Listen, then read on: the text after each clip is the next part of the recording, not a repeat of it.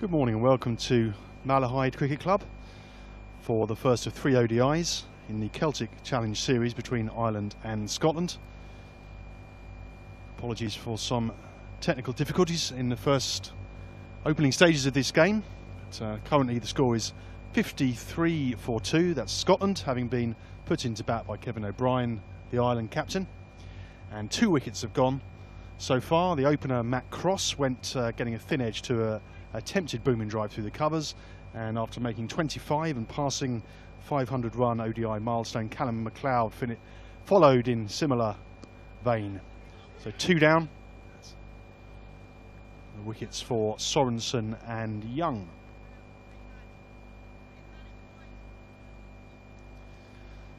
So this coverage is brought to you by QTV Sports in partnership with Cricket Ireland, Cricket Scotland and ICC Europe. This is a key series in the build-up to the World Cup for both sides, both of which have some young and inexperienced players on display, as some established county stars are needed by their counties back in England. Gives opportunity for some fringe players to make an impression and secure a berth in those squads. So the team news was that Scotland rested Ali Evans and George Munsey, while Dockwell, who has a slight injury, and Graham McCarter didn't make the 11 for Ireland. Currently John Mooney, who many of you will be aware of, playing his 49th ODI and has been out of the team for 18 months or so. So good for Ireland to see him back, and of course with such a young squad, him and Kevin O'Brien and Andrew White are the experienced core of the team. So the opening 10 overs was kind of natural ebb and flow, with Scotland puncturing the field to score a couple of boundaries. Occasional ball just went past the edge, and 2 attempted expansive drives cost the wickets for Scotland. So you could say it's reasonably evenly matched so far. Bit of dew early on saw the match start delayed by half an hour. But glorious sunshine now, and a very picturesque ground, I must say. Those who may have seen England play here last summer, they'll be playing here again in May next year. I'm told ticket sales for that are already going well. That's a slightly uppish drive just backward of square and well fielded.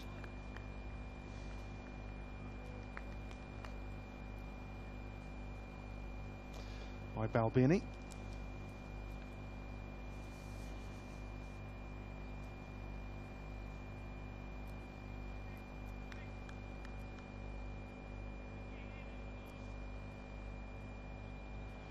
Be great to hear from you during the match. You can tweet us at Ireland Cricket or at Cricket Atlas. That's myself, Tim Brooks. It's just short of a length for Mooney and defended out on the offside. Hashtag IRESCO. It'd be great to hear from you, and if you can get in touch, but ask some questions, give your thoughts on how the match is going, who your favourite players are, or even your thoughts about who should be in the World Cup squads for both of these teams. Be very interested to hear your views.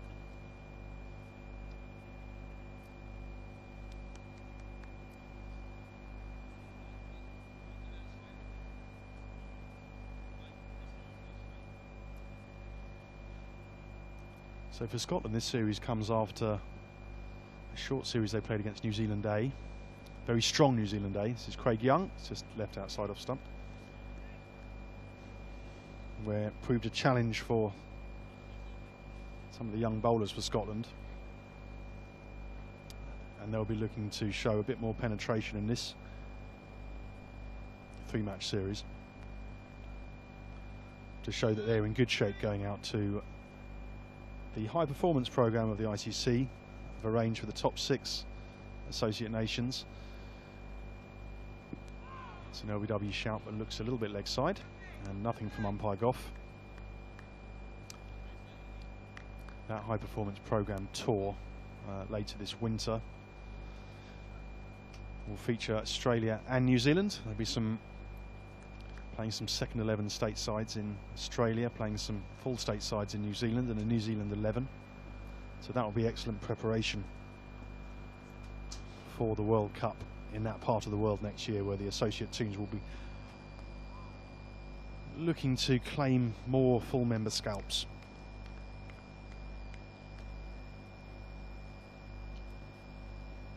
Also worth mentioning that the Ireland ladies team are playing this week in England against South Africa. So good luck to Izzy Joyce and the girls.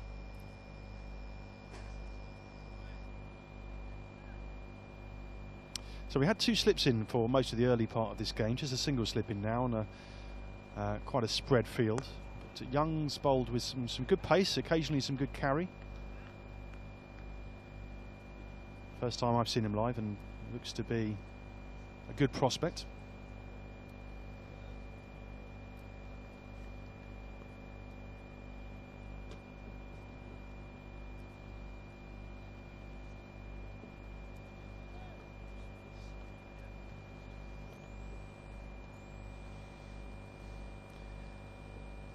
Young again, that's gone, that's the stumps, the bails all over the place.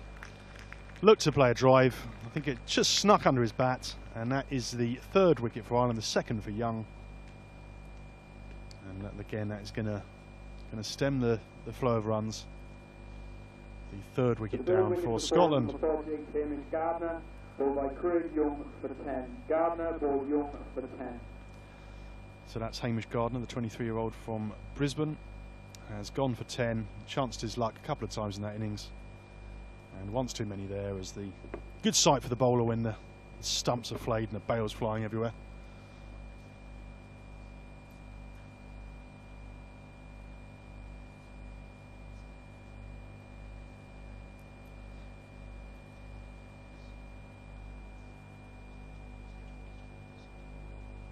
Incoming batsman for Scotland is number 44, Richie Berrington. So that wicket brings Richie Berrington to the crease. Very talented player, of course, quite experienced now, 27 years of age, but this is his 33rd ODI. He scored 615 runs at 23. So those statistics don't quite bear up his talent, but on his day he can be a very dangerous player. And for those of you who joined us for coverage of Scotland versus Bangladesh in Vorburg Cricket Club a few years ago will know that he is a talented player. Scored a sparkling century on that occasion. It's an innings that lives long in the memory of those that witnessed it. And it tends to be his day or not, so looking for, I think the Scotland camp are looking for a bit more consistency from Berrington, and he has a key role to play here with Scotland 55, 3 wickets down in the 13th over.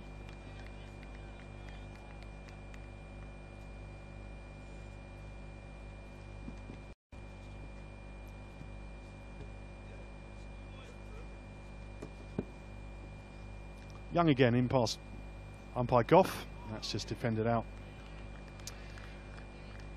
Delighted to be joined by John Kenny, who will be a familiar name, I'm sure, to those who follow Irish sports. Morning, John.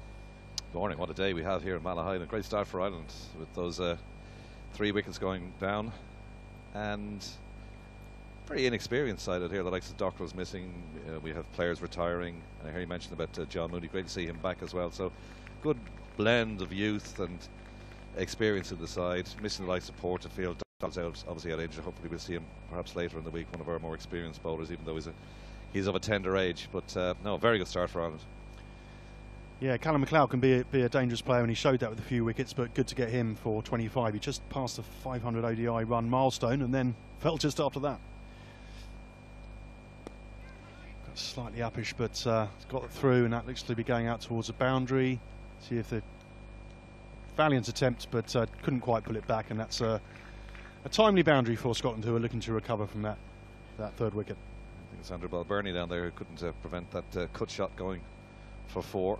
But they need to push on here, Scotland. I think feeling here is that Ireland will have the whip hand today against Scotland, and then they got among the wickets early. That was a nice cut, and a much needed boundary.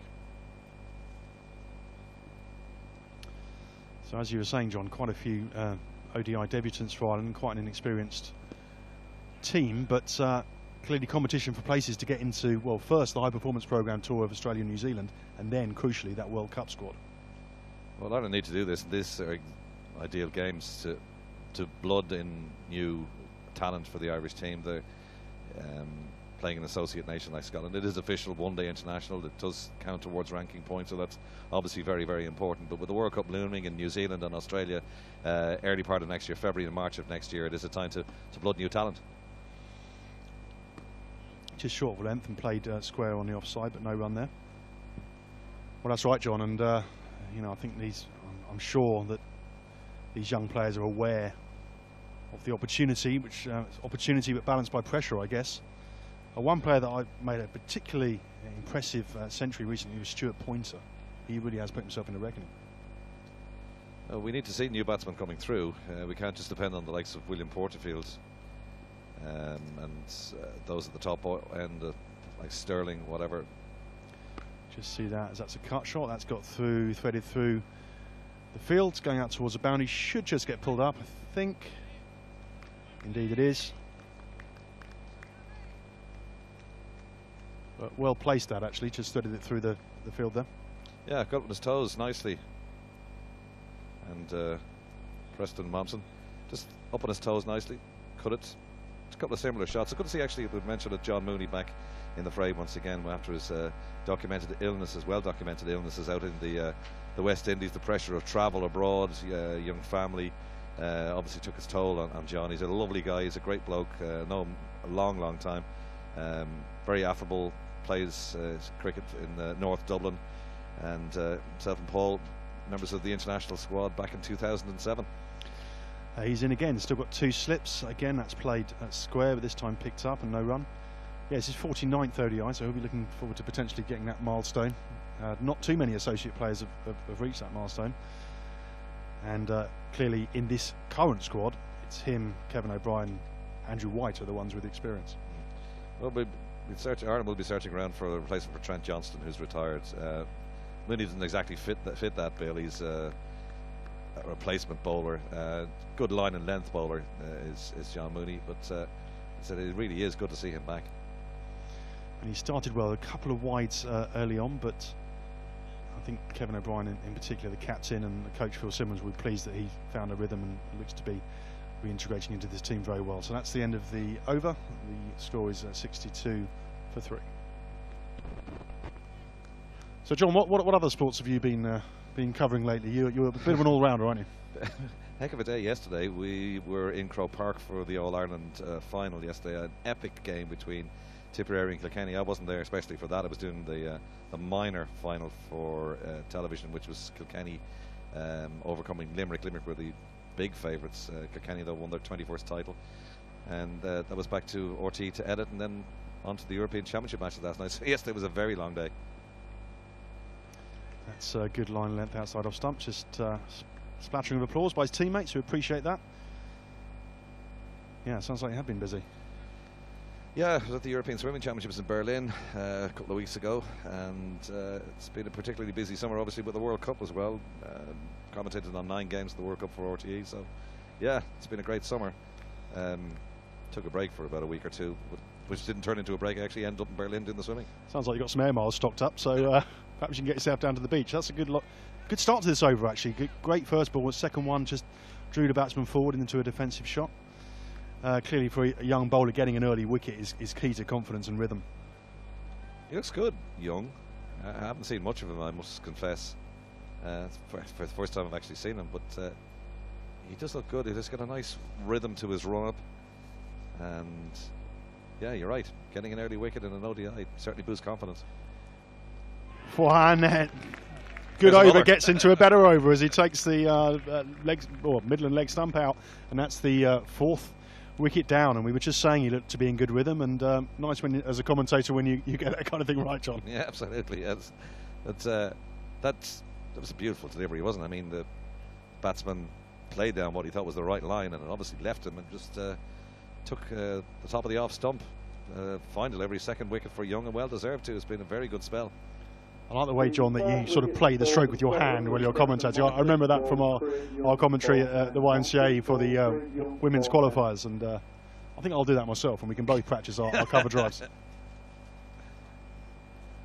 Scotland are real trouble now, though. 62 for 4. Ireland just, every time Scotland get a threat of getting some runs on the board, they're just to be pegged back all the time. So it's good captaincy from Kevin O'Brien. He's putting pressure on. Yeah, we're just seeing a replay of it now, and yeah, bowled him neck and crop, I think.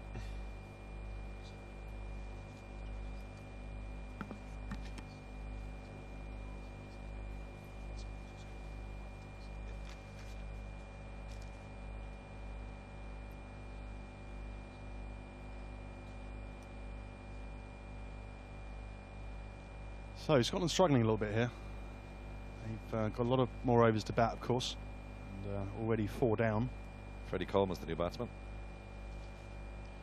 Freddie Coleman, a talented young player, made his name more in probably in the 4-day first-class field. Been at Warwickshire for a number of years. Be good to see if he can adjust to a slightly quicker tempo over a one-day game. A lot of pressure now will be on Preston Mompson out there. He's on 14. He's at the other end. They'll be hoping that he gets the runs. It's just a little drinks break here, but what a glorious day. September in Dublin. Malahide. Who'd have thought, eh? Well, I bought my thorn-proof houndstooth jacket, but there's no need for that in this sort of baking sunlight. You can positively get a tan here today. The sun is actually just coming over the top of us. I say in about 10-15 minutes we'll be right in our faces, baking hot. But for September, absolutely fabulous, and the weather set fair for the rest of the week too, which is great to see. So, small enough crowd here today. Hopefully, when the word gets out, more people will turn up. Certainly a nice place to spend the day, isn't it? You've got the castle in front of us here, and a lovely sort of fringe of Scots pines and trees in the distance. That's a completely different place to when Ireland played England here last year, with stands and 10,000 people in it. Obviously, we know that Ireland against Scotland in cricket is certainly not going to pull the crowds in that they did last year.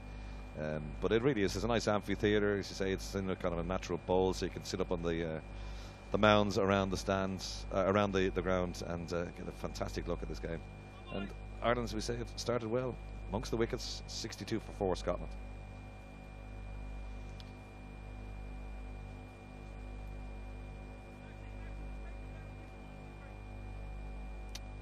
So just a short pause there, but Young's back at the end of his mark.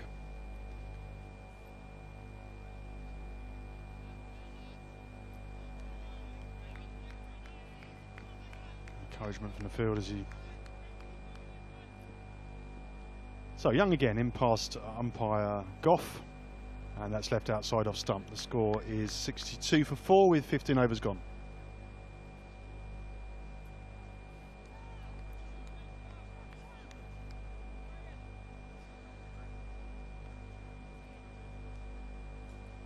Okay, so as you'd expect with 4 wickets down, still quite an attacking field by Kevin O'Brien.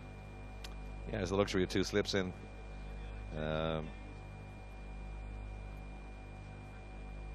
Young again. A little bit uppish there as he tried to work it off his hip. Just past the square leg umpire and come back for 2.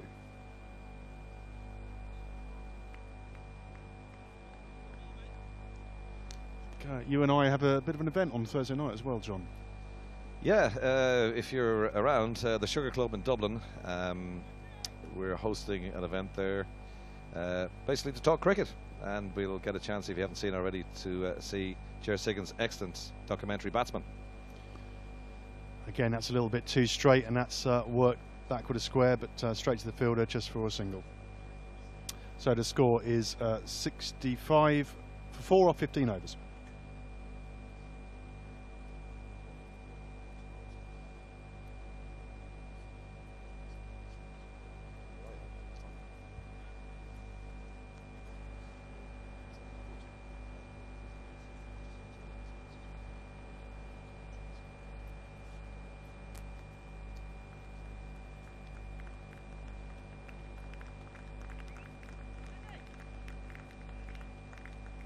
Returning to the ball from the Malahide Castle end is Matt Sorensen.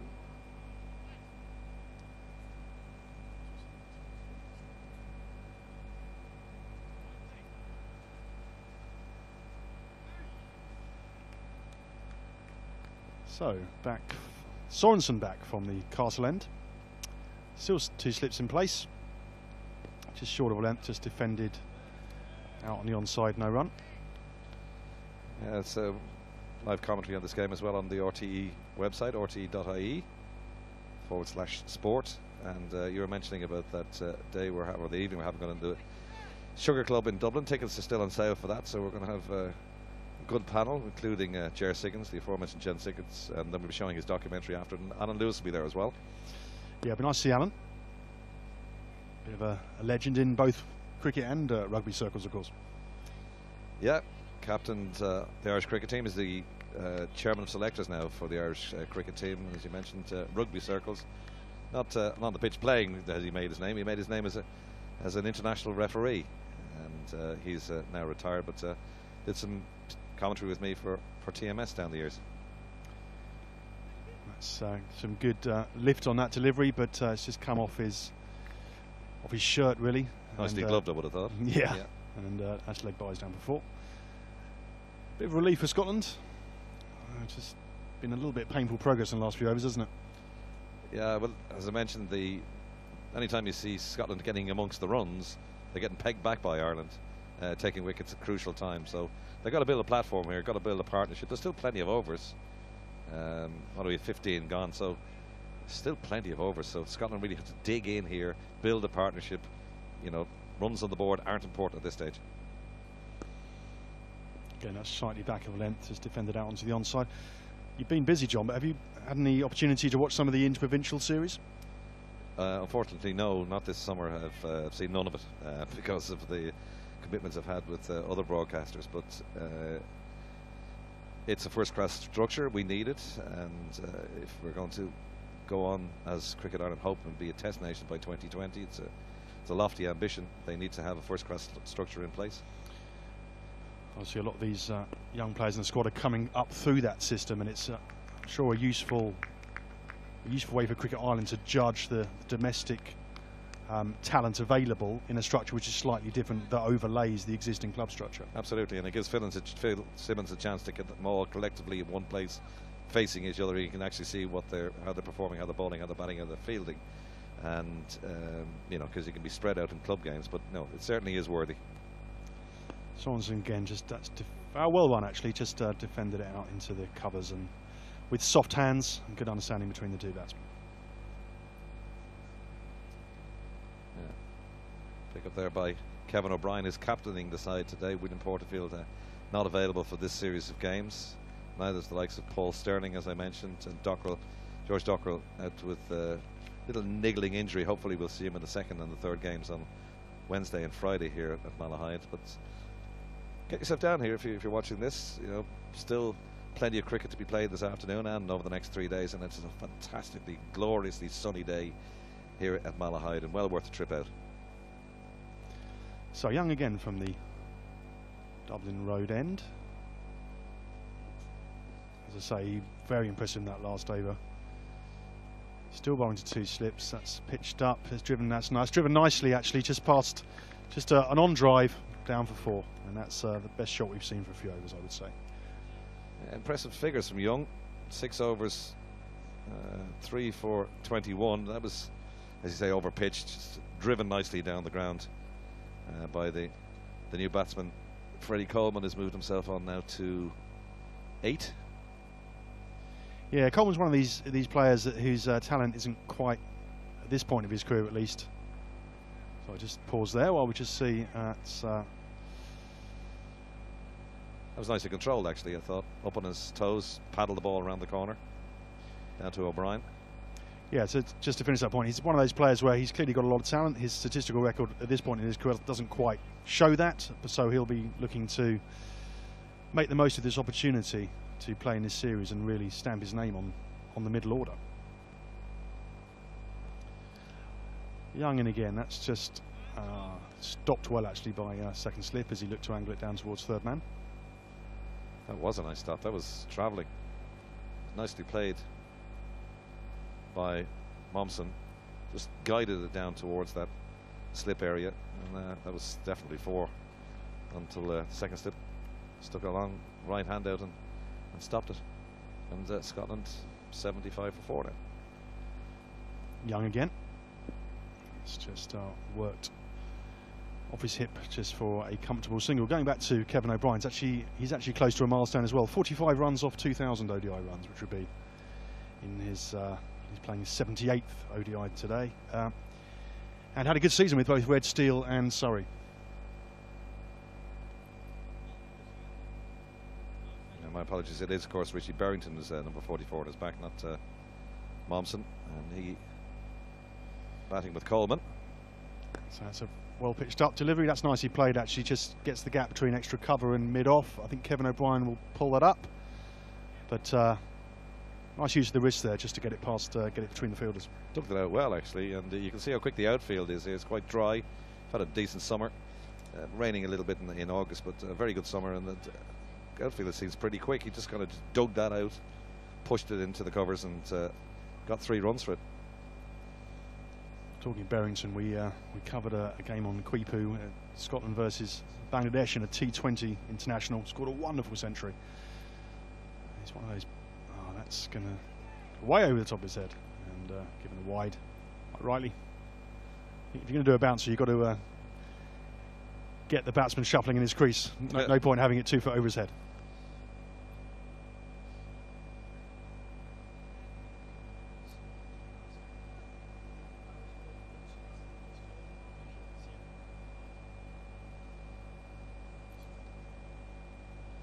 Just had a tweet from Kapil asking whether the Irish players doing so well in county cricket, whether they can replicate that form in the World Cup, and we'll come back to that after this ball from Young.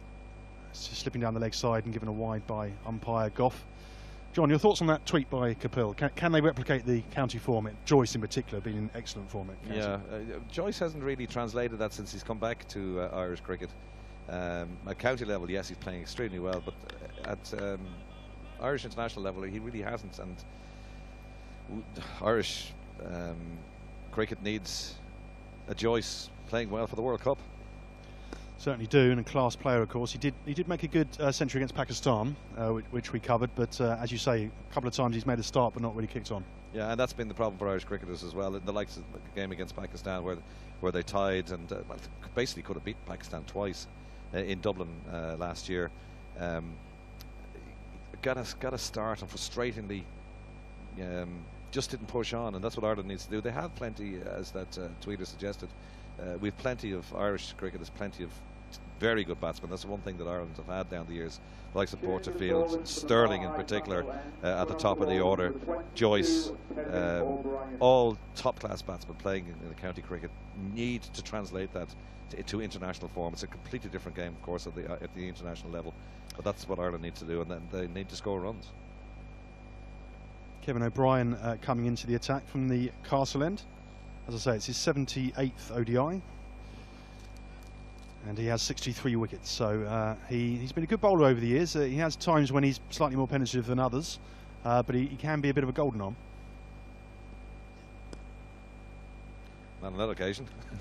On that occasion, he's whipped through mid-wicket for 4. So we'll give that as a loosener, I think. Nice shot. Lovely tree over there, isn't it? Yeah, that was actually ground.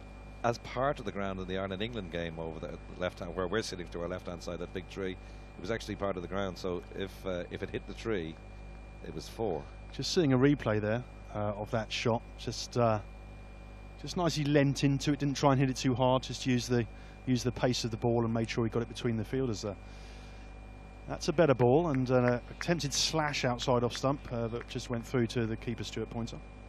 Yeah, it really cut across him, didn't it? That was a great delivery. I'd say he'd been angry. First ball 4. He doesn't hold back, Kevin O'Brien, the hero of Bangalore back in 2011. A wonderful day when Ireland came back from the dead to beat England. But they have to stop these being one-offs, if you know what I mean. Great day against Pakistan 2007. Great day against England 2011. They've got to carry that on, start beating teams regularly. Yeah. Just played out backward square on the offside, but no run there.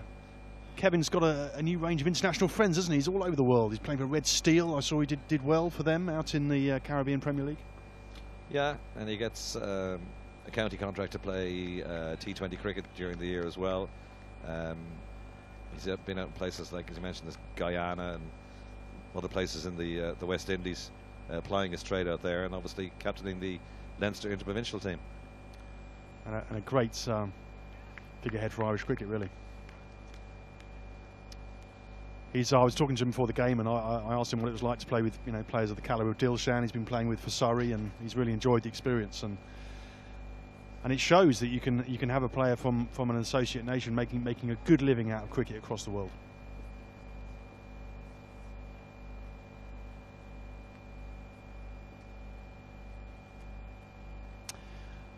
He's in past the umpire again, just as one slip now. That's another good length, that just drawing him forward to a drive, but just that sort of in-between length, which is difficult for a batsman to play, John. Again, asking questions of the batsman on the offside. It's that corridor of uncertainty, isn't it? When that ball just leaves you and you're not playing it down the right line. And if you're in good form, you'd nick those. Except for Geoffrey Boycott, of course. He'd course. never nick one. Never nick one. Never score one either. Good old Jeff. So again, since that first ball, which got plugged away, he's found a good line of length here, Kevin. Yeah. Coleman's moved quickly on to 16 off 16 deliveries. Barrington at the other end has just scored the 1 off 6. But after that loosener, very good over from O'Brien. Asked a lot of questions of the batsman and fiddling around outside that off stump. Get the feeling he enjoys stepping up and taking the captaincy. Obviously, Porterfield's had that job for a number of years. He's a very inspirational captain. Oh, what's going on there, John? A little bit of a... Beats me. Where's that? Just looking at on your screen there, there's a lawnmower, passes back in the background. 2 people huddling under a tablecloth, is that? Or should we be kind and call it a rug? Yeah, I don't think they realise that the cameras are actually on them, so...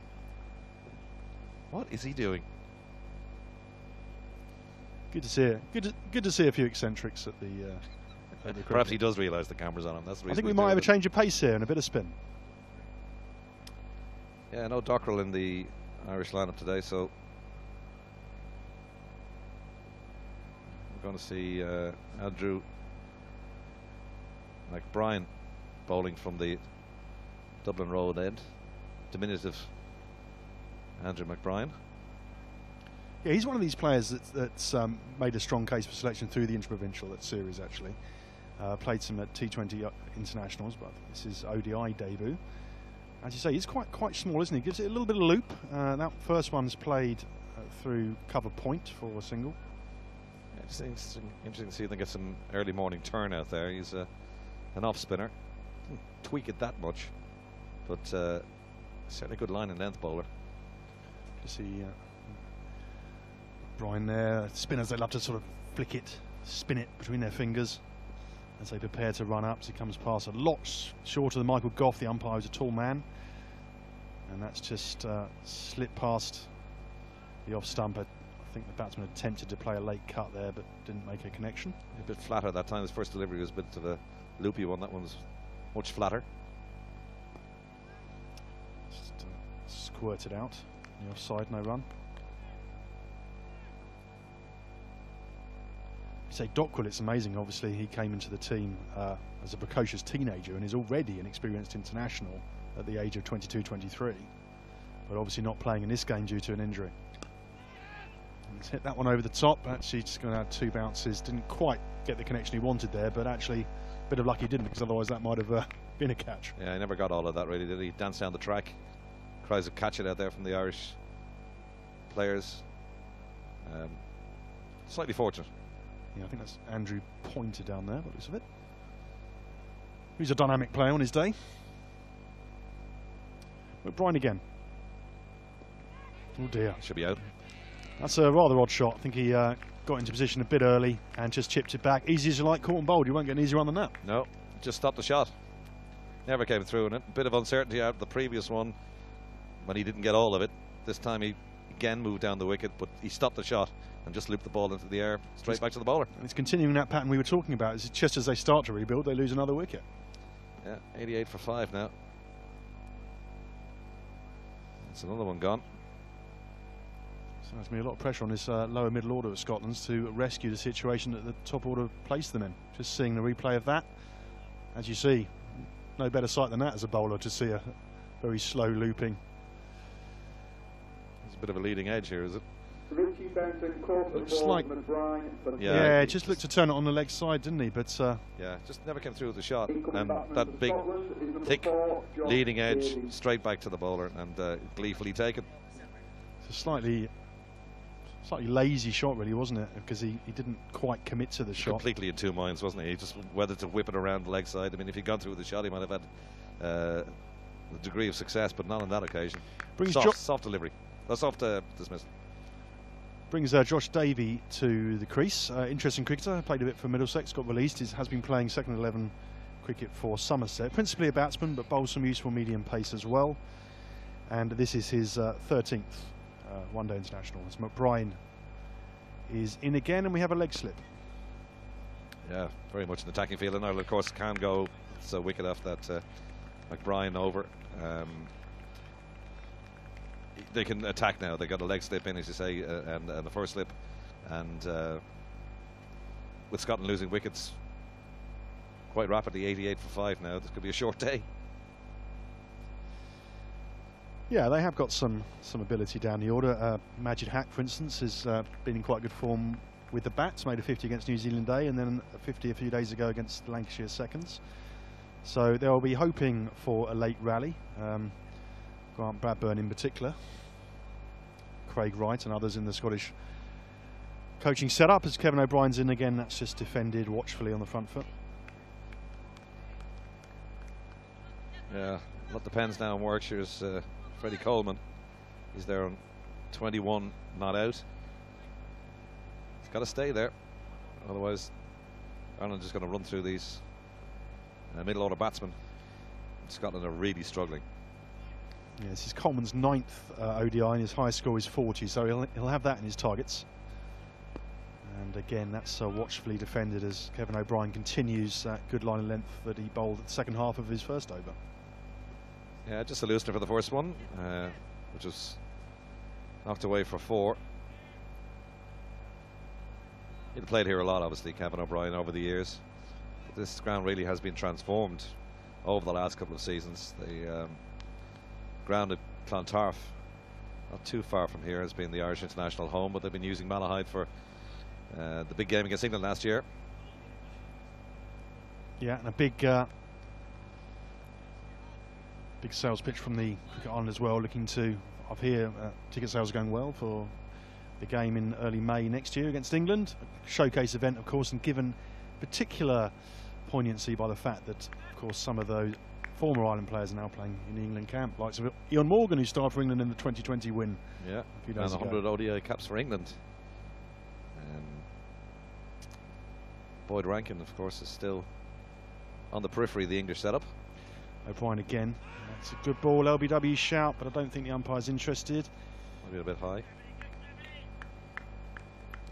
Let's talk about maybe Boyd Rankin coming back to play for Ireland. I don't know how far down the track that has gone, but there was a expression of interest from the player himself. Yeah, he was put in a difficult position, wasn't he? He obviously had a professional contract. Just seeing a replay of this now. Not a bad shout, but I think it was slightly half-hearted from Stuart Pointer. He probably thought it was going over the top. Yeah, I thought so too. He was well down the track as well. Difficult for the umpire to give that. Nice, took that. It's one bounce to the Brian.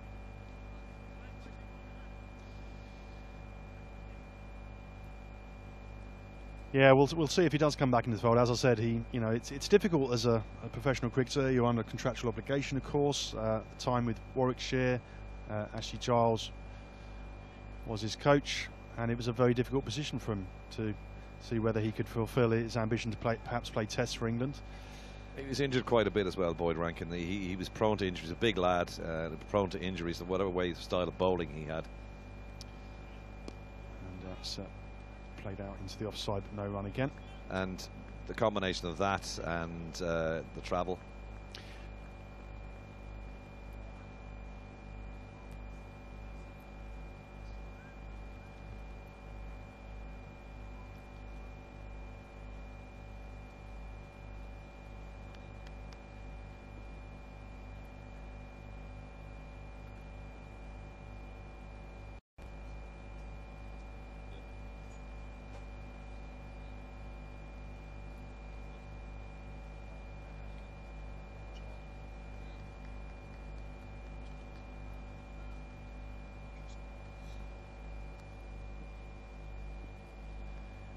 McBride again from the Dublin road end has a slip in place. Obviously got that lovely caught and bowled in his last over, so a good start for him. They had, as you suggested, moved O'Brien up, or moved himself up when he went to leg slip. He's dropped back now to short fine leg. Just plays out to the onside, no run. Yeah, of course, Boyd Rankin gave Ireland sort of pace and carry outside off. They struggled to replicate that a bit, but encouraging signs from Craig Young today that he's in reasonable form and looks a good prospect. Absolutely, he's taken 3 wickets today, Craig Young. But McBride again. Oh, that's a good ball. It's a bit of a shout. That might be too high. Very confident shout from the bowler, less so from some of the other fielders. Yeah, Ireland hopefully won't lose any more of their top players to English cricket. But let's have a look at a replay of that, John. Good bit of loop and a bit of turn as well, wasn't there? Nice ball, and treated with respect that time. Need to keep the players in Ireland, but obviously we can understand why some players want to go and play for England, obviously, and play in that test structure. If you're good enough, that's what you want to do. And many have been good enough, of course, over the years. I think seeing that little bit of turn from McBride there, knowing that he's not a big spinner, though, Majid Haq will be looking at and perhaps looking to enjoy bowling on his surface. Yeah, that'll be after the World Cup next year. Hopefully, Ireland's point of view, and obviously from Scotland's point of view as well, that they have a decent World Cup, and that'll encourage more crowds to come out. Ireland has been the top associate nation for a long, long time now, way ahead of the likes of Scotland. I suppose the only close games really Ireland have had in recent years have been against Afghanistan. Have held the whip hand over the likes of the Netherlands, obviously in that T20 match last year that was turned on its head. It's just defended on the back foot. So it's a period of, as you'd imagine, 5 down consolidation now for Scotland. They need to make sure they use all the overs here, don't they, John? Even if they have to go along at 3 and over for a short while. Just seen a tweet from Niall O'Brien, Ireland's sometime wicketkeeper when Gary Wilson isn't playing, and obviously regular in the Irish team. As his brother bowls and gets played down to third man for a single. Boys in good form with the ball back in Dublin, I see, he says. Niall has had a good season himself for Leicestershire. Saw him briefly at when we covered a tournament the Ireland ladies were playing. Beautiful setting of Rugby School.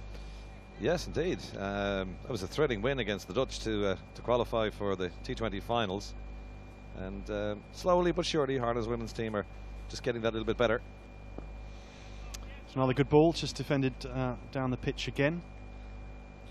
Trent Johnston is the current Irish women's coach, but he's leaving the setup actually this month to go back to a full-time coaching role in his native Australia. It'd be a big loss to Irish cricket. Obviously he wants to continue in his coaching role, having now retired from competitive cricket. Played his last game for YM before heading back to Australia. We wish himself, his wife Vanessa, and the rest of the crew all the very best in their journey back down under. Yeah, he's relishing that opportunity. I spoke to him a bit about that, rugby. I think the opportunity came up, and clearly he's returning to his roots, but leaving a really great legacy to Irish cricket, not only in the men's game, but also now in the women's game. And he was very enthusiastic about where that women's team can go, because they've got a lot of talented teenagers in that squad. Yeah, wishing the very best. Look, Trent has expressed an opinion that he'd like to be involved in the Irish setup sometime in the future. He got his chance with the women's team. Brian again, that's defended. Taking no risks at the moment.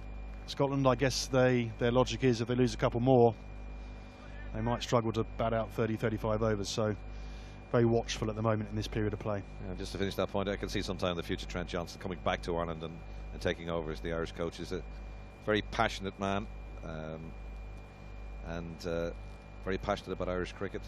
Obviously learning his craft now as a coach, and maybe sometime in the future we'll see him back in the green of Ireland as a coach. That's short, and that's coming down towards us actually, but well cut off by McBride, and keeps that to 1. Good arm for a small boy. So 22 overs gone, and the score is 90 for 5. So anyway, looking forward to this get together on Thursday at the Sugar Club in Dublin. Should be a good night. Very much so, and yeah, looking forward to seeing Ger's film, which I've heard some great reviews of, and I know that very few more knowledgeable than him about the Irish game. And exciting time to be a cricket journalist in Ireland, isn't it? Since 2007. Absolutely. 2007 really was the benchmark. That's nicely driven down the ground. Actually, that's going to run away for 4. Just lent into that. Good timing, and takes the score on to 94 for 5. My word, the outfield is quick, isn't it? He just lent on that, and the two fielders, Young was one of them, just couldn't get anywhere near that. I've got a bowling lawn adjacent to my house in London, John, and I'll tell you what, they'd be pretty pleased with this turf here. That's defended back to the bowler this time.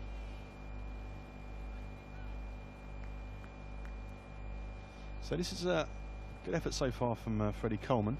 Come in a difficult situation, played watchfully, but it's on 23 runs. Highest ODI score of 40, so we'll see if he can perhaps register his first half century here today. I think it'll be needed for the team. Yeah, he started off with a real train. He was, what, 17 off 17, but he slowed down a bit, obviously trying to build a score here. Well, leg slipping again. I think it's O'Brien himself bringing himself in and then dropping back. Good to see, actually, captains be innovative. Certainly something Alistair Cook's been criticised for in recent months. I feel sorry for Cook, and I think he is a good captain. Just being a little unlucky, I think. Nice bit of loop that time.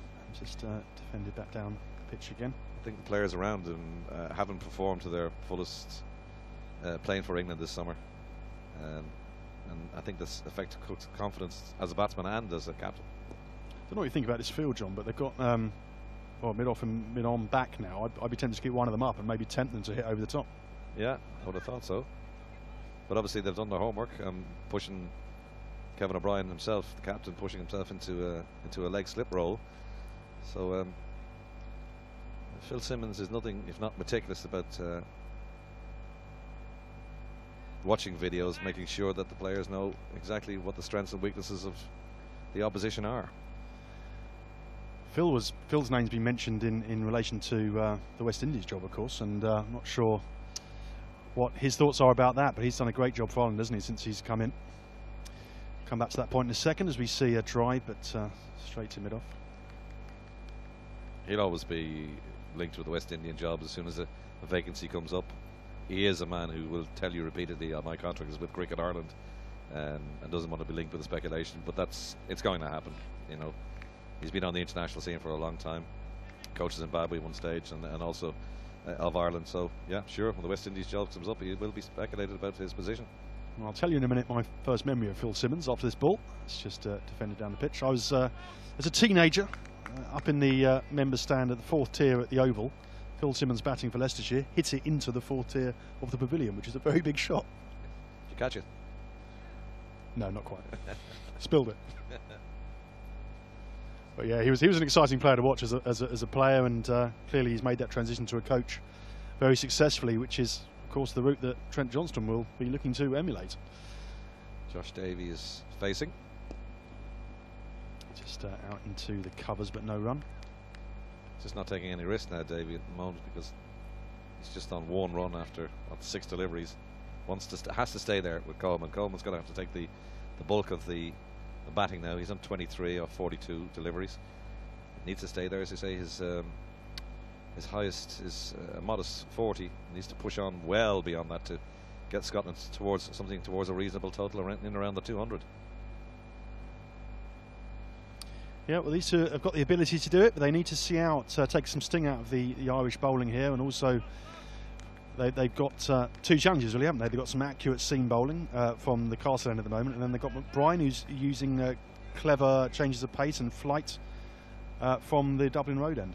And with 5 wickets down, Ireland can just attack all the time. So the pressure is constantly on the batsmen. They're not scoring freely. So Ireland, Kevin O'Brien, the captain, can just pressurise them. They still got the 2 slips in, and what? We're in the 24th over. Oh, he comes down the pitch. Pitch showed a bit more aggression that time. Didn't quite get all of it. Probably a thickish outside edge, but he gets a single. Again, that's pressure building. Looking for the shot.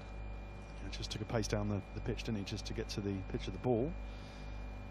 But, it was slightly ugly, but got a single. The sun has just disappeared behind the clouds momentarily here in Malahide, which is, I don't believe I'm saying this, but it's kind of a bit of a relief from us for where we're sitting, because if the sun was shining, we'd be baked alive in here. I was hoping you'd bring me a sun hat, John, but obviously you forgot. Okay, that's just defended again. It's been a familiar sight in these last few overs. That's the end of Kevin O'Brien over. 24 gone, the score is 94 for 5. Yeah, Kevin O'Brien's bowled 4 overs. He's only conceded 8 runs, and when you consider the first ball he bowled, a bit of a listener, went for 4. That's very economic. Just over 2 runs and over. The sort of experience that Kevin O'Brien's got in the last few seasons, as we said before, playing across the world, playing in high pressure situations in front of big crowds, and that's always going to help when you're put in a pressure situation, to have experienced that. A diminutive McBride, slightly flatter delivery this time, hits over the top, not entirely convincing. 2 bounces to Andrew Pointer, I think that is, down there. So yeah, pressure building, as you were saying, John. This is the kind of time where perhaps Scotland will build momentum again, or perhaps they'll take a risk too many and a wicket will fall. Yeah, they have to score, but they still have plenty of overs. There's no need to panic just yet. Oh, that's a horrid shot, really. Looked to work it off the hip. Played it, shot a little bit too early, I think, John, if anything, and another simple catch and another wicket from McBride.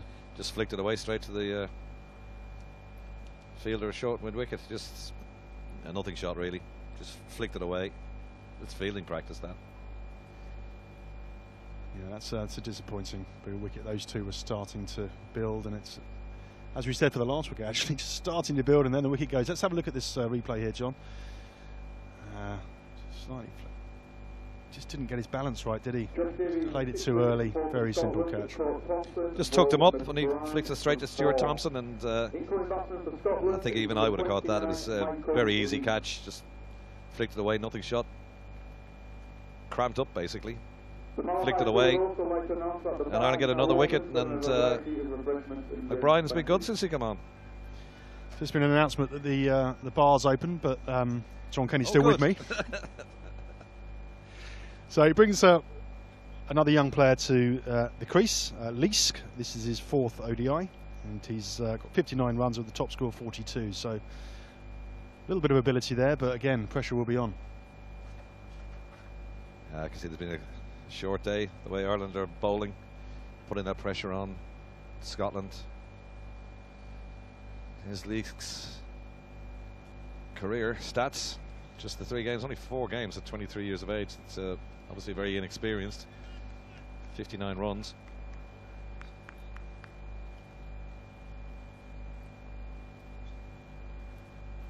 So McBride's only in his 4th over. He's already taken 2 for 8, 1 maiden. Yeah, he's looked good. He's been helped by a couple of lazy shots there for his wickets, but nevertheless, that's been brought about by consistent bowling and pressure.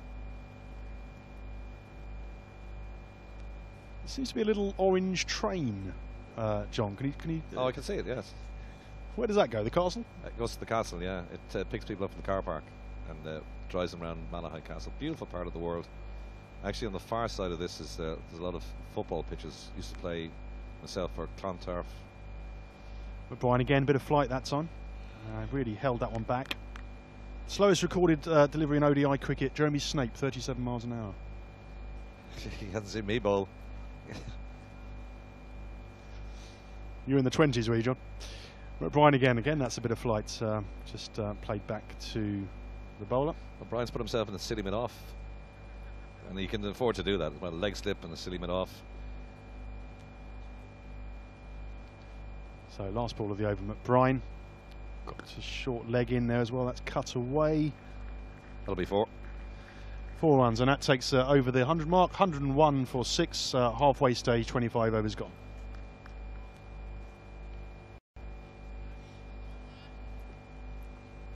So the halfway stage in Scotland are 101 for 6. 101 for 6 of 25 overs.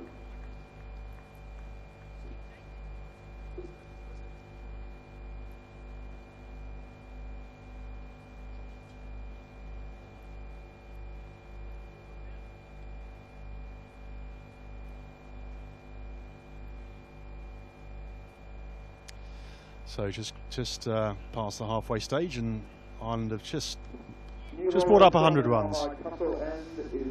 So even my maths can do the run rate there, John. Just, 4 and over, but of course it's difficult to pick up the momentum when you're losing wickets regularly.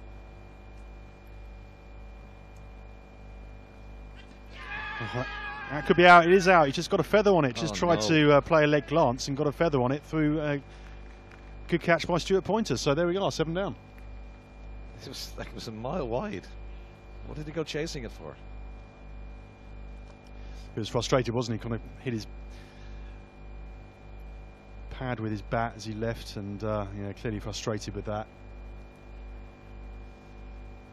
It's torturous watching for Scotland fans out there. If you want to get in touch with us, what do you make of this? Just when you get a little bit of a reason for optimism, we're just having a replay of this now. It's Thompson's first ball, wasn't it? Yep. Just a loose there down the leg side. There's the appeal. It's an easy game. It is an easy game. And that's their the man who scored the runs for them. Coleman's gone. Here it is again. You can just see it's just down the leg side. He went miles to reach it, as John was saying, and easy catch. He was falling over in the action of hitting the ball as well. There'll be days when you bowl some of the best overs of your life and get no reward, and other times you send down the leg side loose now and get a catch. That's the beauty of the game.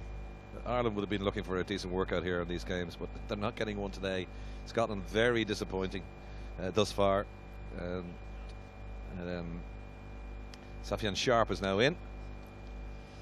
So that's Thompson's 6th wicket and his 4th ODI, and he's another player that's come through the interprovincial setup well and integrated into the team. You see a lot of the graphics as well from the Scottish players' point of view. A lot of them seem to be pretty inexperienced. 9 or 10 games max. Yeah, well, obviously they're missing the likes of Kurtzer and a few other county players.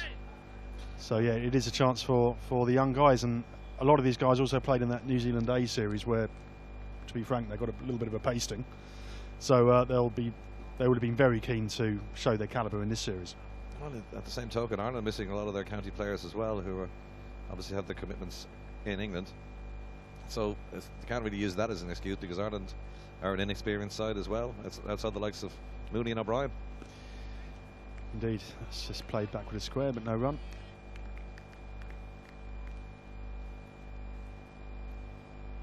Well, it will be encouraging from Phil Simmons' point of view to see them bowling as well as they are.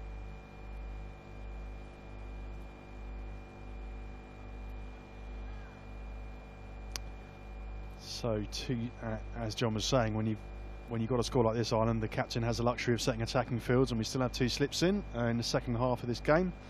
That's a bit of width though, and that's going to be the way for 4, I think. No one around there, so that's just gone backward point for 4. Nicely timed, but half volley outside of stump. Yeah, that's a gimme. You can't be scoring off that kind of delivery. You don't deserve to be playing in international cricket.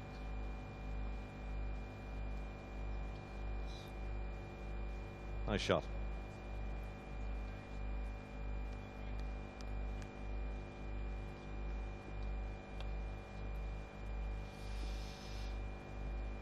Okay, that's a nice line length as well, just left alone.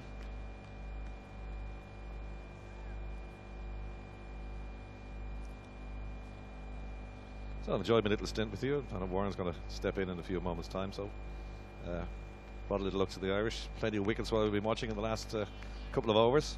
Scotland 105 for 7 and really struggling. Thanks, John. Delighted to have your company. A mixture of wit and insight as ever. That's from you.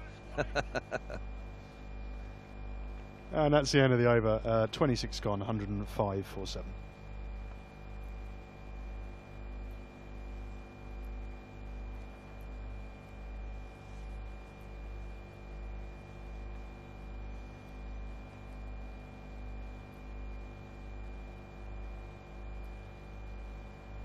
Conference going on between the two batsmen.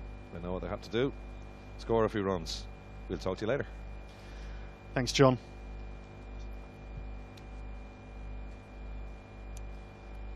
So as we begin the 27th over, delighted to welcome Warren Dutram into the commentary. Well, not quite a box, more of a commentary marquee. Commentary gazebo, perhaps. Commentary gazebo. Exactly right, Warren. You must be pleased about this start from Ireland today. Yeah, it's a great start. 105 for 7. I left the office when it was the Scotland team was approximately 51 for 1, and I was wondering to myself whether or not we had made the best use of the conditions. But I guess at 105 for 7, no one's really going to be complaining from an Irish perspective, at least. No, they've just got wickets. Every time Scotland looked like they were getting away a little bit, they were pegged back by another wicket, and they haven't really been able to increase the tempo of the game because of that. Yeah, that's right. I think that this Ireland team exudes a sort of a great deal of self-belief. We've just had a session over the last weekend, a sort of a team togetherness and bonding session, which is really planning towards the World Cup, and it seems to me that certainly perhaps even by comparison to the last time the squad got together for our matches in May against Sri Lanka, there certainly seems to be a renewed purpose. So McBride again, that's just worked off his toes through just past square leg umpire for a single. Takes score to 107. That's good to hear, Warren. And also you must have been delighted about this tour being arranged by the High Performance Programme to Australia and New Zealand later this year to give preparation for the World Cup. Yeah, we're delighted. It's certainly something they've been working very closely with the ICC, the High Performance Programme, and we are extremely grateful to their support, obviously not just to Ireland but also to the 4 teams participating, the 4 associate teams, Ireland, Scotland, Afghanistan and the UAE. Just come back to that in a second. McBride induces another false stroke. He has had a good game so far today. That's the end of his over. 27 gone, 107 for 7. Warren, you were saying? Yeah, it's a hugely important opportunity for us. We're going to be playing something in the region of 8 or 9 matches. I think it's 8 one-day matches over that period against strong Australian state opposition. And in New Zealand as well, I think we'll be having the opportunity to play against a New Zealand 11, either 1 or 2 fixtures. But either way, it's going to be an excellent opportunity for us, I guess. Number 1, to be playing in the environment we're going to be playing in the World Cup. Number 2, just getting some decent one-day cricket. And number 3, specifically in some of the venues we're going to be playing at. It's invaluable for us. So again, that's just played to mid-on, but no run. For those viewers unfamiliar with the High Performance Programme, just set out what the objectives of that are. That's a very good question, and anyone from the ICC listening to me at the moment is going to be having a wry smile because they know that's probably a debate that I think we've all had over the last number of years. I guess I think it was started off, just wait for this delivery first. It's just backward of a length and defended square on the offside, but no run. It was started off in 2004 by Bob Woolmer, and I think the idea was that to try and provide the next, to try and ensure that there was always going to be some succession planning in terms of the squads, playing, so it wasn't just going to be the same 10 nations all of the time who are going to be competing at the highest level. And I think if you look at the development of Thompson again, that's back of length. He's going to get a run this time though, as he gets it between point and extra cover, and a single for Sharif. I think if you look at the certainly the development of teams like the 5 or 6 associate countries, Ireland, Afghanistan, Scotland, Netherlands, over the last number of years, I think you can see there's an extraordinary level of professionalism that has come into associate cricket, both on and off the pitch. It's not just what happens on the field of play, it's also what happens off the field of play in terms of the structures, governance, administration, high performance planning that we put together. It's an analytic approach, and it's a lot of hard work that's put in by Bob Woolmer and his successor Richard Doan. Still two slips in play, strangled LBW shout, but I don't think, more with hope than expectation, I think. Yeah, I spoke to Richard up in at the Grange, covering the Scotland versus New Zealand A, very strong New Zealand A team, and if the New Zealand 11 has some of those players in, you can expect a challenge for your emerging bowling attack. But yeah, Richard was saying that clearly he's got a couple of new teams to work with, Papua New Guinea and Hong Kong. We'll come back to that after this delivery. Oh, that's just gone past the edge. He has a little feel for it there. And really just trying to bridge the gap between those top associates and the weaker full members. Very much so. And I guess as the game, I think probably what started off as an opportunity for associate countries to perform well at the World Cup. Obviously, since that time, we've had the introduction of a new format, World Cup and the World T20. The opportunity now exists for our players. That's a flashing drive, but doesn't get any of it. And straight through to pointer.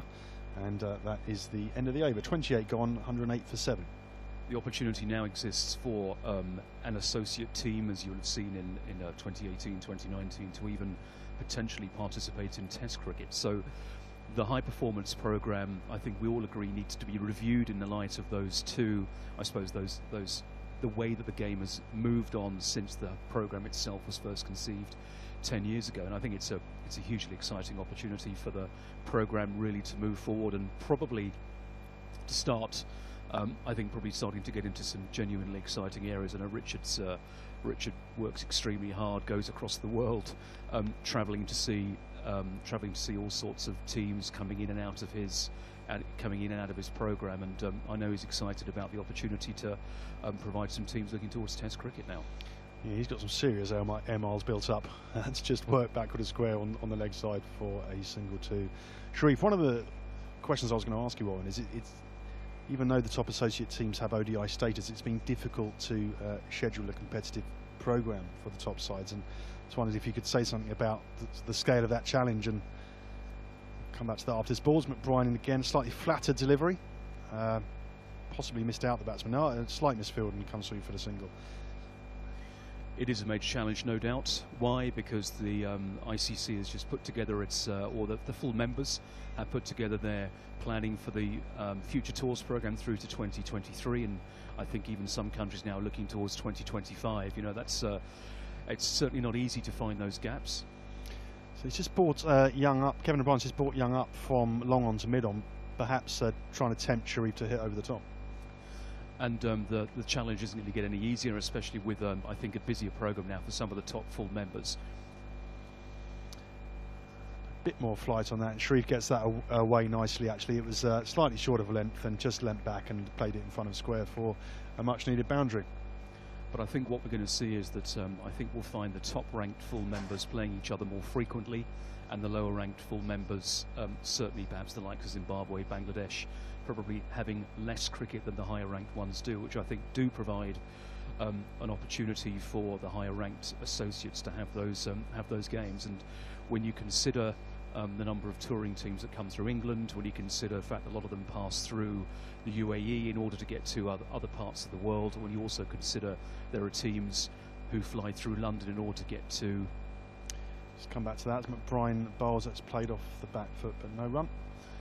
Other teams, a lot of the full members fly through London in order to get to the Caribbean, and of course on the way back home there are certain opportunities for us to try and exploit, and that's certainly where bit of flight on that, and just draws Sharif forward. That was a good ball.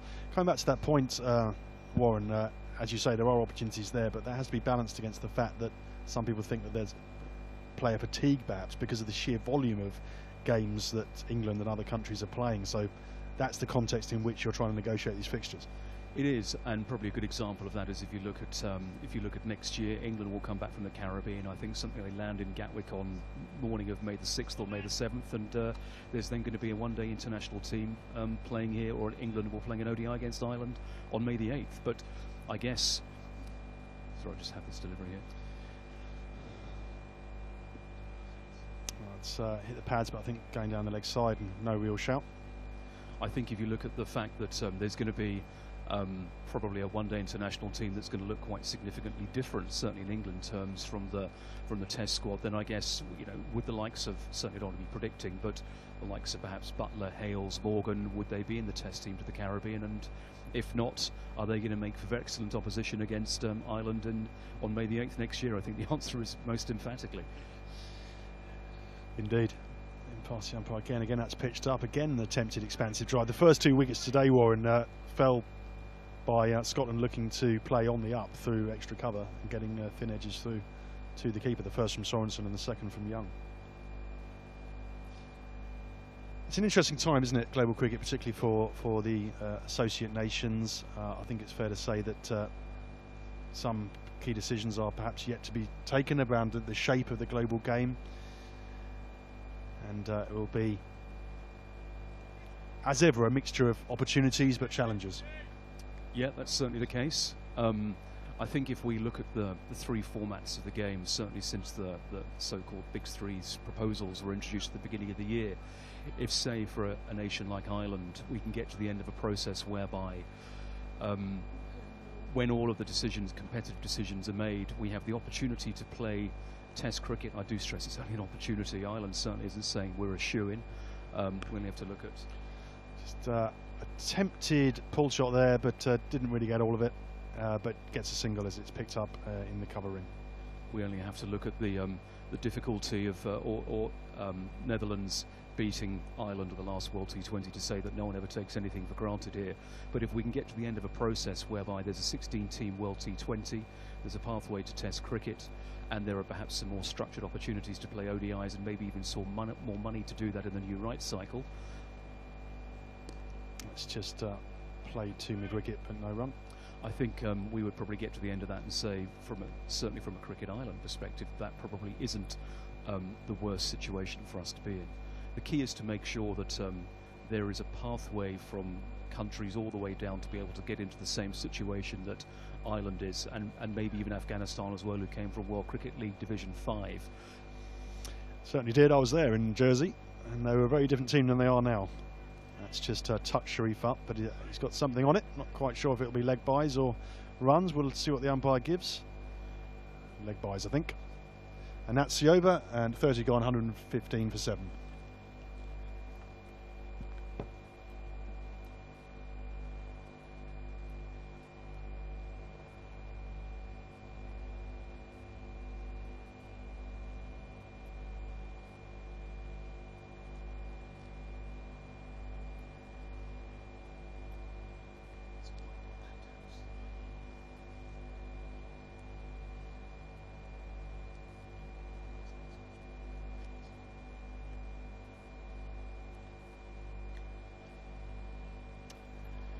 So 30 overs gone. Just been a fascinating chat with Warren Dutram about the future for Irish cricket and where Irish cricket sits in the global game, as that's a quick single to Sharif.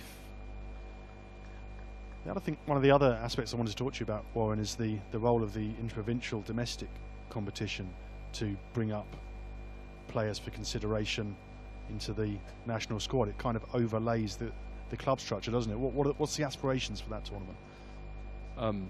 It is by far and away the single most important activity that we would have put in place in this current strategy, 2012 to 15. It's immensely important to us.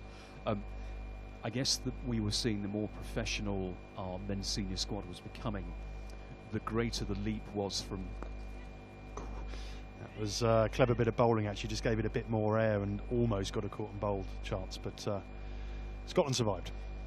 The greater the leap we were seeing was coming between club and country. We realised there was an extremely important need for us to put in between a layer of cricket that was going to be providing experience in professionalism. Brian again a bit of flight. He's used flight intelligently today. That's nonchalant fielding there, no run.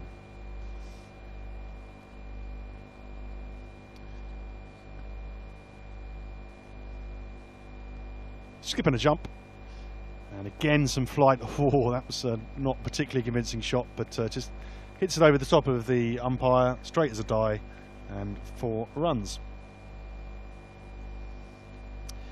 Yeah, Warren, I mean, going back to that interprovincial series, it's particularly important, isn't it, given that obviously Scotland play a similar tournament themselves, in that neither of those countries are playing within the English county setup. Yeah, I mean, look, I suppose what is the key thing, it isn't the fact that we're sort of necessarily playing 50 over and 20 over cricket. It's certainly the fact 3-day cricket is, 3-day cricket, I guess, is the major difference here. And from our perspective, being able to, certainly I mentioned Bob Woolmer earlier on, he was a strong believer in multi-day cricket as the best way to develop players' all-round cricketing skills, and we believe that's equally important as well. Specifically now that there's a pathway to Test cricket, we would see this as our, I suppose, our proving ground to see whether or not we do have Test cricketers of the future. There's also an opportunity, I think, for our domestic provincial unions to be able to develop their own revenue streams. Certainly we've seen all three of them now have had some fairly impressive sponsorship deals which have been able to assist them in developing and reinvesting back in their grassroots cricket, helping club and junior game. Just looks to work that off his hip, but just rebounds off the thigh pad and picked up by Stuart Pointer, no run. And I guess the other thing is that eventually we will want to prevent our players, or I suppose provide a viable option to our players going to play county cricket, and keeping those players here, because what is becoming increasingly obvious to us is that when players go and play county cricket, there is I suppose an increasing tug of loyalties, whether it be in terms of time or compensation or cost, to those players going away. As you'll see, we don't have too many of our county players available today, and there's just an increasing challenge, I guess, between them all. We shouldn't be, let's put it this way, Cricket Ireland shouldn't be apologising for having fixtures during its own cricket season, and we find there's probably an increasing discussion and challenge in making sure we have our best players available next year. Thompson again, that's quite a big shot, slight misfield you'd probably say there, fingertip to it, but that's gone out to the boundary, and Thompson, hands on head, not particularly happy with that. Yeah, going back to that point about county commitments, might come up as an issue with the next round of the Intercontinental Cup, which is seeing a replay of that now. Strong shot through mid off, but possibly could have got stopped. If it's a mandatory release for the next round of the Intercontinental Cup, then some county players are going to be placed in a slightly difficult position, shall we say. So not sure how that will play out, but you'd hope that that tournament would showcase the best talent from all countries involved.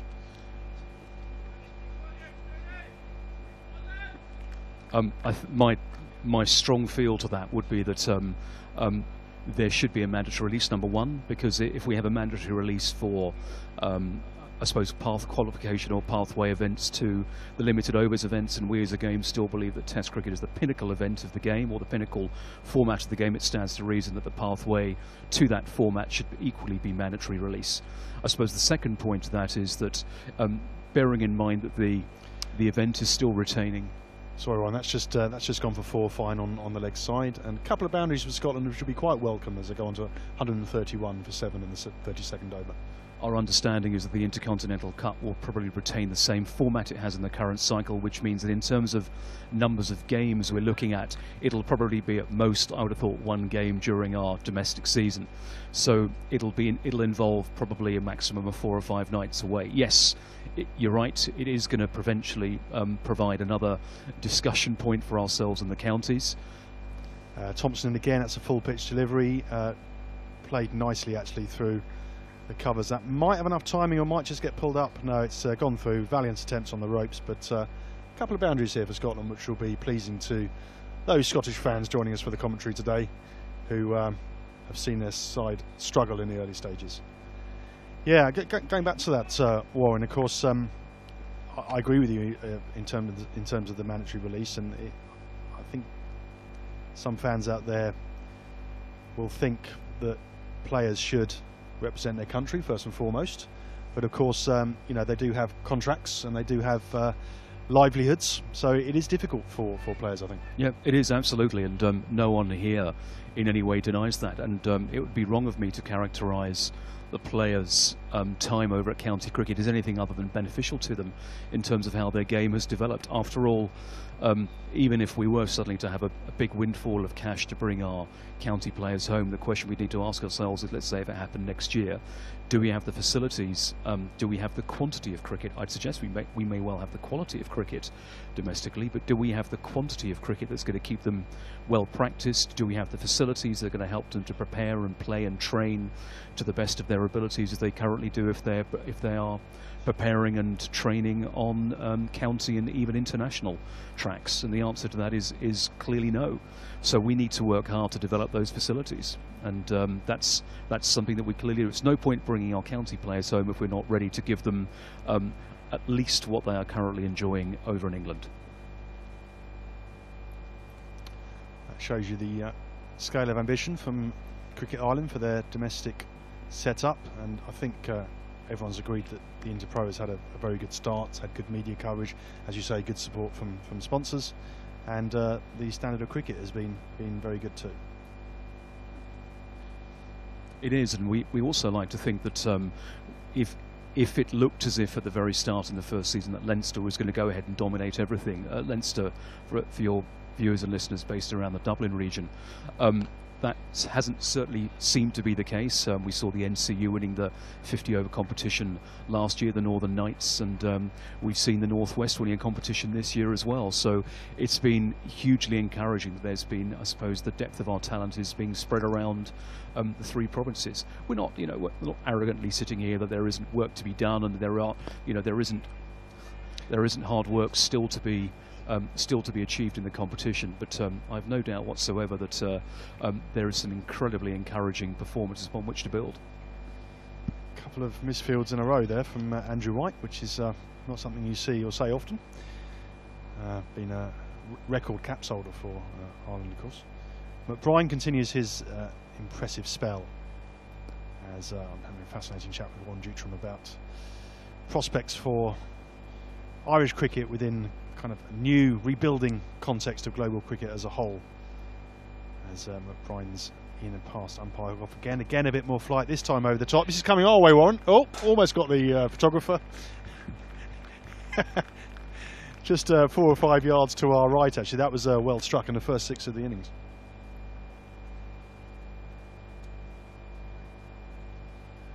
So just for the viewers that are interested in that next round of the Intercontinental Cup, there'll be World Cricket League 2, which will be played in Namibia. The top 2 in that will, this is my understanding, correct me if I'm wrong, Warren, will go into the next round of both the World Cricket League Championship and the Intercontinental Cup, as you say, mirroring the format for the last cycle. Yes, that is my understanding. I'd rather you did a Google search or spoke to an ICC representative to definitively confirm that, but that is my understanding, and it'll be an 8-team event, 7 matches home or away, over a 2.5-year period, and come the end of, I believe it's going to be 2017, whoever that top-ranked country is will have the opportunity to play off against the lowest-ranked test country, as I think the cut-off's going to be the 31st of December 2017, and that there will ensue a 4-test challenge or a 4-match test challenge, 2 home, 2 away. If it's the associate team that gets through, it will become the 11th test country, and if it isn't, then it'll be status quo with 10 test teams. For the period of the next cycle, presumably, yeah. Correct, yes. So it'll be another 3.5, 4 years, and I think that would then end at 2021. By which point I think that the cycle would reset, and whoever was the lowest ranked, I think it's the lowest ranked associate country, or sorry, the lowest ranked, yes, associate country would then play off against the winner of the next round of the Intercontinental Cup. There'll be a test challenge again in 2022, and so on. Exciting prospect for top associate players, of course, to play a test for their home country rather than perhaps look to an established test nation to play their test cricket. That's been obviously an issue in Irish cricket in recent years. Yeah, it has. There's no doubt about that whatsoever. I guess the Certainly it was exciting to hear Giles Clark at the time that initiative was announced talk about potentially hosting, well, no, not potentially, talk about hosting the either an Ireland or a Scotland at Lords in 2019 for its inaugural Test match. Certainly, I think that's given everyone in Ireland and Scotland an exciting opportunity and a goal towards which to strive. So while we've been talking, Ron, it's been quite a good partnership here between Leask and Sharif, taken Scotland from a very precarious position to the brink of 150, and let's hope from a neutral's point of view at least that you know, they can post a decent total so that your guys have something to chase down. We're talking to the wrong person here for a neutral position, but in terms of yes, a game, I'm sure that the maybe the 3 or 4 neutral people who are here would be share your sentiment there. Lots of neutral viewers, I'm sure. I know there's viewers all over the world actually for this coverage, including a few from Nepal who are very into their cricket in Nepal and an improving country themselves. Indeed they are, and I think if you look at there's a hugely exciting, one of ICC's strategic objectives is to increase participation around the world, and I think if you look at the numbers of people playing in Nepal, Papua New Guinea, the potential for countries like Indonesia, certainly we know established cricket in places like the US and Canada. I think in terms of growing the game and the passion for the sport there, I think there'll be huge opportunities for growth. So it's defended off the front foot. That's the first time I can remember not having a slip in place, and we're in the 34th over, so that shows you the dominance that Ireland have had so far in this innings. Warren, obviously you work very closely with ICC Europe as the regional body, and work with them both on initiatives for the higher ranked associates within the region, but also those emerging teams as well. Just come back to that after this ball. It's just attempted steer to third man, but picked up well in the gully region. That role, the regional development role, I think is being kind of potentially remoulded as well, but very important that there is regional initiatives and funding for grassroots cricket and participation schemes on the continent. Yeah, it's a very good question. I think what we're doing at the moment is that the game and the associate representatives are now exactly at that point, which is, you know, it's an 8-year. We went through exactly the same process 8 years ago. You know, a big chunk of money was due to come into the game. No one exactly knew how much. We just knew it was going to be a bigger chunk than before.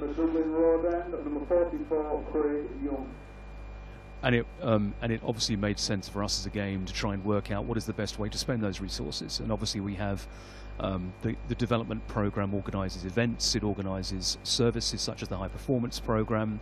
Obviously it's made a contribution today to the live streaming to be able to exist for our thanks for that to Nick Pink and his team at ICC Europe. And so Craig Young from the Dublin road end, it's slightly short of length and quite a good pull shot, getting picked up. I think they'll look to come back for 2, and they do.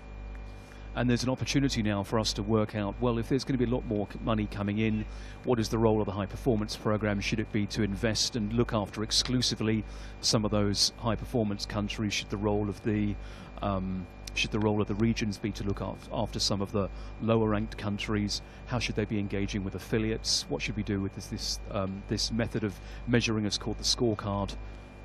It's a full pitch delivery, and that's well played. It's a square drive really. And valiant attempt on the boundary. Another 4 runs, and they pass 150, and the 50 partnership is up to. So great effort from Leask and Sharif.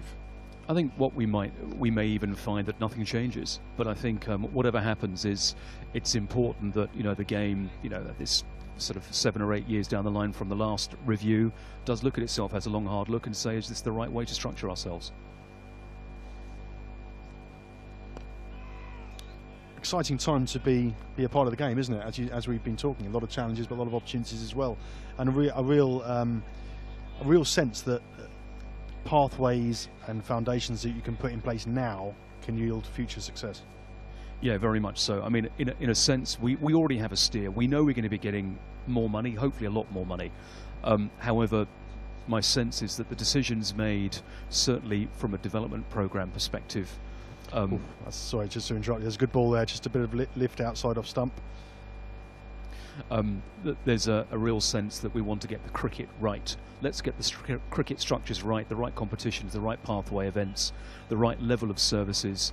Listen to the things which are we're being told by the ICC full members are their considerations to the development programme, and spend the money accordingly. I know that sounds like a very, very dull politician's answer, but frankly the idea is that there are some hugely positive elements here. Certainly the fact that the full members are quite keen to invest more money into the top associate countries means that they want those associate countries to be more competitive and to have certainly everyone knows at the top of the game that if we just keep having 10 countries who are competitive who are provided with all the opportunities in world cricket, the game will shrink.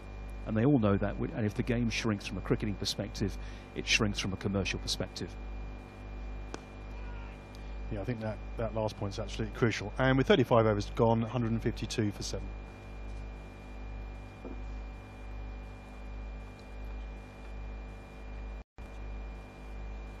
And the Scottish Partnership's lead 8 wickets, partnership of 51 came from just 50 minutes delivery.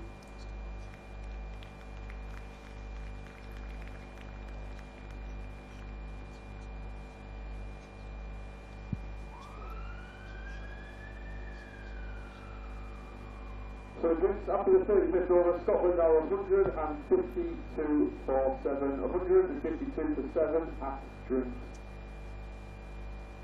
So drinks break now after 35 overs. Just been having a fascinating discussion with Warren Dutram, covering lots of issues from the domestic structure in Ireland to opportunities on the global scene, the Test Challenge, some of the challenges facing the lower ranked associates and affiliates. Meanwhile, on the pitch, Scotland have had a mini recovery. 50 partnership up between Leask and Sharif, and with 15 overs to go on 152 for 7, if they can keep some wickets in hand, the Scottish fans amongst you will be hoping that they can push up past, maybe post something in the region of 230, 240 and set a bit of a challenge. As I said, I'm with Warren Dutram. Good to see John Mooney back. It certainly is. John has been he's been playing for Leinster Lightning over the last number of weeks and months. He's been captaining Leinster Lightning. He's been doing an excellent job of that. We're delighted to have him back in the fold. John's worked extremely hard on all of his certainly his cricket and his gym, and certainly the off-field issues that he's had. And we're delighted to have him back in the squad. He's a guy that I think represents the heartbeat of the Ireland team, and we know that having him back in the squad will provide, I think, a huge boost to those guys, I think, who've arguably, perhaps during the World T20, there's no doubt whatsoever that we had a significant number of leaders in the game, but I think maybe even the squad themselves have recognised the fact that without people like Trent Johnston and John Mooney, perhaps there was even a small dimension missing. And I think with John back with the squad, not just on the field of play, but around the squad, around the just around the time the squad is together, even off the field of play, I know that he brings a significant dimension and heartbeat to the squad that I know that they were much missing.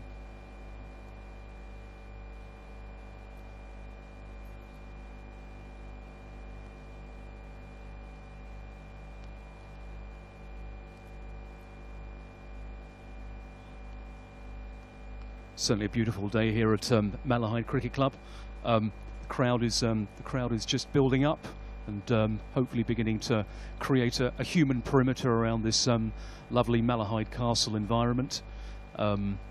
We've been working, we as Cricket Ireland have been working closely with Malahide Cricket Club and Fingal County Council, who owns the grounds of Malahide Castle within which the cricket club sits. It's a beautiful environment here, and I know that having worked closely with them towards the match that we had against England on September the 3rd last year, that enormously successful day that we had. 10,000 people here. It was an extremely exciting day, and I think everyone saw the future of the game there, and we're delighted to be welcoming England back on May the 8th, Friday, May the 8th, 2015, where hopefully we can replicate what I think everyone agreed was possibly crossing a Rubicon for Irish cricket in terms of the popularity of the sport, its visibility, and hopefully an augury of the future. Yeah, certainly a lot of people looking forward to that event. Big showcase event of the Irish cricket season, really. That and the hosting of Australia on August the 27th up in Stormont. We're two huge events for us, and in between those two, I suppose, icon one-day internationals will be hosting, in fact co-hosting with our opposition here today, Cricket Scotland, hosting the ICC World T20 qualifier. Yeah, certainly looking forward to, and I know a lot of our viewers are too, to that tournament. And always fascinating to see the extent to which each country has progressed. A new batch of players coming through. So many plots and subplots in those kind of tournaments that make it compelling viewing.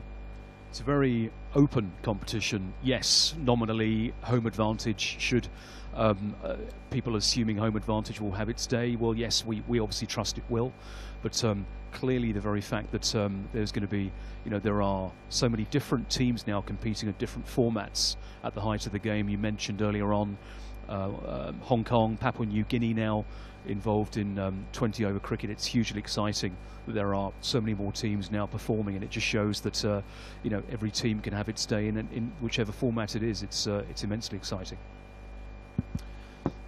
More T20 cricket being played in the regions, of course, and I think the Asian Cricket Council have continued to play 50-over cricket. Come back to that after this ball.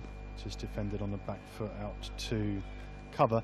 That's partly a logistical scheduling issue, isn't it, in terms of getting a tournament in with the T20 as opposed to a 50-over, which is obviously requires more days, more availability and costs. Yeah, look, it's a big jigsaw puzzle.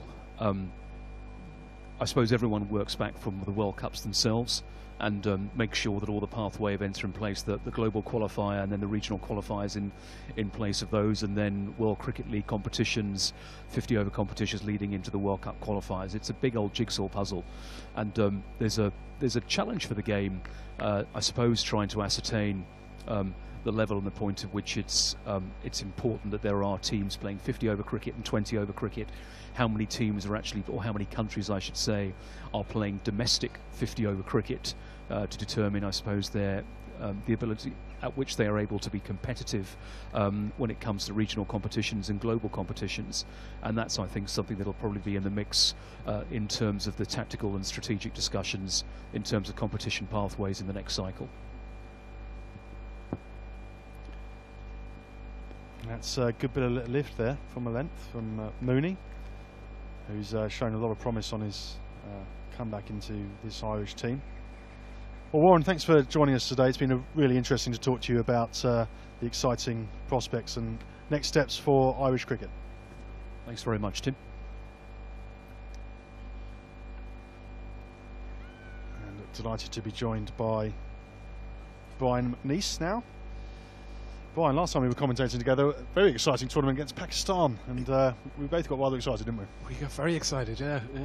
They were fantastic games and really thrilling finishes. This game looked certainly to be going Ireland's way, but a good partnership between Leask and Sharif has certainly restored a bit of pride for Scotland, but also given them the chance to set, if not a daunting target, then at least a reasonable one. Well, yeah, we're at a very interesting stage of the game now. Obviously, we're in the power play overs. Leask and Sharif, as you said, they've just put on 50 runs in, 10 overs, recovering from 101 for 7. So they've given Scotland the possibility of a platform here to post a defendable score. Still a lot of work to be done, and so it's really interesting. These next 6-7 overs are really going to be critical. One of the interesting subplots for this particular series is Ireland's search for new fast bowling strength, clearly with the retirement of Trent Johnston and Rankin playing for England for now, and of course Tim Murtagh not available for this series. A chance for some young fast bowlers to show their calibre. Yes, absolutely, and as Craig Young's about to come in and bowl this over, you can see certainly Craig Young is one of those candidates that is putting his hand up. He's got a slip in place. That's a good shot though, just slightly short of a length, and that's well stopped in the deep though. Just cuts it down to a single. Yeah, it's a good piece of fielding by Andrew Pointer out at the mid-wicket boundary there. Another Irishman made some headlines recently, Peter Chase, a 5-for-1 debut for Durham. Yeah, very much so, and obviously Peter is actually from the home club here, Malahide, and that was his first-class debut for Durham, and to get 5 for in a critical game in the county championship, in the context of the county championship, that was a fantastic effort by Peter. So Young in again, past umpire Goff. Interesting story, Goff, actually. It's close, but I think he just made his ground there. Sharif was a player for Durham, represented England A, but turned to umpiring very young. I think he was one of the youngest first-class umpires on the county circuit. I'll have to take your word for that one, Tim. Yeah, that was a sharp piece of fielding there, actually, by it was Stuart Thompson that just behind point, direct hit, but sharp single taken by Scotland, and that just about managed to get home. Young's been over with Sussex for a number of years, but hasn't perhaps got as many games as we'd have liked, mainly through injury. But it looks like he's a bit stronger now, and bowling with some good pace. Yeah, and just as you say that, he tries a slower ball, which just goes a little bit wrong, and it's probably going to be a signal to wide. No? Oh, he obviously got a touch to it.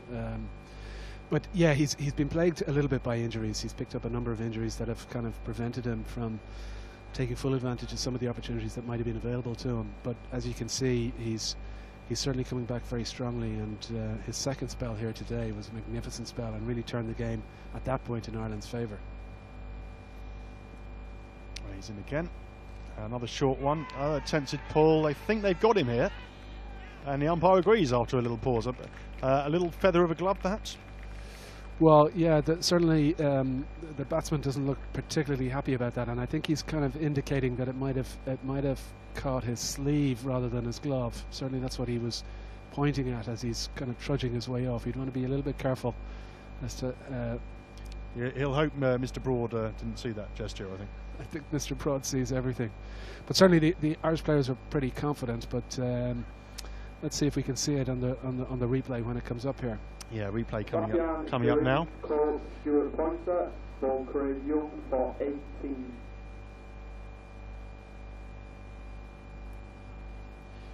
Well, it looks from that it must have just been right on the toe end of the bat. Not quite clear, but clearly the umpire thought there was something there, and he's on his way. And that was a very good partnership, Brian. But 8th wicket down, Ireland will now be looking to wrap this up. Well, as I said, this is a really crucial phase because we're in the power play, and this game could go one of two ways. You know, Scotland could have kicked on and posted a really healthy total, or Ireland could take those last couple of wickets. But that was a crucial breakthrough, and Craig Young's 4th wicket brings Majid Hack to the crease. He's on very good form. Brian, he's just recently made 2 half-centuries, one against New Zealand A and one against Lancashire. Second 11, where he batted at number 3. So hope yet for Scottish fans out there that they can go on to post a reasonable total here. Well, it's one of the things that you see with all of these sides, Scotland, Ireland, Holland, they all tend to bat quite deeply. So even if you've got 7 or 8 wickets down, the innings certainly isn't over, and Scotland will still be looking to try and post something in the order of 220, 230 if they can build another partnership here. Yeah, this is Majid Hack's 45th one-day international, and he recently passed a milestone of 500 runs and 50 wickets. Slip in place for Young. That one's just defended down the ground. It's also one of the other really encouraging things from an associate cricket point of view is the number of players that are playing in lots of different types of cricket. So we've got obviously lots of players from Scotland and Ireland playing in county cricket, both in the first team and in second team cricket, as well as domestically. Yeah, we were talking to. Oh, that's slightly wayward. I think he looked for a Yorker probably, but it went past the leg stump, and the umpire didn't give it a wide. Well, again, I presume it must have just clipped a pad, because certainly the batsman didn't look too surprised that it wasn't called a wide. I would have been assuming that it would have been, but obviously it's just clipped something on the way past. You can see the two batsmen there in the middle, a little conference. They've got a bit of time to bat, Brian, and sometimes for a tail ender coming in, maybe they think they've been placed too low down the order, bit of a point to prove, and this can potentially be an opportunity for them. Yeah, if there's been a failing in the Scottish innings, it's been that up until that 8th wicket partnership, they haven't really built partnerships through the innings. They've been losing wickets on a regular basis. When you lose wickets on a regular basis, it kills the momentum of an innings, and really prevents you from having that platform to launch from at the end of the innings. So it's critically important, irrespective of what happens from here on in, that Scotland bat their 50 overs, because that's the only chance they have of really posting a total that they will feel is defendable and puts Ireland under a little bit of pressure. So it's probably a case of playing sensibly, putting away the bad ball and making sure they rotate the strikes just for this next. Having said that, it goes for a huge expansive cut shot and misses it. Yeah, we're not having a good influence on these players. Every time we say something quite the opposite happens. But you know, Michael Leask has batted very well here, so I think it's Majid Haq's job here just to get himself in and support Michael Leask, and between the two of them feel that if they can bat for another 10 overs without losing a wicket, then, as I said, Scotland can post a total. Mooney in again. That's got an edge, but it's gone past Stuart Pointer and rattled down to the fence. Fortuitous. Yeah, and certainly if there was a first slip in place, that would have been literally straight down his throat. It would have been kind of more or less at that height. But you can see Michael Leask certainly isn't. He's going after John Mooney, and I wonder, is this as part of the power play? He feels that he needs to take advantage of that. Certainly two pretty extravagant strokes in the first 2 balls of that over. It's a good plan until you hole out. But I think with that particular shot, I think his weight just didn't quite flow through the shot and induce the edge. And that's a more controlled shot, actually well placed. Very well placed, and they'll certainly get at least 2 here. I don't think they're going to look for the third. But you're right, that was a very well controlled shot, just a little bit shorter from John Mooney, and he guided that into the gap and the offside very well. Talked with Warren a lot about the interprovincial series and ODIs against England and Australia next year as the big showcase events. But with this particular series, the Celtic Challenge, with 2 neighbours both with ODI status, come back to that after this ball. It's just defended out on the offside. Opportunities perhaps to make ODI series between these 2 countries a regular part of the calendar. I think that would be fantastic. I mean, the more international cricket that both sides can get, the better. I think it's a bit frustrating for both Scotland and Ireland in the lead up to the World Cup that there hasn't been that many opportunities over the course of the last 12 months, and certainly since qualification has been secured by both countries, there hasn't been that much ODI cricket for them to play, and the more that they play, the better. That's a lovely drive. It's going to beat the man, I think. Yes. And Mooney frustrated, but played that with good power, good placement, just got it wide of mid-off and went to the rope. Yeah, he was onto that very quickly. It was a fuller length from John Mooney, and Michael Leask was onto it very quickly, just leant into it, and it timed it superbly, and it kind of beat the despairing dive of mid-off. And this is now League's high score in ODIs, overtaking his 42. So a little milestone for him. He's looked very comfortable, and I think he's played very well in the circumstances. And as we've said, he's critical here to the total that Scotland are going to end up with. It's really going to be dependent on Michael Leask. Yeah, he's 5 runs away from what would be a very creditable half century. Exciting time for, naturally, with Warren on and John Kenny on, naturally focused on Ireland, but exciting time for Scotland as well. They had a difficult period a couple of years ago, but they've confirmed they got into the World Cup, confirmed their ODI status, got a very, very good coach now in Grant, and they can look really positive as well and try and claw back some of the That's short and pulled. It's only going to be a single. Yes, it is. I mean, it was obviously critically important for Scotland to secure that qualification, and that would have been a major boost to Scottish cricket, because the prospects of not playing, not having the World Cup to look forward to, would really kind of stilt the development of the squad and the team. And obviously Grant Bradburn has come in as head coach, and he'll certainly be wanting to make a statement in terms of Scotland's participation at the Cup. Just come off the pad, they're going to run a leg by there, matched hack.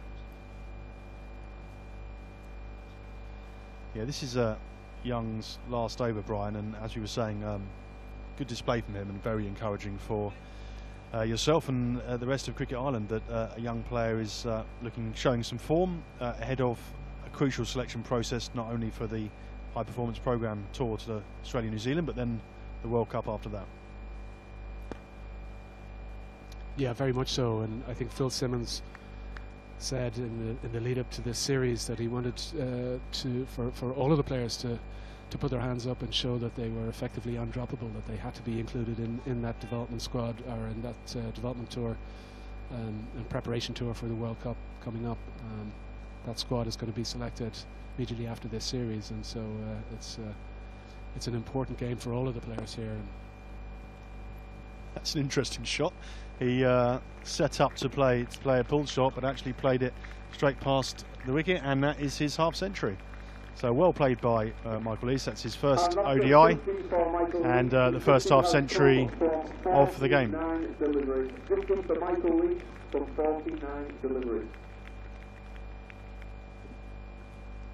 So yeah, well played, Michael Lees. Came in a difficult position and has mixed aggression with concentration. Yeah, he's done very well as well. He's scored that half century out of run a ball, which is a good effort given the circumstances he found himself in.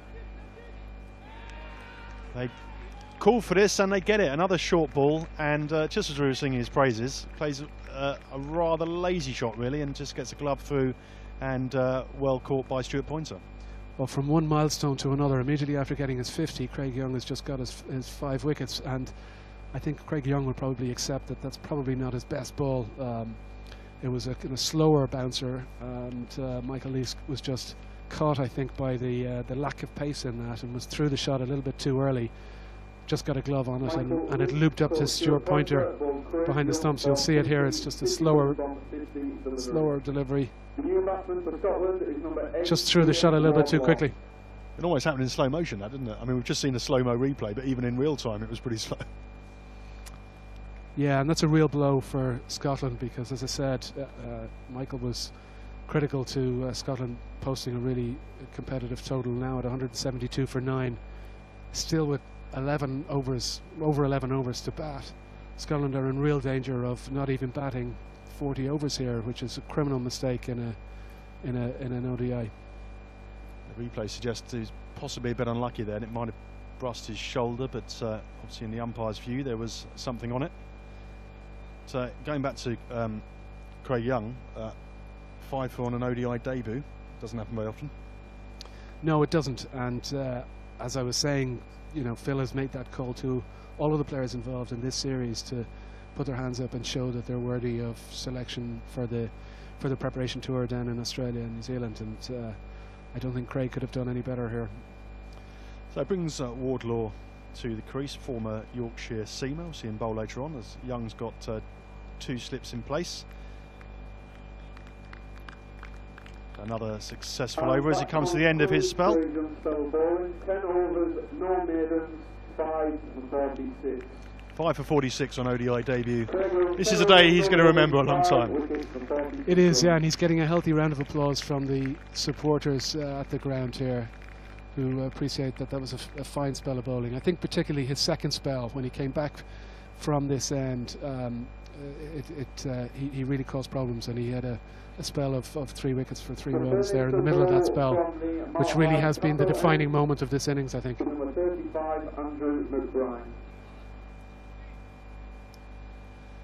So Scotland, can they bat out their overs? Can they get to 200? Can they get to 210, 215? or will they get blown away for something in the region of 180? Yeah, it's a tricky task for them now. Obviously, 2 new batsmen at the crease. Having broken that 8th wicket partnership, Ireland have quickly removed both of the players now, and they're bringing Andrew McBride now back on, and this is quite short in stature, isn't it, McBride? When he was running past Michael Goff, one of the umpires, who's quite a tall man, and so kind of little and large. Yeah, he is. He's had a very good season as well. He's captained the Northwest Warriors in the Interprovincial Series, and he's come on an awful lot in terms of his game, his approach to the game. It's come on a hell of a lot. The thing I've been impressed with him is actually his. He's had the confidence to give the ball a bit of air, and he's been changing his pace and changing the degree and making the batsman wait a bit, and the product of that was that very easy chipped, caught and bowled off the leading edge of his first wicket. That's right, and in many respects, again, every wicket is crucial, but in particular the wicket of Richie Berrington was very, very critical. Getting Richie Berrington early always puts a big hole in the Scottish innings, because he's a very dangerous player. Yeah, I know that in Scotland Berrington is a player that obviously has had moments when he's played absolutely brilliantly, including a T20 international century that we showed back in Voorburg in Holland against Bangladesh, where it was sublime.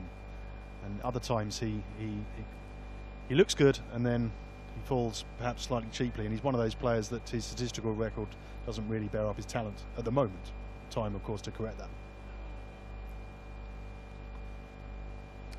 Yeah, but he is certainly one of those players who can turn a game, who can swing a game, and on his day he can be a devastating batsman, as was shown in that game against Bangladesh.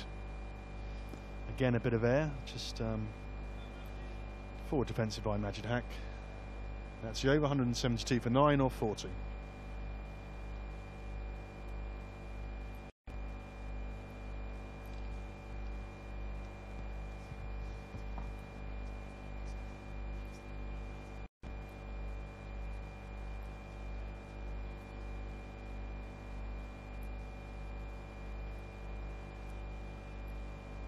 Returning to ball from the Dublin Road end is Max Sorensen.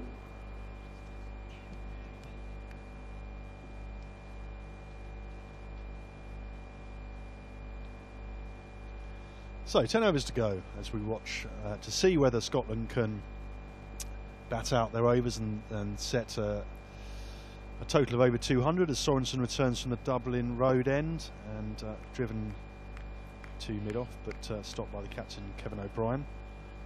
In the interval, we are going to have some interviews with the coaches to see what they made of this series and how it fits into the context of preparations for the World Cup next year, and also a feature on under-19 cricket. So very much looking forward to those, and I hope you can stay with us during the interval to see those. And Sorensen's back in again. That's just gone past the shoulder of the bat. I think he just withdrew the bat. Yes, he did, and it seemed like there was a nice little bit of movement after it went past the batsman again. It just drifted back in. Obviously the power play overs are over as well, so fielding restrictions now back to normal, although I'm not sure that that's really a factor at this point.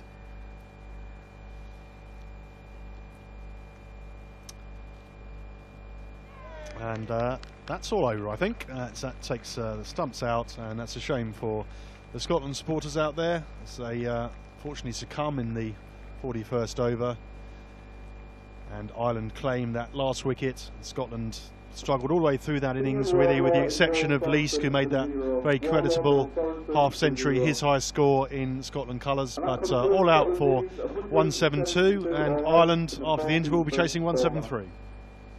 Yeah, and Ireland obviously would be very satisfied with that. Having won the toss, they would have wanted to make sure that they took advantage of winning the toss, and maybe any early condition favours in terms of the moisture in the air or on the ground. I think Scotland will be extremely disappointed. To leave 10 overs unbatted, as it were, is a cardinal sin in 50-over cricket. And obviously losing wickets in the way that they did at regular intervals throughout the innings really did scupper their chances of posting what should be a very achievable target as far as Ireland is concerned. A couple of wickets fell to quite high risk shots, didn't they? And Callum McLeod was just looking quite good when he fell. Gardner chances on once too often and fell reasonably cheaply. And it was only that application in that partnership from Leask and Sharif that took the score past 150, really. Yeah, and in some respects it's strange, because I thought Scotland played out the dangerous early overs when there might have been a little bit of movement because of the dew on the ground. They played those overs out very, very well, and they got a very solid platform for the start of the innings. But unfortunately, after that, they undid all of that good work by losing those couple of wickets. As I said, the Craig Young spell was really crucial, where he got three wickets in 3 overs. And from that point on, Scotland were on the back foot, kept losing wickets to, in some cases, some injudicious shots, and the net result of that is all out after 41 overs. Yeah, Brian, we're just going to have a review of the wickets that fell now. So the first one, there were 2 slips in place at this point. As you can see there, that's an expansive shot, not to the pitch of the ball, and a lot of risk in that shot. Yeah, so it was a slightly wider one. I think Max Sorensen got his line and length just right on that one, and it kind of induced the false stroke. He's just reaching for it a little bit here, didn't really forcing get it. Didn't really get his pad out to the ball either. So there was. It's one of those ones where if it whistles through extra cover, it looks great, but if it gets snaffled behind, less so. And then, of course, we had that devastating second spell from Craig Young, where he really did get into the Scottish innings. Just look at that now.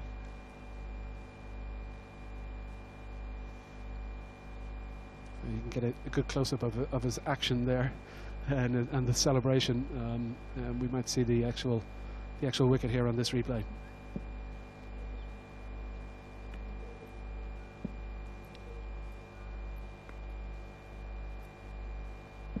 Just moved away a fraction, didn't it?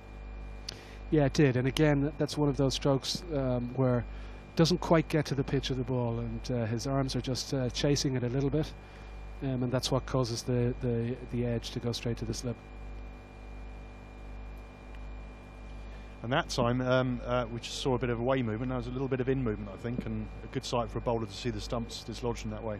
Yeah, it's fantastic. If you've got a bowler who can move it both ways, that really gives you a chance to set up the batsman, and that was a lovely delivery. And one of the things as a fast bowler you always want to see is an umpire, the third umpire, coming on with a replacement stump because you've just smashed it, and that's exactly what happened in that case. It happens more now sometimes with when there's a camera in the stump. They splinter like balsa wood, don't they? Let's have a look at this one here. Yeah, just a bit of in movement, wasn't it? And the batsman not sure whether to go forward or back. Tried in vain to cover off stump, but just not through. Yeah, that was Craig Young's third wicket, and again he's just lovely little in movement, and then just straightening off the pitch, clipping off stump, and that's exactly what you want as a fast bowler. 2 wickets for 28. Craig Young, 10 overs, no maiden, 5 wickets for 46. 5 for 46 was his final analysis. Then Kevin O'Brien brought spin into the attack in the form of McBride, and a bit of a weak dismissal here. Yeah, this is a real soft dismissal. I mean, it was Andy McBride's first over, and he just he does vary the pace a little bit, and he took a little bit of pace off that ball. It just held up on the track a little bit, and Richie Barrington was through the shot. You can see just trying to force this through mid-wicket. Threw the shot a little bit too quickly, gets the leading edge, and it pops up a very straightforward catch for the bowler. He'll take harder caught and bowls than that in his career. This one a little bit flatter, yeah, and again onto the shot a bit early. Yeah, again, so he's just varying the pace very nicely. So and that's what's causing that slight miscue from the batsman. And again, it does look like a very soft dismissal when you see it. But credit to the bowler, by mixing up the pace, he's not letting the batsman settle, and in this case again he's through the shot. You can see the second he's hit it, he knows he's made a critical mistake here. Yeah, I think he was frustrated because he was trying to rebuild at that point, and Davey, and then unfortunately gave it away a bit. Yeah, this was Stuart Thompson, and this was Stuart Thompson's first delivery, and down the leg side, and certainly the batsman looked very disgruntled when he came off the pitch after this one. It's a case of the 2 Stuarts, that one, wasn't it?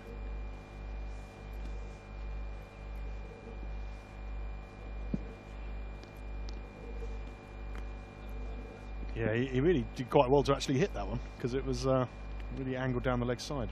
Well, as you can see, he's nodding his head there. He thinks he hasn't hit it, but it certainly hit something. So I think we give the benefit of the doubt to the umpire there. So this is Young's next one, short of a length. This was a little bit of uncertainty around this wicket as well. Did it get a toe end? As we were saying on air, actually, Sharif not pleased about that, and we'll see whether anything happens around that. But from the bowler's point of view, another one for him, and on his way to a fiver on debut. Yeah, and certainly his initial reaction was to point to his sleeve. You'll just see him pointing to his sleeve or his bat here, indicating that maybe he hadn't got a touch and there was a noise of some sort, but it was coming from some other source. But the Irish players were pretty confident, and the umpire didn't hesitate in putting his finger up, and that was Craig Young's 4th wicket. Just seeing Lee celebrate his half century there. It was, as we said, a good innings in trying circumstances. It was a super innings, and at a run of ball in the circumstances that he found himself in, he just ran out of partners to hold the innings together, unfortunately. So this is the 5th. This was the one that appeared to happen in slow motion, even in real time. Yeah, so the question, certainly you can definitely see it comes off his elbow last. The question is whether it clipped the glove on the way to hitting the elbow in the first instance. Maybe this close-up will give us a little bit of a better picture of that. He tried a couple of short balls in this over. It was definitely a ploy that maybe he discussed with his captain. Yeah, certainly looking at that replay, I think he can consider himself pretty unlucky. That looks as if it's just come straight off the shoulder.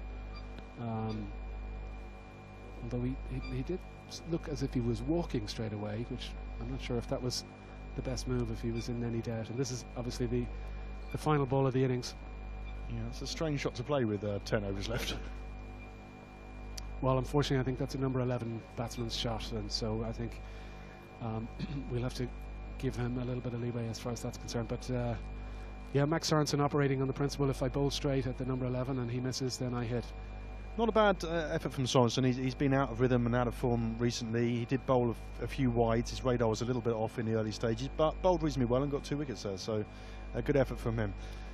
That's right, and obviously because Scotland haven't batted those additional 9 overs, it means we still have a little bit of cricket to play before the interval. So the Irish innings is going to start straight away. In fact, the 2 batsmen are on their way out to the crease as we speak. So Middlesex is Andrew Balbini and John Anderson. Brian, what can you tell us about Anderson?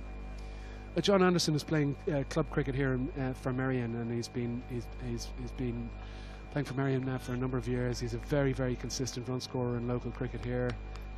He's been a very influential player in the Leinster Lightning setup in the Interpros in the last 2 years as well. Very tidy, compact player, technically very good. And again, just like we were speaking about Craig Young in the bowling for Ireland, both Andrew Balbirnie and John Anderson will be looking at this as an opportunity to stake a claim for that spot on the plane to go down to Australia for the pre-World Cup training camp.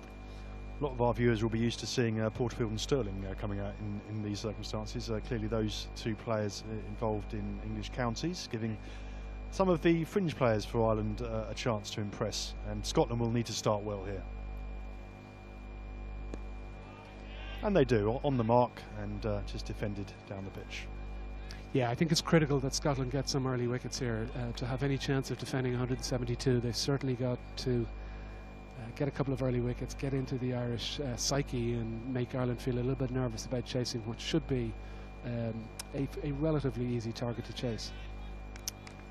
Balbini, this is his 5th ODI. He's only made 29 runs at an average of 7 to date, so I think it's fair to say that we haven't seen the best of him yet, at least in this format. But he's a highly regarded player, and he's been in the Middlesex setup for a number of years. Yeah, by all accounts, the reports coming back from Middlesex are very positive towards him. He's just secured a new contract with Middlesex for the next couple of years. He's, in fact, his last appearance in the green of Ireland was here on this ground against an MCC side, and he scored a very good 100 that day in a 50-over match, albeit against a relatively weak MCC side. I think plays with the Pointer brothers in Sunbury. That's just played into the covers, but no run there. I'm glad you said the Pointer brothers there, and not the sisters.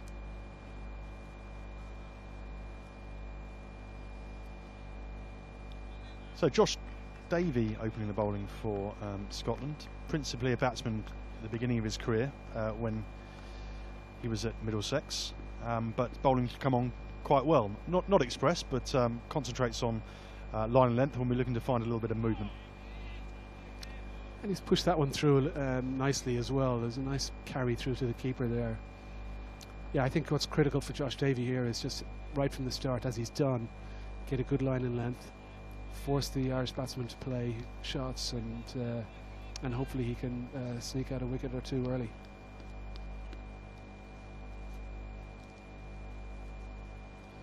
He has 18 wickets in 12 games, so he has been picking up a few wickets, Davey.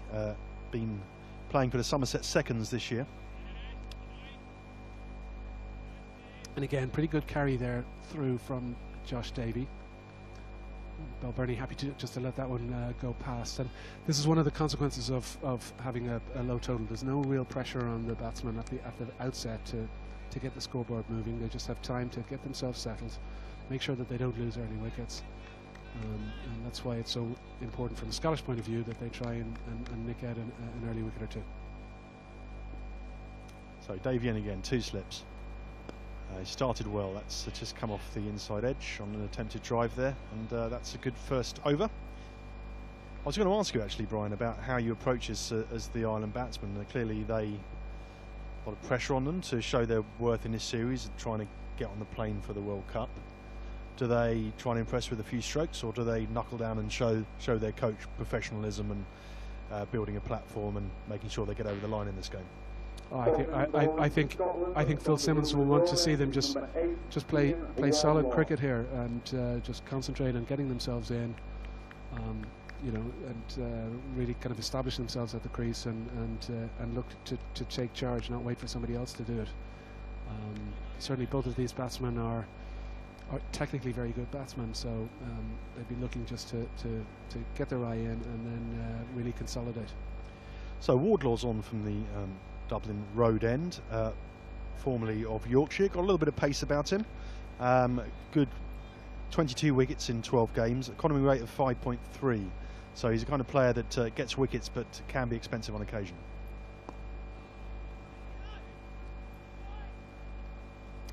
And again, nice full and straight, and you can see both Balbirnie and Anderson not quite got the pace and feel of this wicket yet. Nothing coming out of the middle of the bat just yet, and that's why, again, crucial opening spells here from the 2 Scottish bowlers. And Anderson's on ODI debut at the age of 31, and LBW shout there. I think he might have got something on it. Reasonably confident shout by the slip cordon, but nothing from the umpire, which is the key. Yeah, and it did sound like there was a wooden sound somewhere in all of that, which might have saved him. Just falling over on that shot, trying to force it through the leg side. Big shout from the Scottish players. Interesting to see how Sharif bowls as well. He's been on county trials this season and bowls with a bit of pace as well, but for now it's Wardlaw and Davey. Just looking at the replay of that LBW shout just there, maybe just drifting and just missing leg stump, but certainly it looked like a good shout if he didn't make any contact with the bat.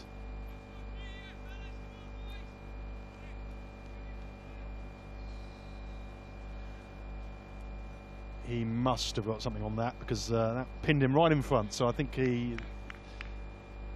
must have got a little edge onto the pad there, otherwise that would have seen the umpire's finger go up pretty quickly. Well, our Scottish producer is telling us that was definitely out. I think he did get a little nick on it, all right. Really. Well, later on he'll tell us that Majid always gets his man as well. In fact, it might be interesting to see whether, just as a surprise tactic, they bring on Madge for one of these early overs. Obviously the Irish openers will be expecting to face seam, but sometimes you need to do the unexpected. This is a good start from Wardlaw as well, actually. As Brian was saying, no real need for Ireland to do anything silly in these early overs. It's a modest total, and it's worth having a look, see how the pitch is playing, see how the bowlers are playing, and just build an innings. That's right, and as you say, from the Scottish perspective, I think it's no harm. Just do whatever it takes just to keep getting wickets. I think realistically Scotland are going to struggle to defend 172, which means they've obviously got to bowl Ireland out. So they've got to just change it up and do whatever they need to do. It's a wide down the leg side.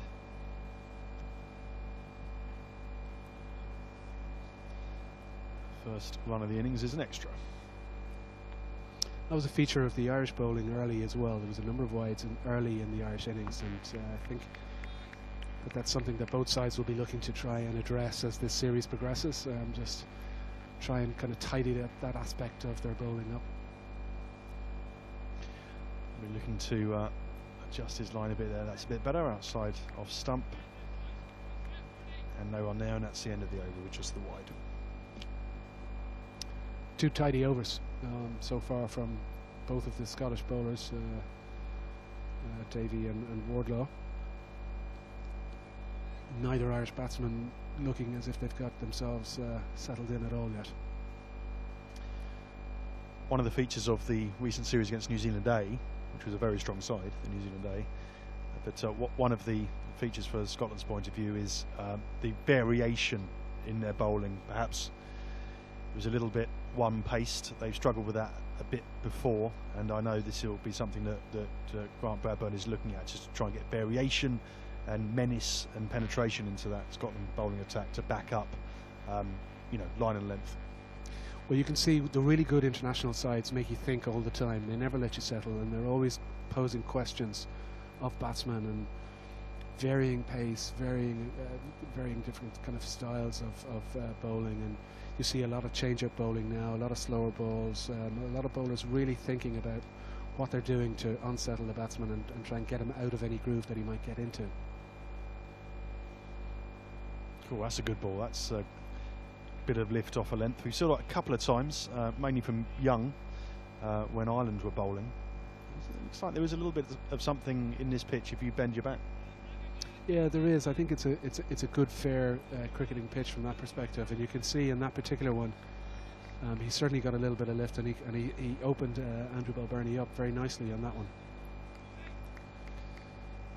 Be good to hear from you if you're watching the commentary wherever you are around the world, at Ireland Cricket or myself at Cricket Atlas, and we'll to share your comments, share your views, your questions, who you think should be on the plane to the World Cup if you're a supporter of one of these two teams, or indeed any feedback on any of the points raised with my guests, John Kenny. Fascinating discussion with Warren Jeetram on strategic challenges facing Ireland Cricket and other associates, and indeed any of the issues been covering with Brian McNeese. So it'd be good to hear from you. Hashtag is IRESCO.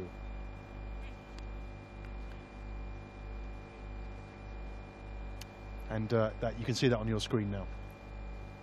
Andrew Balbirnie just a little bit unlucky with that one. Made a good contact with that, and obviously clattered into the stumps at the non-striker's end. One of the interesting aspects of this, obviously Ireland, having bowled Scotland out early, are now required to bat for 25 minutes or so in advance of lunch, and it's an interesting one where effectively bowling side is almost punished, if you like, for a very good performance by kind of having to go in and face what could be a hostile sort of 20-25 minute spell. I wonder, is that something that the authorities should look at in terms of rule changes? Quite possibly.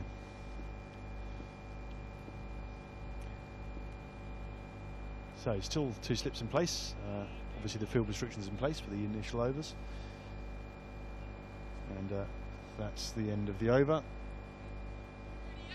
And as you'd expect with, well, we were wondering whether Ireland would get off to a flyer or try and build.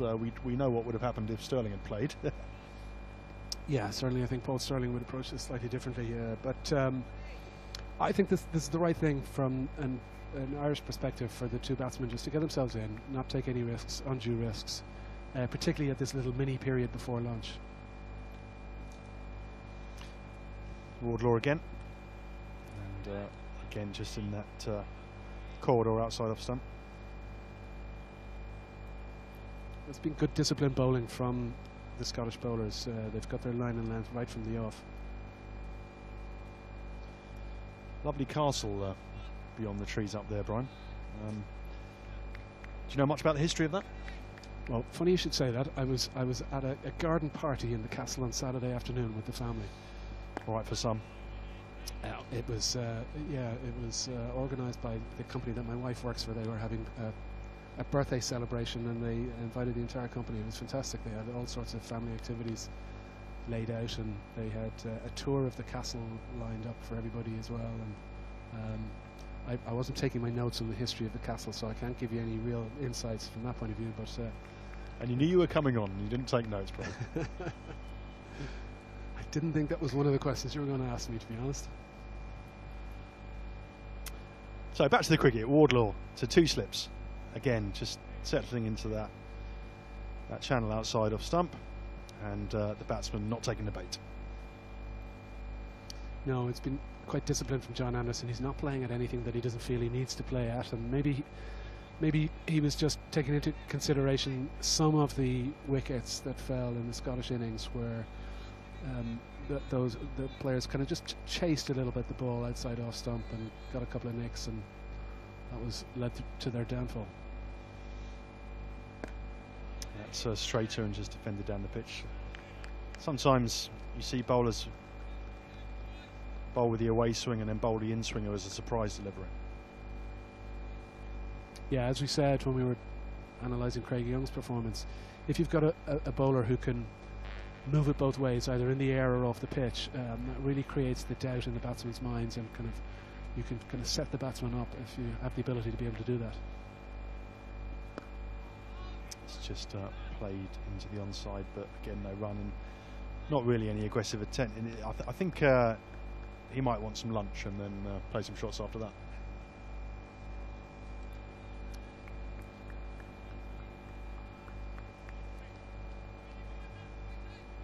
Well, certainly for a period of time there won't be any pressure on the scoreboard from an Irish perspective. I suspect they'll just want to see this through to lunch, and as you say, maybe a different approach after lunch. What's the lunch like at Malahide? Lunches everywhere in Ireland are always very good. There's one thing that we're very good at: food. You hear the county players like to go to Lords for the lunch. Is it the inter-pro guys like to come to Malahide? Well, there's a number of different grounds that are famous for different aspects of them. I used to, when I played, I used to look at the fixture list and think about what was on offer for over tea. So, for example, if you go down to the Hills Cricket Ground down in Skerries, they're famous for their scones and cream, and jam scones and cream, which are to die for. You used to get some really good curry in Old Belvedere, I remember, in the day. It's making me salivate, to be honest. I think the fare in Malahide is pretty good as well. Certainly the players are always keen to come back to Malahide, and if the food wasn't good, you'd know all about it. They'd be telling you. A bit more range available than the Premier Inn in Swords, I imagine. Well, it's one of the things that has changed since I played cricket. The dietary requirements of the players are slightly different now. There's a lot more healthy options on the menus these days. Yeah, I'm not sure if Alan Lamb and Gatting would. Oh, that could be is that an amazing catch, or has he just grounded it? Amazing, athletic bit of fielding, certainly. Looks like. Well, fantastic reactions, and I have to say a fantastic piece of sportsmanship from Josh Davey as well, because he never for a second looked for the catch there or tried to convince anybody that he had made the catch. Brian. Yeah, he just turned him round, got a leading edge. thrust a hand out, looked for a second like he might have caught it, but as you say, never claimed the catch, so that's good to see. This could be close. Oof. Well, that was a tight run, and you can see maybe the pressure of not getting off the mark. We're into the 5th over now. It's just playing on Andrew Balbarney's mind, and he kind of took that fairly risky single. But just going back to that effort from Josh Davey, it was a very athletic effort. It's very difficult in your run up or after your follow through after delivering the ball to change direction as quickly as that, get down really low for a tall man and try and snaffle that catch. It was a fantastic effort, very athletic. Defends that rising delivery, back down to the pitch.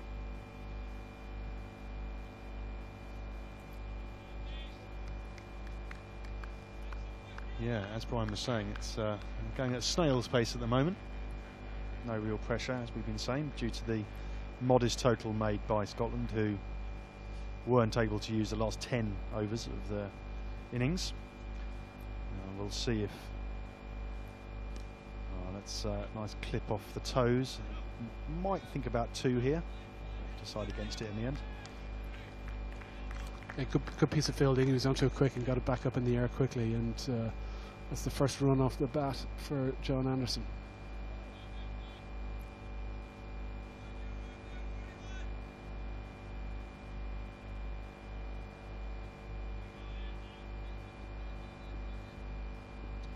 So we'll see if the pressure can tell for Scotland and whether they can translate that into a wicket. This is defended into the covers. 5 overs gone, 3 for none.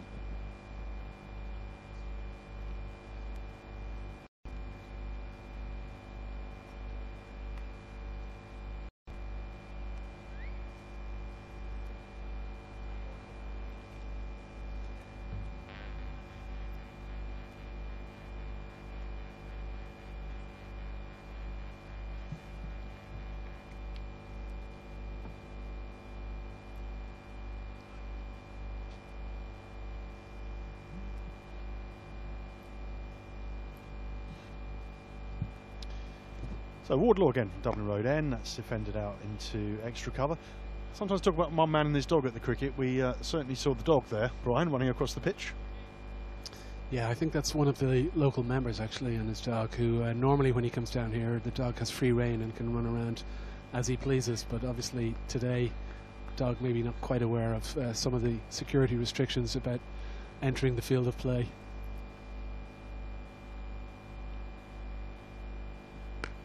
Well, that is a good shot. It's just hit in front of square, just past point, and crosses a rope, and that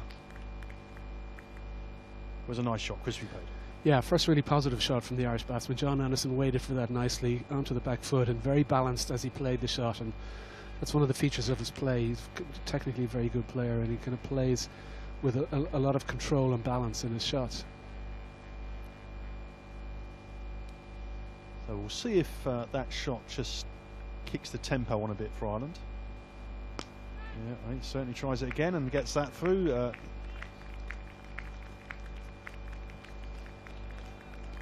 And back-to-back boundaries. Yeah, slightly uppish and a little more in front of the wicket this time, but again you can see very compact and controlled at the point of impact from John Anderson, and he hit it nicely and all the way to the boundary, and all of a sudden what looked like a bit of a siege has been lifted a little bit, but 2 shots.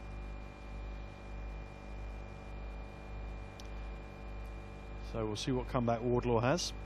A bit straighter and just a compact defence. One of the issues Scotland have had for a number of years, Brian, is the lack of a genuine pace bowler. And we saw that a little glimpse of that in those last deliveries there. Not quite quick enough to concern the batsman outside off stump, who's got time to place the gaps and thread it through. Yeah, it's always an issue if you don't have that express pace that really hurries batsmen up at the top. Then once the batsman gets settled, then and gets used to the pace of the wicket and get themselves in, then suddenly batting becomes that little bit easier. It's also you may have a view on this yourself, having played a lot in Ireland, and I know our producer has watched decades of cricket back in Scotland, but you get the sense sometimes that the pitches offer quite a lot to medium fast, and that the bowlers can. Yeah, that's an LBW shower, and that's gone. That's the first wicket. Wardlaw gets his revenge for those back-to-back boundaries, gets his man, and with a score on 11, the first wicket goes down. Well, that's exactly what Scotland wanted and needed. They certainly needed to try and get a wicket in this spell before lunch, and again, Wardlaw bowling nice and straight. Let's have a look at this one here. It certainly looked adjacent in real time. John Anderson not really getting very far forward, not quite getting outside the line of off stump. It looked like it moved in slightly and then held its line. So another look at that. It was slightly statuesque there, wasn't it? It just caught between coming forward and hanging back. Yes, and obviously John Anderson having hit those 2 boundaries in the over and looking a little bit more comfortable at the crease, he'll be very disappointed with that. But that was a very good comeback from Ian Wardlaw. So I'm looking forward to seeing Andrew Pointer play. He's a very exciting player, and when he's in the mood, the bowlers or the fielders can find themselves chasing some leather. Yeah, he's had a very good domestic season, and he's possibly, you know, along with Paul Sterling, one of the cleanest strikers of the ball in the Irish setup. And again, what Scotland will want to do is make sure that they don't give him a chance to settle. They get in about him quite early. Just seeing his career record on the screen there, you'll see that in ODI cricket at least he hasn't quite gone on and made the scores perhaps that he'd expect to.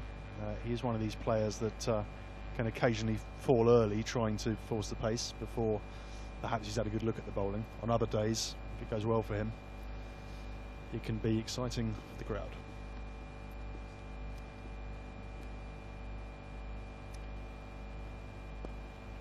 It's nicely played through mid-wicket. That'll go out towards the boundary. Just pulled up, but I think they come back for 3. Yeah, Josh Davey just losing his line a little bit and drifting down onto the leg side there, and Andrew Balbirnie pushing that into the vacant gap there at mid-wicket. It's interesting, Scotland had just made a field change just before that ball, and it brought a man almost very straight for Andrew Balbirnie, and that left that mid-wicket area vacant, and I see that they've pushed him back for Andrew Pointer. Going back to my points about medium fast bowlers perhaps getting a lot of assistance from wickets in Northern Europe, and then going to other parts of the world where maybe the tracks are a bit flatter, they're not getting the same levels of lateral movement and getting a little bit exposed. Well, it's certainly going to be a big challenge for both sides in the conditions that they'll face, particularly in Australia.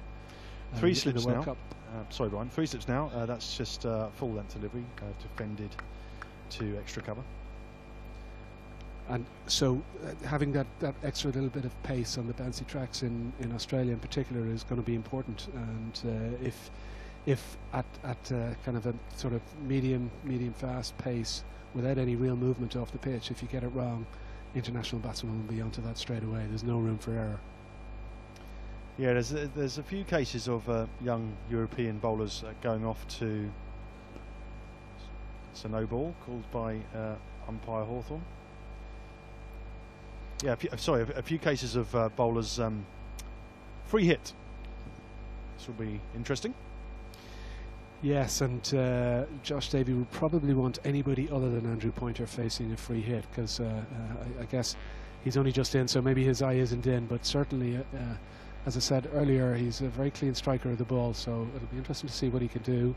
Obviously, Scotland have to persist with the field that they had, which means they've got 3 slips in place for this free hit, and Josh Davey has very little protection where he might need it. I'm going to go over mid-on. Nope. Wide ball. So you can't get away with it by doing that. Yeah, well, it's a good try. It certainly it's one way of stopping him from hitting the ball, but obviously Andrew Pointer gets a second chance on this one.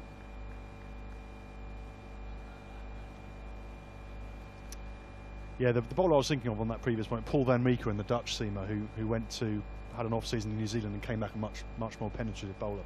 So Davey again, still on the free hit. That's high and handsome. But I was wrong. It went through the covers. Yeah, and there you see what I was talking about in terms of the clean strike. Andrew Pointer really can hit the ball very well, and that's a perfect example of that. Just launches through it, and very clean strike. Not sure you want to bowl a length ball on a free hit though, but maybe it's an attempted Yorker. Either way, brought up the first 6 of the Irish innings, and it's only the second of the game, I think. Davey again. And that's turned nicely off his hip. Think about 2 actually, because he played that with soft hands, but no, settled for the 1 in the end. Yeah, I think it's a sensible decision, and unfortunately for Josh Davey, this is kind of somewhat spoiled what had been a very, very good spell up to that. Just overstepping on the line, put himself under pressure, pushes the next one a little bit wide, trying to prevent the big hit on the free hit, and then bowling, as you say, just kind of missing the Yorker length, and it's just presenting a full delivery which Andrew Pointer could hit through.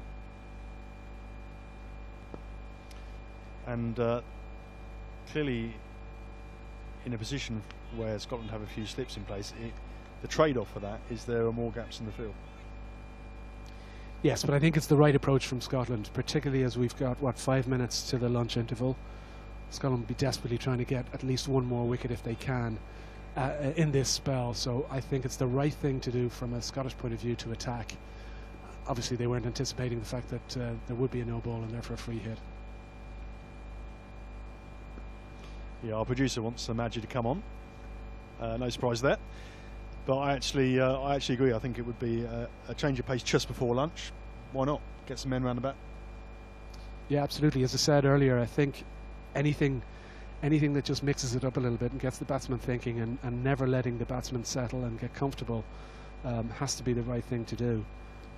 But it looks as if they're certainly going to persist with Ian Wardlaw, and depending on how long this over takes, this could well be the last over before lunch.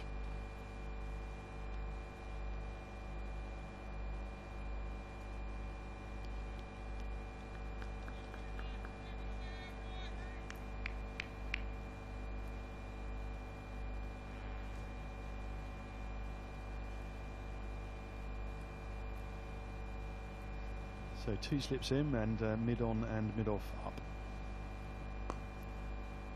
Just defended and fielded off his own bowling by Wardlaw, who some people think was unfortunate to be released by Yorkshire. Very difficult for players, isn't it, when they play a couple of years, they don't do anything wrong really, but the counties obviously pressure on them to trim their wage bills, and unfortunately some players that go into the county system get spat out the other end. And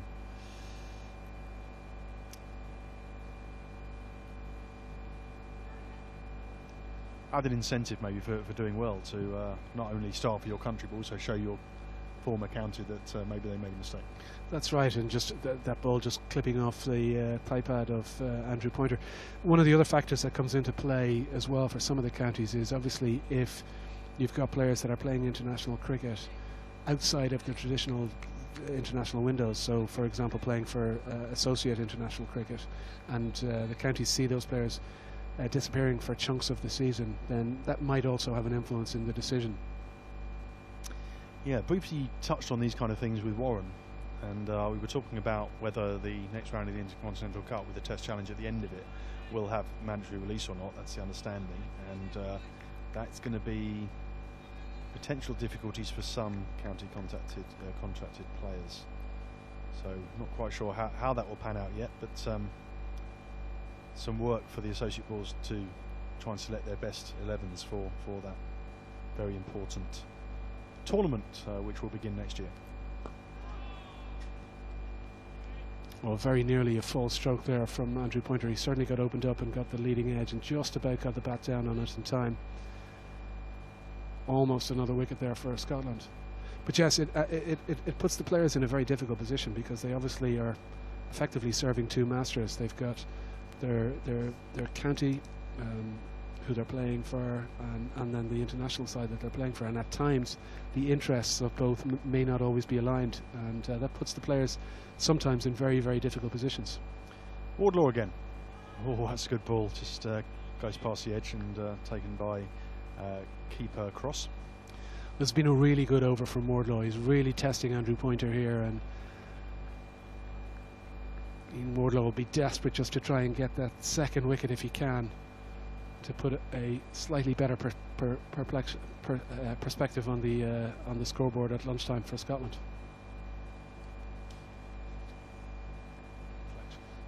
Easy for you to say. Okay, Wardlaw again, and this time it's just an angled bat, just backward point. Good, quick, decisive call, and I think that is probably all we're going to have before lunch. Yes, indeed. The umpires have called lunch at the end of that over. So 29 for 1. 8 overs gone, chasing 172. And that's the lunch interval. And now we'll take a quick look at our producer Mike Stanger, who talked to the coaches before the game began. Grant, you've just come back from a match against Lancashire, second 11, and you've been there before, haven't you? Yeah, I have. Yeah, it was nice to play in a beautiful ground down there for one, and really good to give our younger boys some more three-day cricket, which is just the learning ground for quality cricket. So yeah, I played at Fleetwood, and really enjoyable to catch up with some old friends down there too. Okay, what did you learn from this particular match down in Lancashire? I think it's not only the last match, but it's been the last month of just coming together for us, building up to what is an important series for us this week.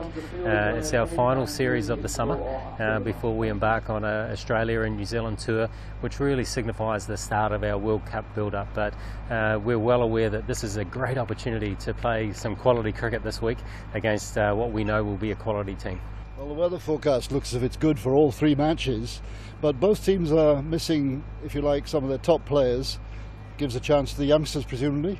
Absolutely, it'll test the depth of both teams, but for us, before the World Cup, we've got 15 games, including these ones, as a build-up towards what will be Game 1 in the World Cup. So, of course, the World Cup is primarily in our sights, but we're just looking to also build our all-around skills and just looking to come together and keep playing some quality cricket. Keep improving is our motto.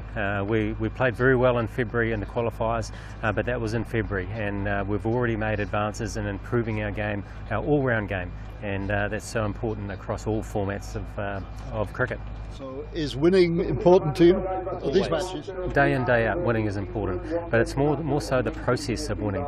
Yes, winning is important on the scoreboard, but the process of winning daily, and that's just making good decisions and just continually improving. And it's what winning looks like for us, and the process of winning that is important. I've been hugely impressed with the way we've come out of a tough New Zealand A series. They were a very good side, and we were soundly beaten in one game. But also there was good signs from our boys in a couple of games too. So we've been able to come out of that game with a nice week of training, and also most of our boys were involved in the Blackpool game last week too. So we've had a good 2 weeks now to reflect on that series, and we're looking forward to stepping it up a gear perhaps for this series here in Malahide. Right, Phil, you've been through 2 big World Cups already, and we're working up to the third one for you. What are your plans this time? Well, the plans are, it's a long way out from planning point of view, and we've tried to make sure that we start with these 3 games and make sure we start trying to play cricket as we would like to. We're missing quite a few of our players, but the guys here know that they're looking for places on the flight at the end of January, so they will be looking to put their best foot forward. Well, you've got I think 5 ODI debutants and 1 who hasn't played any international cricket for Ireland. Is this going to be a very experimental team that you're fielding here? No, I mean, all the guys have worked their way into the team, and most of the guys would be in the senior squad at some point in time before. So it's not really an experiment. It's just a case of how it's panned out because of the county players, and we have to live with that. They know that they're giving themselves a chance here to go to World Cup, so it'll be good to see what they give. but it certainly indicates the depth of Irish cricket to the outside world, I would guess. And how important is victory in this series to you? Well, victory is always important. We don't play for anything else. We play to win, and at the end of the day, we try and do all the things that we need to do to win every game we go into. Whether it's Scotland, whether it's India at the top of the table, we play the same way, and that's what we're trying to get into the younger guys. As you say, there's 5 of them who haven't really seen this form of cricket, so we're trying to get that into their head that it's about the win.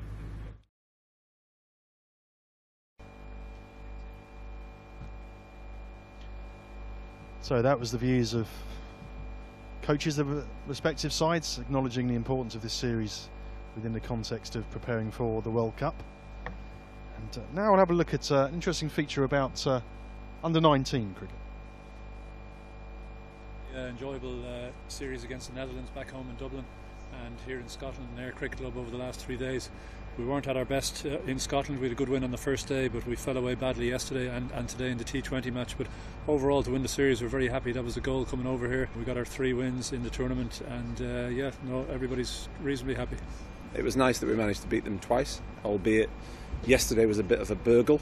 They needed 8 to win, I think, with 3 wickets left, and we managed to take the 3 wickets for 1 run. But then today was a proper performance, a really good all-round performance. To bowl any team out in T20 for 86 is a really good effort, and we chased it pretty efficiently. I think something like this is all about developing players and trying to get those players through the underage setup and into the senior squad eventually. A lot of guys who've been through this before, like Andrew Balbirnie, George Dockrell, Paul Sterling, they've all come up through the underage ranks. They've all played in under-19 World Cups, and now we're starting to see them filter into the senior national team. And I suppose that's the whole objective of this as a development programme, to give these boys an opportunity to play against each other at a high level and hopefully feed into the senior national team at some stage. Playing against different bowlers and different sides definitely kind of gives you more experience as you go from there, and then playing in different conditions I think is massively important. I think it's a very important stepping stone, but I think in the past we've probably been guilty of pushing players on too quickly from the under-19s into the full setup. I think there's guys, sometimes it's viewed as the end of the sort of development phase, whereas for me it's just at the very beginning. The next stage from the under-19s is into the development 11, hopefully into the Pro Series, one of the Pro Series squads for some of the guys, and then into the A team, and then into the international team. And I think there's stages involved in that, and it takes a wee bit of time. I'd like to in the next few years play for Scotland's senior team and see how far I can get with there, but beyond that is kind of up to how hard I work in the next few years. Train hard and enjoy it, that's the main thing, because when you do train hard, the rewards pay off.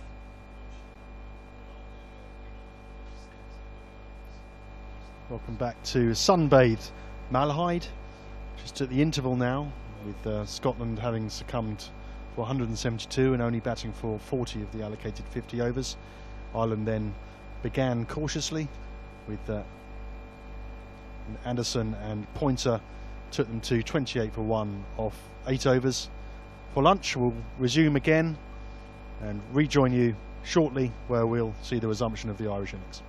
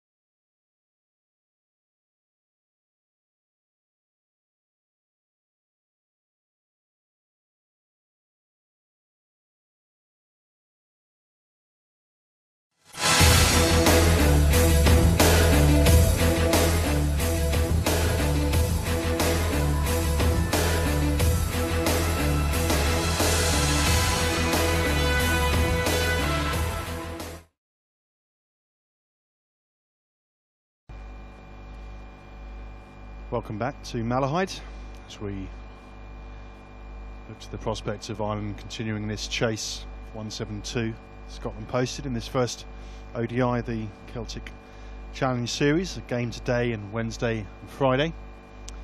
Ireland made a good start, in particular the debutant, the Sussex bowler, Young, made a 5 for on debut, so day for him to remember certainly.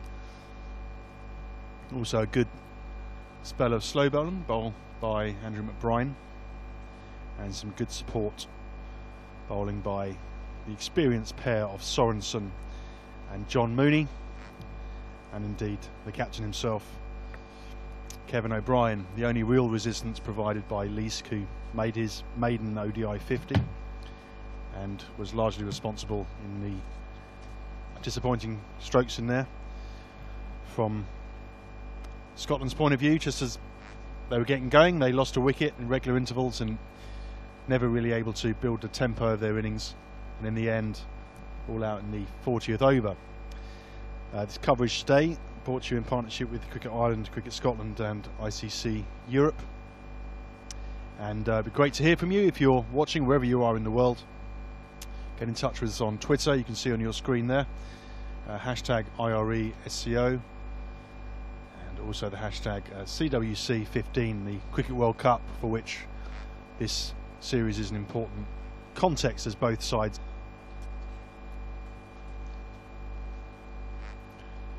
So we're going to have a look at the first wicket that fell for Ireland.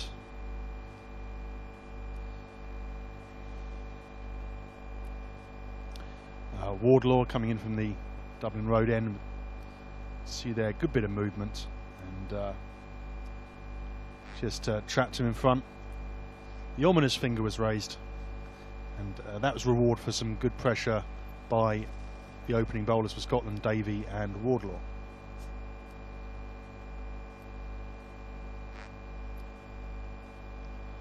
That brought Andrew Pointer to the crease, who's a very exciting player, and indeed when he got the opportunity on a free hit, opened his arms and hit the first 6 of the Ireland innings. They were actually only scored a 4 or so off the first 5 or 6 overs, but had a little bit of acceleration as we approached lunch, and it's a fairly modest total set by Scotland of 172.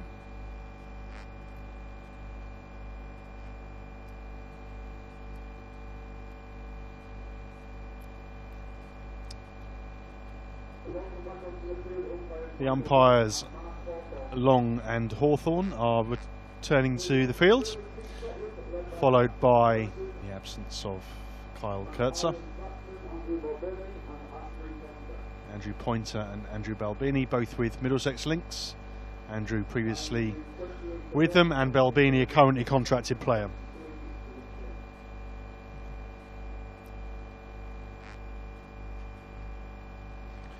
Complement each other quite well, this two. Balbini quite a technically correct player. Pointer, known within the Irish League certainly as a very expansive player. When in the mood, can really take an attack apart.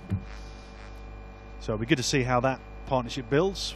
From Scotland's point of view, they'll need to take wickets regularly to ensure that they keep pressure on to defend 172.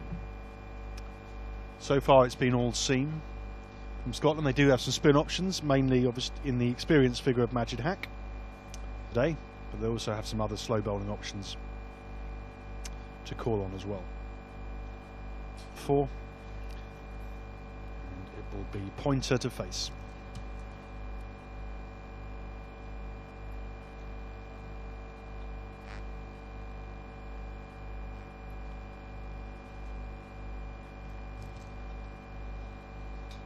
And our producer will be delighted that Majid Haq is going to start from the castle end.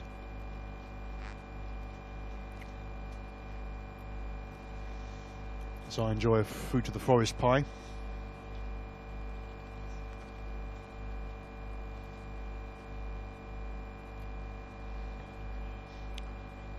Majid Haq, very experienced, one of the most experienced players within this Scotland squad. one of the few associate spin bowlers to have taken over 50 ODI wickets.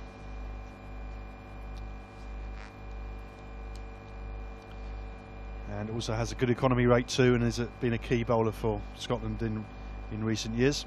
He's in now. Bit of air, a bit of flight on his first ball. That's just played out towards long on by Pointer, who jogs through for a single.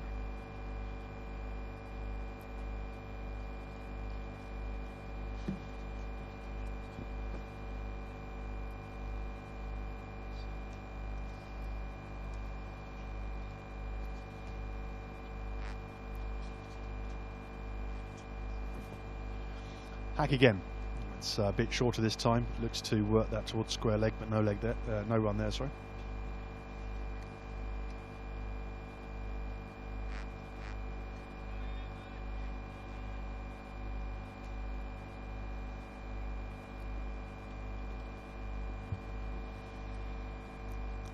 So Hack again. He's got a man on the drive on the onside. That's well placed though by Pointer. Sorry, Balbini.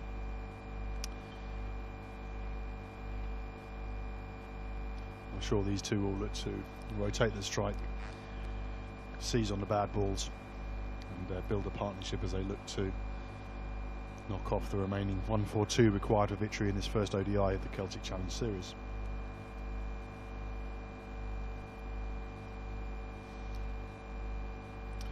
So Mompson looking to a bit of pressure here. They've got the man on the drive on the onside, also a slip in place now. The only way I think Scotland are going to win this is taking regular wickets.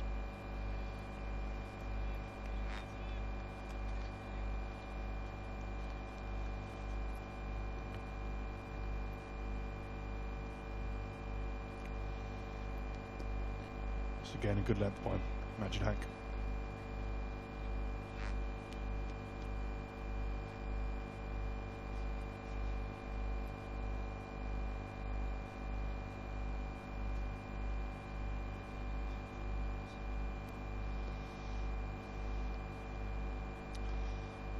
Pointer just playing out the end of that over with a forward press. So a good first over by Majid Hack, and we'll see who comes on from the Dublin Road end.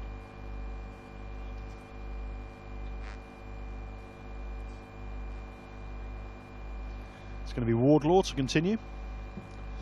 He got the first wicket as we saw for that replay. That's a good strike rate for Scotland, and they'll be looking for him to apply more pressure here by snaring a few Irish wickets. He has two slips in place, mid on, mid off, extra cover, point third man. In past umpire long now, and that's nicely played, but straight to mid on.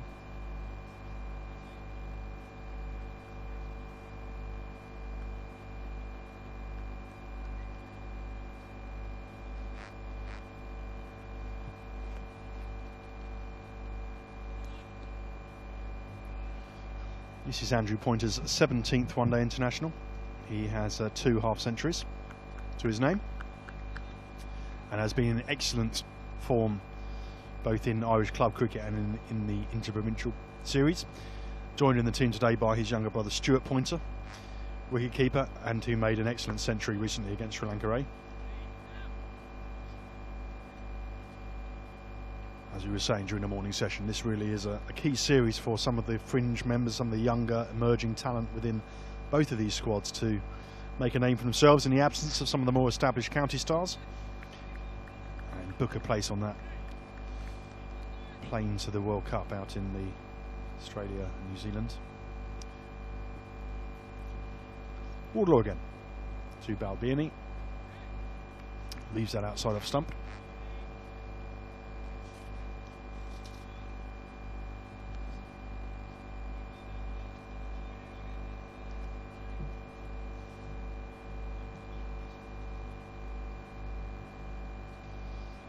Albini wearing one of those modern style helmets by Taylor of England, also sports one of those. And again, that's left outside off stump.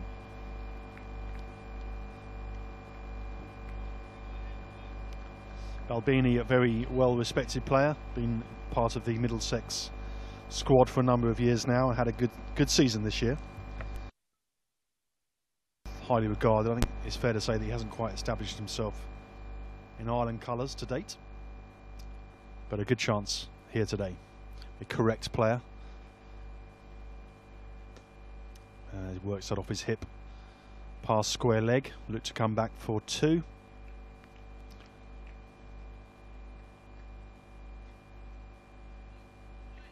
Takes his score to 7.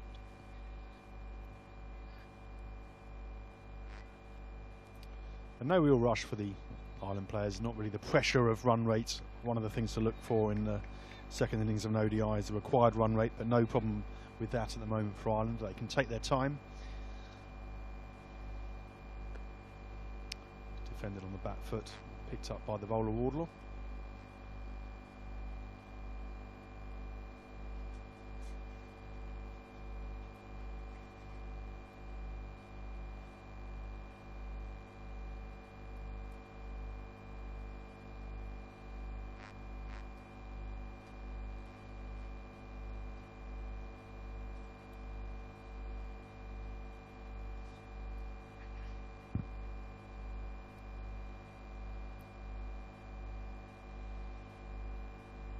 Could almost say this batting pair is a balance of power, pointer, and precision from Balbini. Two different styles of play, could well complement each other well. So they've got the threat of Magic Hack, very canny bowler, very experienced too, of course. Been the premium spin option for Scotland for many years.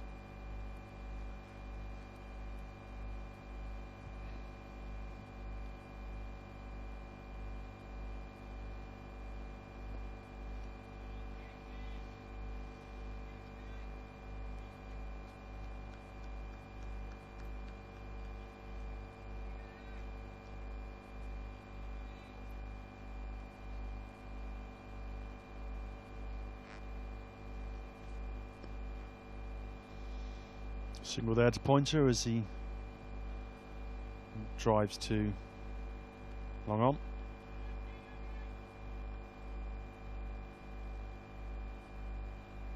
So as I said, it'd be great to hear from you if you're a supporter of either of these two teams or indeed a neutral, just interested in how this series plays out. Get in touch with us via Twitter. Attempt to answer your question on air. You may have a strong view about which of these emerging players deserves to claim the berth in the squads for the World Cup, or indeed how these two teams will fare at the Sports Showcase event.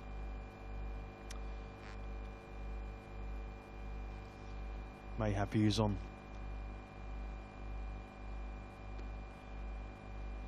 what Warren Dutram was saying. A fascinating spell with him before the interval.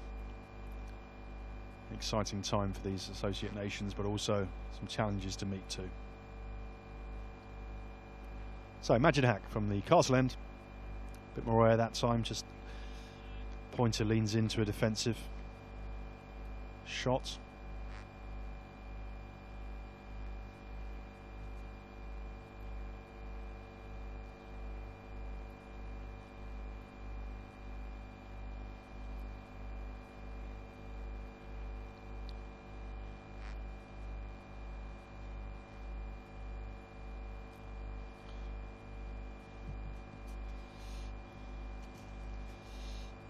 Majid again, just a careful, watchful defensive shot by Pointer.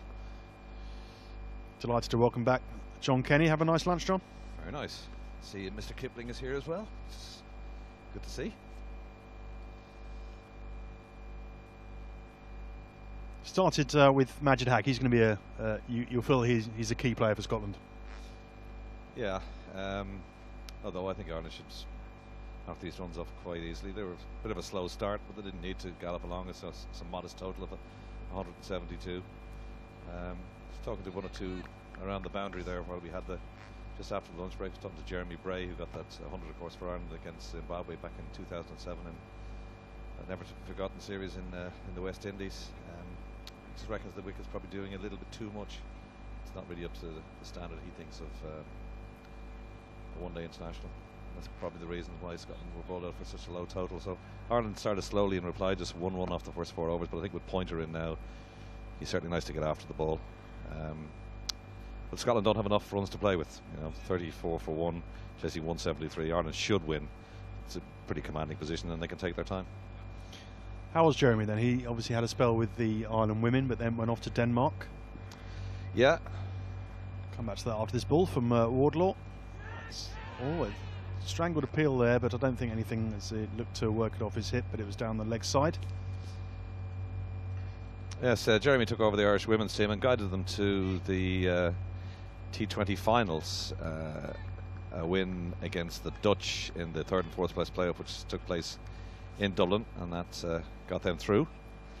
But he's since given up that position. Trent Johnson taking that over. But Jeremy's back playing a bit of domestic cricket. Seems to be enjoying it. Nurdling a few. He used to be strong square of the wicket, as I remember. Very strong square of the wicket, yeah. Like to get up on his toes and crack it square. Fantastic innings against Zimbabwe. Really took it on really after that, I mean, he was an opening batsman for Ireland for a long spell, but never really got to those heady heights really after that, good, strong, steady servant for Ireland and in the new dawn after 2007, but never really cracked on from that innings. So Wardlaw in again. It's a short, and that's a powerful pulled shot just behind square, and he saw that one early, picked up the length and cracked it away. Yeah, got what it deserved as well. Rank long hop. Nice shot. A gift. Perhaps Wardlaw hasn't quite got the pace to frighten players with short pitch deliveries unless well disguised. Yeah, it was a nice shot.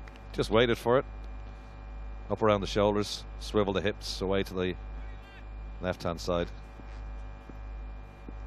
Nice easy 4. See if this one's a bit more pitched up. That's just back of a length, but again a bit too straight, and we'll look for 2 here but settle for 1.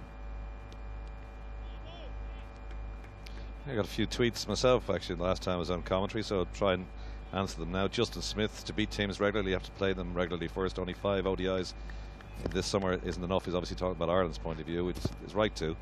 Ireland haven't had enough games, and we are building up to a World Cup. The greatest respect to Scotland, Ireland could do with, maybe Scotland themselves of course, could do with better top class oppositions to play associate nations to get them ready for the World Cup next year. Ireland go to an academy, so we're Scotland very shortly to build up for that World Cup. Yeah, it's something discussed with Warren when Warren Dutram was on with me, and he acknowledged that it is a challenge to get those big games in the calendar. Obviously Ireland are hosting both England and Australia next year, but they need to fill the gaps in between those with a competitive schedule. One suggestion from Ross J80: it's the only way they'll improve. Surely you could get a tri-series game, Ireland, Scotland and England. It's a thought. Yeah, good suggestion. Might be some challenges to that because England have a crazy schedule coming up in 2015, but hopefully the ECB will acknowledge their role in developing sport on the continent more generally.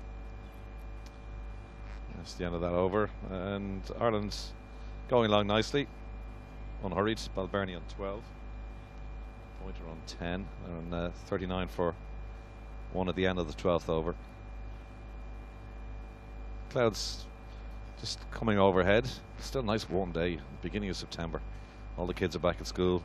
That's the reason we have decent weather. They're all looking out the window thinking, oh, why wasn't it like this in the summer? Although we didn't have a bad summer here, we can't really complain. August was a bit wet, but well, we're being a bit presumptuous. Maybe their parents took them off to warmer climes. Doubt that. Doubt that. Well, the weather's set fair. You can see lovely ground here, Malahide.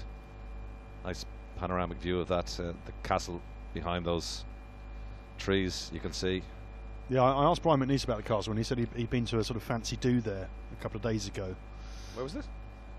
I'm not sure. In the castle? At the castle, Sorry, yes. So he obviously moves in elevated circles as Majid Hat continues, and it's just punched off the back foot, but straight to mid wicket there. He bowls a bit like Kyle McCallan, actually. You should watch the action, kind of a stop-start action off a couple of paces. Yeah, well, Kyle developed that kind of stopping within the, as Robert Croft and a few others did. Bit too much width that time though, and that allows. It's not going to go for 4 though. I think they'll come back for 2. Yeah, a nice easy 2 for Balbirnie. He'll be a good foil for Pointer at the other end. Yeah, I was just talking about their contrasting styles and potentially being a good mix. Pointer hasn't scored that heavily in one-day internationals, just 200 runs. Yeah, I was looking just average of 20. Yeah, just 2 half centuries on his day. Very destructive player. I think in pretty good domestic form. Yeah, I think he's just due a big innings, and he's got time here, as we mentioned. And himself and Balbirnie can just stick around, take the 1s and 2s, and just get a bit of practice in. That's a lovely shot by Pointer. Picked up the length early and just bisected those 2 fielders. Yeah, down on 1 knee, swept it down to fine leg, into those clutch of supporters away to our left-hand side. Nice shot, nicely controlled. Here it is again, just down on that 1 knee, just paddle the ball around the corner. Nobody down there. Dissected those 2 fielders, as you said, Tim. Yeah, I think the only risk with that shot is potentially a bit more bounce than you're expecting in a top edge, but very controlled in that instance. And Hack will be looking to possibly draw his line in a little bit here, as he does. But well played actually, and well run. Well, the good thing about that previous shot, Tim, is the fact that he actually got down to the pitch of the ball and got over the top of it. So when he was able to sweep around, there was no chance of that hooking in the air at all. It was just a beautifully controlled shot. So a bit more momentum now for Ireland. As you say, we expected that with Pointer at the crease, not a player to get bogged down. In Scotland, I think it's important that they make it difficult for Ireland here. I mean, as you say, Ireland, you'd assume, would win from this position, but Scotland, for their own confidence, and they want a reasonably new coach, of course, and they'll want to show that they're going to make Ireland work for it. Hard to see. We go down. It's still only 125 and 9 wickets standing. They really want the ball out of their skin, and you've got 2 top-class batsmen out there in Balbirnie and Pointer. Pointer domestically has had a great summer. Just wants to improve his run ratio, I suppose, for Ireland, and this is the ideal opportunity to change bowling at the Dublin Road end. Yeah, Safian Sharif, who batted well as part of that 50 partnership for the 8th wicket, along with Leask. So if he can produce a good performance with the ball, he can be satisfied with his personal performance, even if the team doesn't get over the line. He's in now a measured run-up. Does have a little bit of pace. Has interested a few counties this season. Has had a few trials. He's a big tall bowler, isn't he? Should be able to generate a bit of pace from that kind of height. Yeah, I think he's one of those players that if he finds a good rhythm, he maybe finds another yard and can be a dangerous prospect. But along with Wardlaw, he's one of those players where potentially getting wickets, but the economy rate can sometimes be an issue. We'll see how he goes today. He's in short of length and just defended back down the track. That's the beauty, though, really, isn't it? Chasing a small target, you can just take your time, just wait for the bad ball.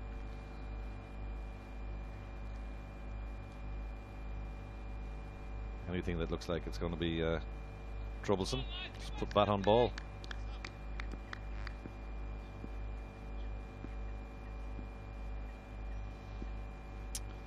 Sharif again looking for an early inroad after the interval. Scotland, they need a quick wicket, really, don't they? Get the backs up, get all the fielders Absolutely. clapping, build some pressure on a new batsman. It's going to be difficult if this pair just rotate the strike and make it look simple, but heads might go down. Yeah, well, you can see, you saw it in the previous over but 1 here from this the Dublin Road end, when Balbirnie just stood there and waited and waited and waited. He got the bad ball, tonked it for 4. That's all he's got to do.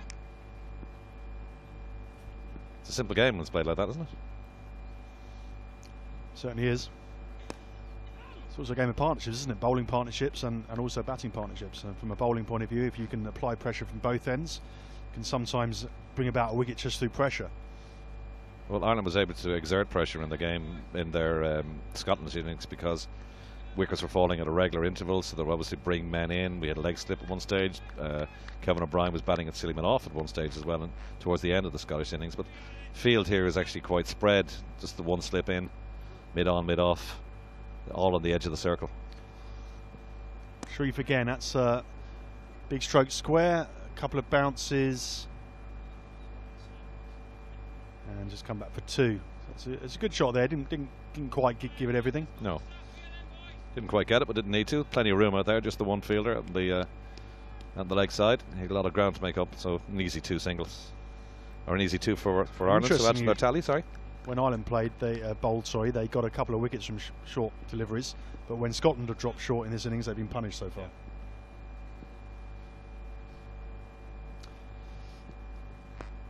It's a better length.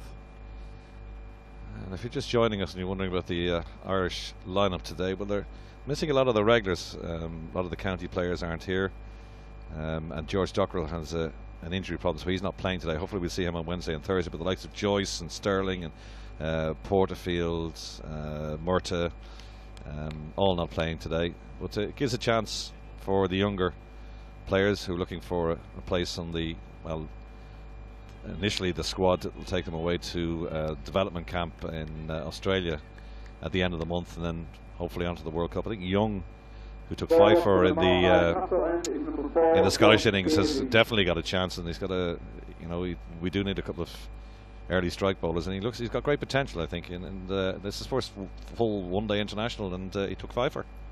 Yeah, very well timed performance, wasn't it? I think my understanding is that the squad is being looked at on Wednesday evening. So a great time to put in that type of performance on your debut, and not only take the wickets but bowl with hostility, a good carry and some good pace as well.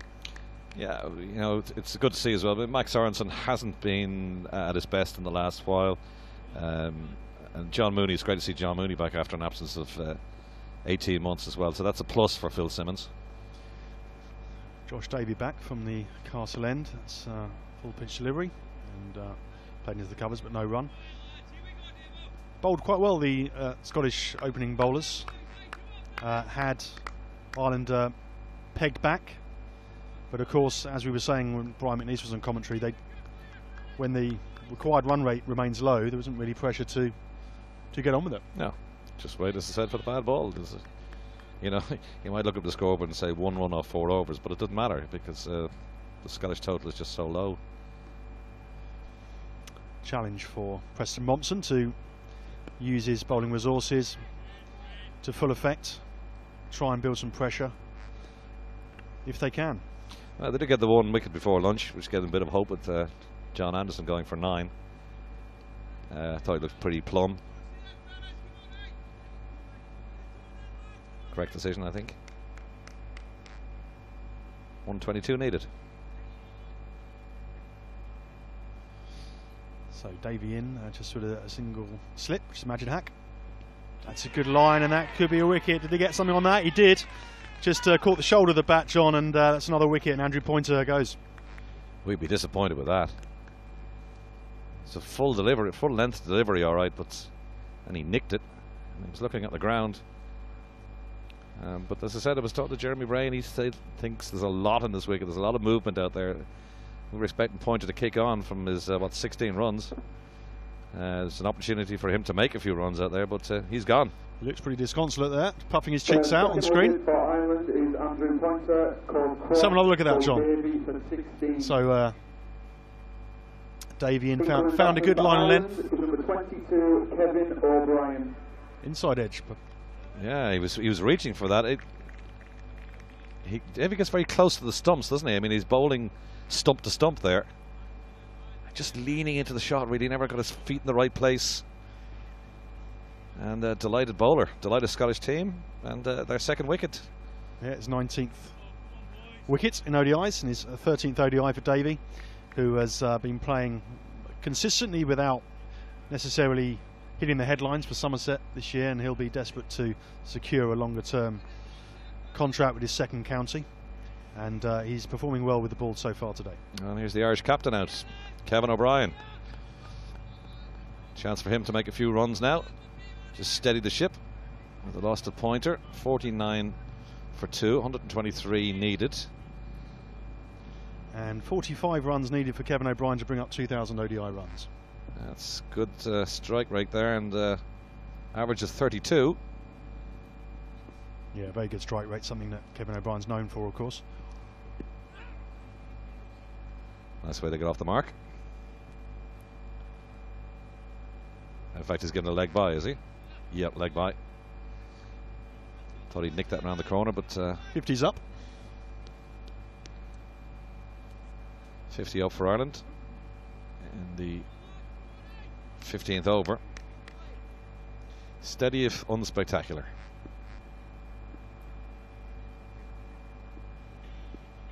So Davey will be looking to back that wicket up with another, because they will need wickets regularly to build pressure. That's short. Ooh, that could be the no ball, that.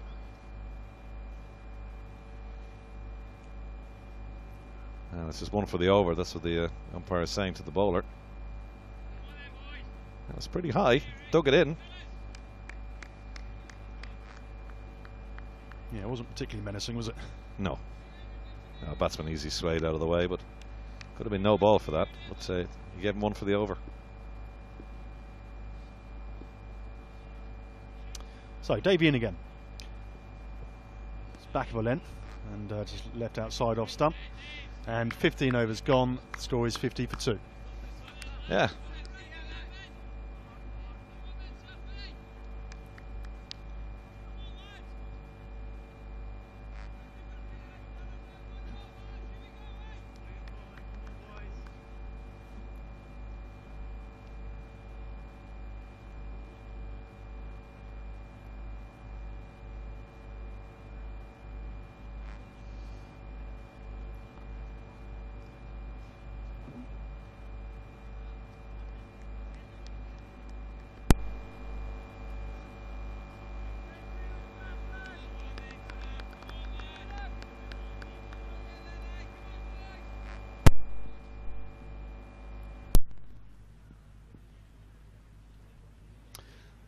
Sharif again, and that's slightly inside edge to that drive.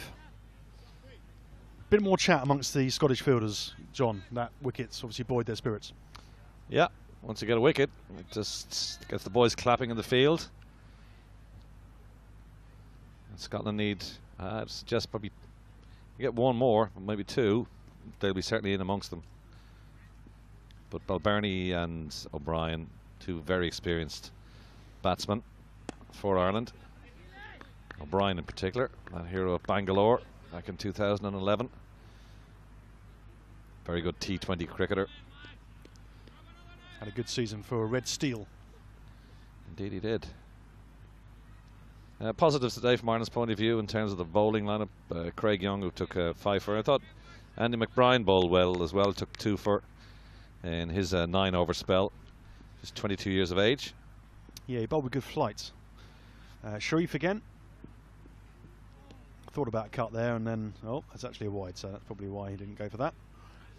Yeah, I think the challenge for Scotland here, John, is that when they played New Zealand A, which is a very strong New Zealand A squad, but the bowling did look a little bit light, didn't have that penetration. I'm sure these players will be looking to show the new coach Grant Bradburn that they can get good players out with penetrative bowling.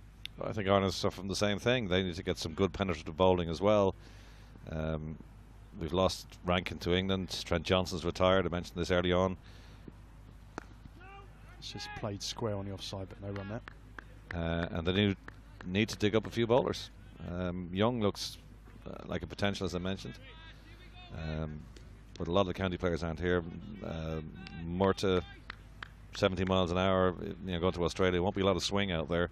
And he is a swing bowler, so he could be found out if he's part of the touring party come World Cup time in February and March of next year. Ireland need to find some bowlers. That's a strong shot square. And he's just slapped that really pretty bowler there. I'm just going to hit it. Pretty dismissive. It's a lovely shot, isn't it? Just rock back on his heels, O'Brien. And just cracked that away for 4. It was there to be hit, all right. But a lovely shot, just leant back, whack. A little bit of swagger in it as well, wasn't Yeah. it? Which he deserves after the season he's had. So Shreve will be looking to make a comeback. In this delivery, that's full length, quite well fielded, close in on the onside. Just met his dad inside, Ginger, who's here with his wife. They're always obviously here at Irish Internationals. Ginger, former Irish captain. Sons Niall and Kevin now playing their cricket with Ireland and playing county cricket, and indeed in Kevin's case travelling all around the world to play T20. Captain of the Leinster Lions interprovincial side as well. Got a few stamps in his passport. He certainly has. Okay, a couple of changes to the field here. Looks like Majid Haq's going to come in to kind of a short extra cover.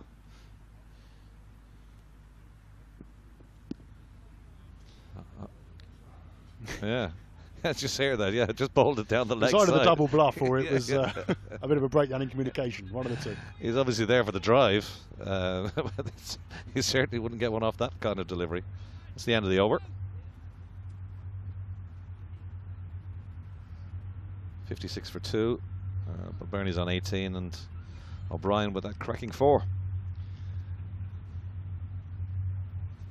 Recent chat with Warren Dutram, and he was saying that in his mind, you know, Kevin O'Brien is obviously a role model cricketer for the Irish, because this is his 78th ODI and he's played over 90% of the entire ODIs that Ireland have ever played, which is partly because, of course, although he's had, quick single there, yeah, easy enough in the end. Oh, might be a little bit painful though. Just hits his toe or his ankle. But Bernie had felt that all right. Hopefully it's not a pull. Maybe it's just the impact of the ball hitting him. So you might have a pause as the physio comes on. But going back to that point about O'Brien, although he's played county cricket, it's generally been on T20 contracts, which are only for a part of the season, and therefore he has remained available for most of the Ireland games. But of course has also made it a good, quite lucrative living across the world for T20 contracts. It's a nice balance. It is a nice balance, and the fact that you mentioned he's played, being available for 90% of the games, there's that incident again, 90% of the games means that Ireland have them pretty much at their disposal. That was a painful knock for Balbirnie. But the fact that he's available, as you say, he has become a role model. That knock he had in India brought him to international status, fastest 50, fastest 100 in World Cup history. Brought him to international status as well. The fact that he's based at home, Railway Union still involved with them, playing for the Leinster Lightning as well, and for the most part plays his cricket at home. It just means he's around, and Ireland are getting full value out of him. He's a potential captain in the future, I think, in waiting. I mean, obviously William Porterfield has taken that role over in the last couple of years, but he's 34 now, so he's not going to be around forever. So Kevin may be the next Irish captain, and he certainly is the man who fills in when Porterfield isn't available like he is today.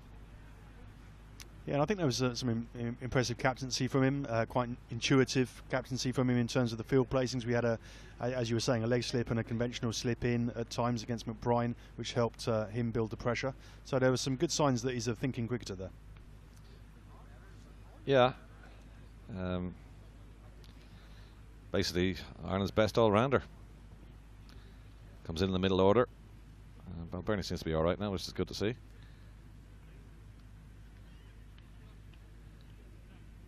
It was one of those unfortunate little injuries, wasn't he? He just went through for the quick single, throw came in, and I think probably just deflected off his ankle or his shin. Which, as long as it wasn't a pull, that's the most important thing. So he can collect his bat off the stumps and resume the innings with Ireland on 57 for 2, chasing 173 for victory in this first of 3 ODIs, all live on Quipu TV today, Wednesday, and on Fridays. Yeah, it's Cricket Ireland TV, important partnership with Cricket Ireland, Cricket Scotland and ICC Europe, made this live streaming possible, and I hope you're enjoying it wherever you are in the world. And if you want to contact John or I by tweet, we'll look to answer your questions or raise any comments you might have. Maybe you have a player that you're particularly championing, or a view on the relative progress of either of these sides. Be good to hear from you.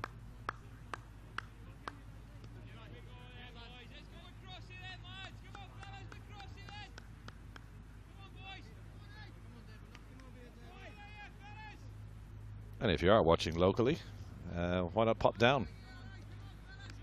See some live cricket. Weather is set fair. Beautiful scenery. And bring us a cake, maybe. Yeah, that'd be nice. I don't see why Agnew should have the monopoly on cakes. In the bits and pieces of TMS I've done over the years, I never got a cake off them at all. In fact, I never got a tie, but they're very strict now. You have to do a test match, and obviously Ireland not being a test playing nation. What, to get a cake or to get a tie? Well, I want the tie, but they won't give me one because you have to have done a test match, and Ireland are not a test playing nation, so I have to wait perhaps till 2020. Yeah, maybe at the end of the test challenge, if all goes to plan. Just chatting with Warren Dutram actually earlier about the prospect of Test cricket for Ireland. Obviously, it's a difficult pathway. It's not, if you like, as simple a route as elevation to full member status, but nevertheless, does give some of these players a prospect of playing Test for their own country rather than perhaps looking to establish Test nations for that route. I got to give a lot of credit to Warren Dutram as a journalist from the outside in at Cricket Ireland. He certainly has transformed Irish cricket over the last 7 years, since 2007. Colin McCallan came home and told him, who was the vice captain at the time of the 2007 Irish cricket team in the West Indies, the team were now ahead of the association and they needed to step up to the mark. There was a player strike actually after that as well, because they weren't getting their full expenses, but everything is settled down now. They got decent sponsors over the last couple of years, and today we're seeing perhaps the fruits of that labour. Yeah, and I think that there's always been good players, haven't there? There have always been good players, but now you get the sense that the structure as well is following suit. Yeah, it'd be difficult to get that test status. I mean, there will be a certain amount of resistance to it, I think, from some of the bigger nations who honestly want to keep their own piece of the pie. It's the end of the over, incidentally. 58 for 2 off 16. Balbirnie on 19, O'Brien on 5. Scotland men 172, Ireland chasing 173 for victory. But you know, they let Zimbabwe in. Zimbabwe just back into the test playing after their long years in the wilderness. You just saw what can be done. Sri Lanka came in, and then not long after they were admitted to World Cricket, basically they went off and won the World Cup, the ODI World Cup, and now they're one of the top 12 years after getting full members. So that's quite quick, and obviously they're one of the top teams now, and the likes of Sangakkara and Jai Warden are some of the all-time greats. Yeah.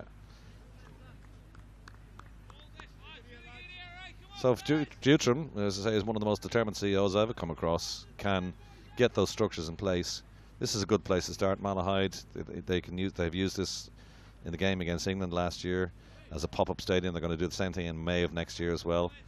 When they come back, it's a fabulous facility, and hopefully they get the structures in place to get test status. Just back of a length and defended out on the offside. So, for my benefit, John, when England are here, how will this look different? Stands all the way around the edge there? Stands are all the way around, yes. On the far side of the ground, we're obviously at the Dublin road end. At the castle side of the ground is where they had the marquees for hospitality, and also that was the media stand as well. But all media tent, I should say. And you can see it now at the far end. See what you can see with the side screen is at the far end. More about that in a second. That's a good ball. It's an LBW shout. Big shout, but nothing from the umpire. Might have been missing leg, but the bowler thinks that was close.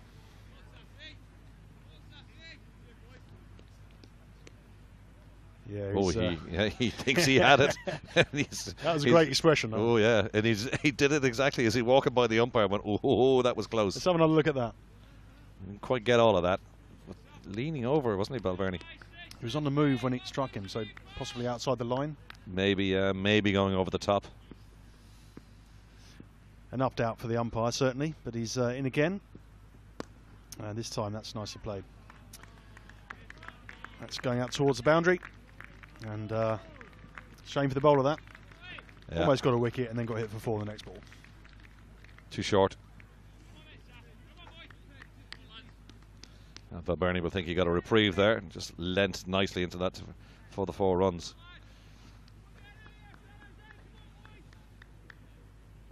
Yeah, nice gift. Nicely played, kept his head still on the point of impact. Good timing.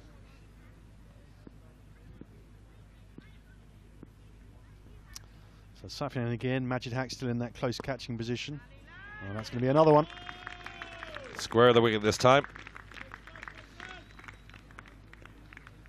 But Bernie making the most of his reprieve there. But if we get a shot then if of the a wide shot of the ground now in a second, we can. Someone will look at this just replay of that. Yeah, that's a gimme really, isn't it? Outside off stump, full ball. All he had to do is lean into that, turn his wrists.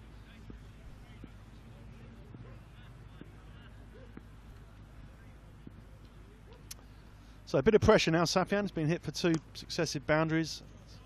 Again, a bit straight, but just a single there. Takes the score to 67 for 2 off 18.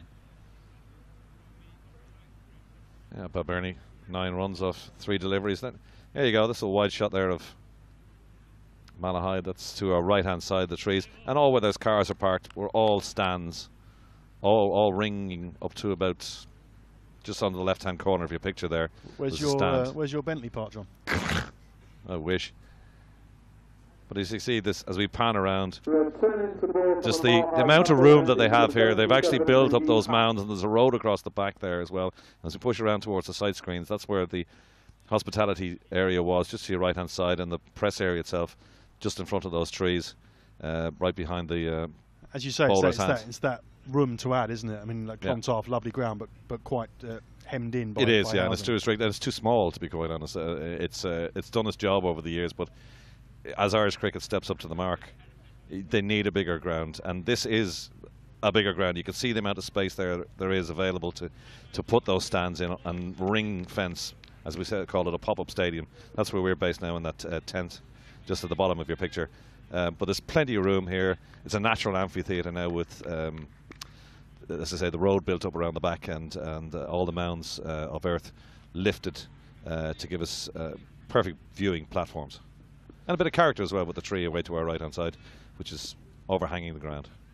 And the banking, and yeah, it's a lovely spot, lovely place to watch cricket. It's Majid Haq in again.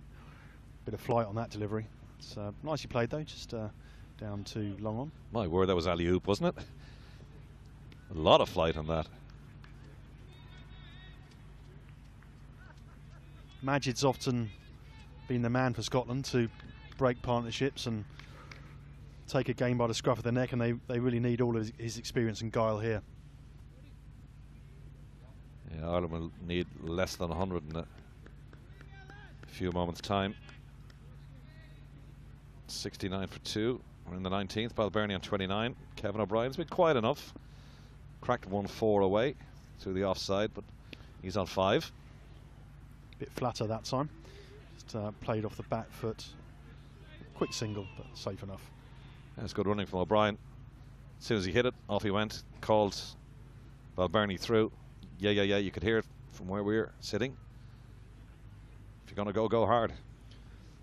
Balbirnie's on 29, which was his total one aggregate in his first 4 ODIs. So good day for him, and showing that the good form that he's been showing for Middlesex this season. That's sweep shot's gone very fine. It's going to be a chase on for the bowler. I'm not sure he's going to win that, John. If he did save that, that was excellent bit of work. Just 2. That's a fair play. Laidlaw just never gave that up, did he? He was right in front of us. We couldn't actually see because the advertising hunter is just in front of us, but saved a certain 4 there. Good fielding. You didn't used to see that 20 years ago from a fast bowler. Nope. I'm sure Devon Malcolm would have done that, for instance. That's better from Haq. Just dot ball. That was the save. And with the small amount of runs to play with, from Scotland's point of view, every run is vital. Yeah, you just saw a replay there of that fielding by Wardlaw. Haq again. And he worked it fine again. Is that going to beat the man? Doesn't. To get a single. Josh Davey saving a run or 2 there. First man out today, Matt. Oh, Josh, was it? Was he the first one out? No, it wasn't. Sorry, my apologies. It was Matt Cross was the first one out today. Yeah. Yeah, Cross, the keeper, on books at Notts.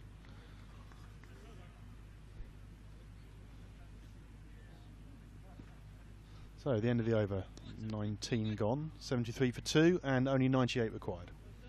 We just give one more plug while we're here to our little get-together on Thursday night in the Sugar Club in Dublin. If anybody's around, 7 o'clock starts. I'm hosting discussion. The likes of Tim will be there. Alan Lewis, chairman of selectors, Irish selectors, and Ger Siggins, the cricket journalist and historian, amongst others who will be discussing the current state of, well, in particular, Irish cricket. And if you haven't seen Batsman yet, the documentary put together in conjunction with Ger Siggins, which has been out on Setanta Sports a fair few times at this stage, actually, features John Mooney quite a lot, and is very clever bit of television work, I thought. But if you haven't seen it, we're going to show that as well. And there's I think there's a free Wisden for everybody who turns up. It's only Yeah, a tenner. A copy of the Night Watchman, which is the Wisden Quarterly, which is a very good read. Yeah, should be a fun event, so it'd be good to see you if you're around and available. Yeah, just check the Sugar Club for details. It's €10 in onto their website where you can buy the tickets, or tickets will be available on the night. So, John, put yourself in Preston Mompson's shoes here. Clearly got a modest total to defend. How do you use your bowling resources? Mixture of pace and spin? Yeah, it's just a mixture of pace and spin, and just try and mix it up. That's the only thing you can do. You can see the field is right on the edge of the circle. There's only 1 or 2 men out, so you just got to try and pressurise all the time. But he can't pressurise too much because he can't give away runs. So he's kind of cut between a rock and a hard place here. There's no slip in. It's just a ring of fielders in the inner circle. We've got a fine leg and one. It's almost like he's just waiting for something to happen at the moment rather than making it happen, but always difficult for a captain under these circumstances, isn't it? Because you're only as good as the bowlers at your disposal, and sometimes you need a slice of luck as well. Yeah, and it's 100 runs required now. 173 is the target Ireland need, but with so few runs to play with, Ireland can just take their time. There's a bit of a change in the field now because you've got a man heading out to the boundary on the offside. Safian again. Oh, that's almost caught and bowled. Stuck out hand, but it was a couple of inches away. Yeah, the ball was past him when I think basically when he stuck the hand out. And that lovely expression of his again. Yeah. Never quite ball to hand. He knows it himself too. It just his momentum carried him past the ball basically. And but Bernie was lucky there. Yeah, as you can see that his action of putting the hand out, the ball had actually passed him. Always difficult when you follow through, of course. No real chance there. So the pads, that was close though. Direct hit, but O'Brien was all action home. in that delivery. Yeah. And the net result was a leg bye.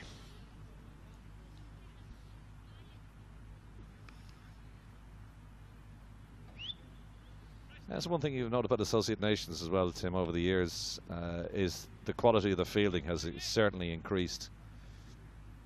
Ireland really concentrated on that initially when they came into the world stage. Was if they're going to get something right outside of the field, outside of the batting and bowling, at least get the fielding right, and they've done that. And you can Scottish fielders out there are on their toes as well and fielding very well. Yeah, we'll come back to an amazing bit of fielding during the New Zealand A game that we covered. Hamish Gardner. We'll come back to that in a second. After 20 over mark in the run chase, Ireland are 74 for 2, 99 runs required from 30 overs. Yeah, did you see that? It's kind of one of those ones where one player knocked it up, the other player didn't cut it. Yeah, I didn't see it. No. Who was the other player in that?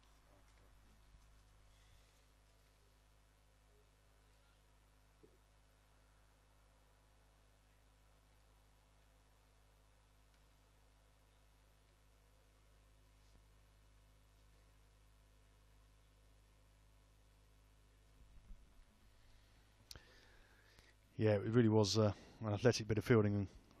on the boundary at Grange, which I must say was not quite the picture that it is here at Malahide. It was cruel skies, shall we say.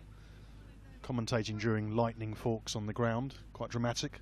Although we had that ourselves a few years ago, John, where we had horizontal hail against Pakistan. Yep. 4 seasons in 1 day, that's what they call it. Sounds like a song.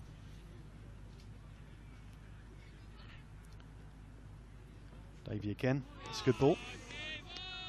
Just, he throws his head back in anguish there, didn't he? That was close. He's tempted the drive, didn't it? But Bernie's taken the vast majority of the batting so far. 64 deliveries for his 32.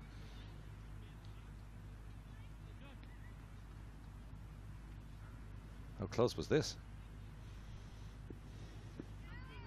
I think one of the benefits of Davies, he gets very close to the stumps in his delivery, which makes the line quite difficult to play if he can get the length right. Yeah, he's very close. We mentioned that already. He is very close to the stumps.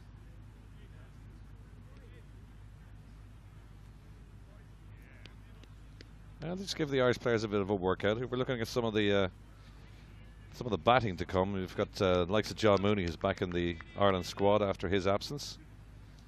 McBride, Pointer, Sorensen, Thompson, Young, and the experienced Andrew White.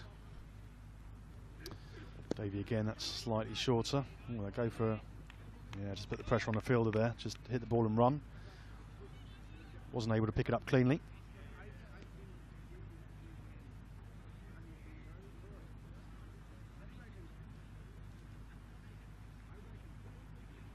Hamish Gardner, that was. Hats on. Well, you can see the vast difference there between some of the inexperienced players and the experienced players in the Irish team. Now, John Mooney, 49 ODIs, Andrew White, 59, but then you got likes of McBride, 1, Pointer, 1, Sorensen, 6. Yeah, it's just a couple of players, as you say, with experience, and the rest are relatively new. Yeah, so Scotland will be thinking, you know, if we get Mooney in here, you know, get him and out White out, maybe they could get in amongst the inexperienced batsmen further down the field, or further down the batting order. So still a little bit of hope for Scotland yet, although they need to get rid of one of these two, and certainly in the likes of O'Brien and Balbirnie, you've got 2 very good batsmen out there, and Scotland will have to work it out to get rid of them. They've got to change the field as well. Somebody got a mid-wicket boundary. Yeah, just a few adjustments. Yeah, you get the feeling, don't you, that it's if these two can bring up the 100, they might just accelerate. It's just turned into the leg side for single. Field is starting to spread now, isn't it? Just basically trying to cut the runs down. More defense rather than offense.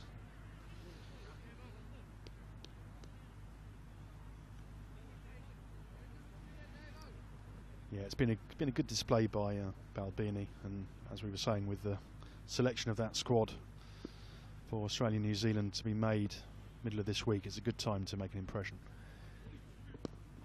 Just turned him around a bit there, but no chance.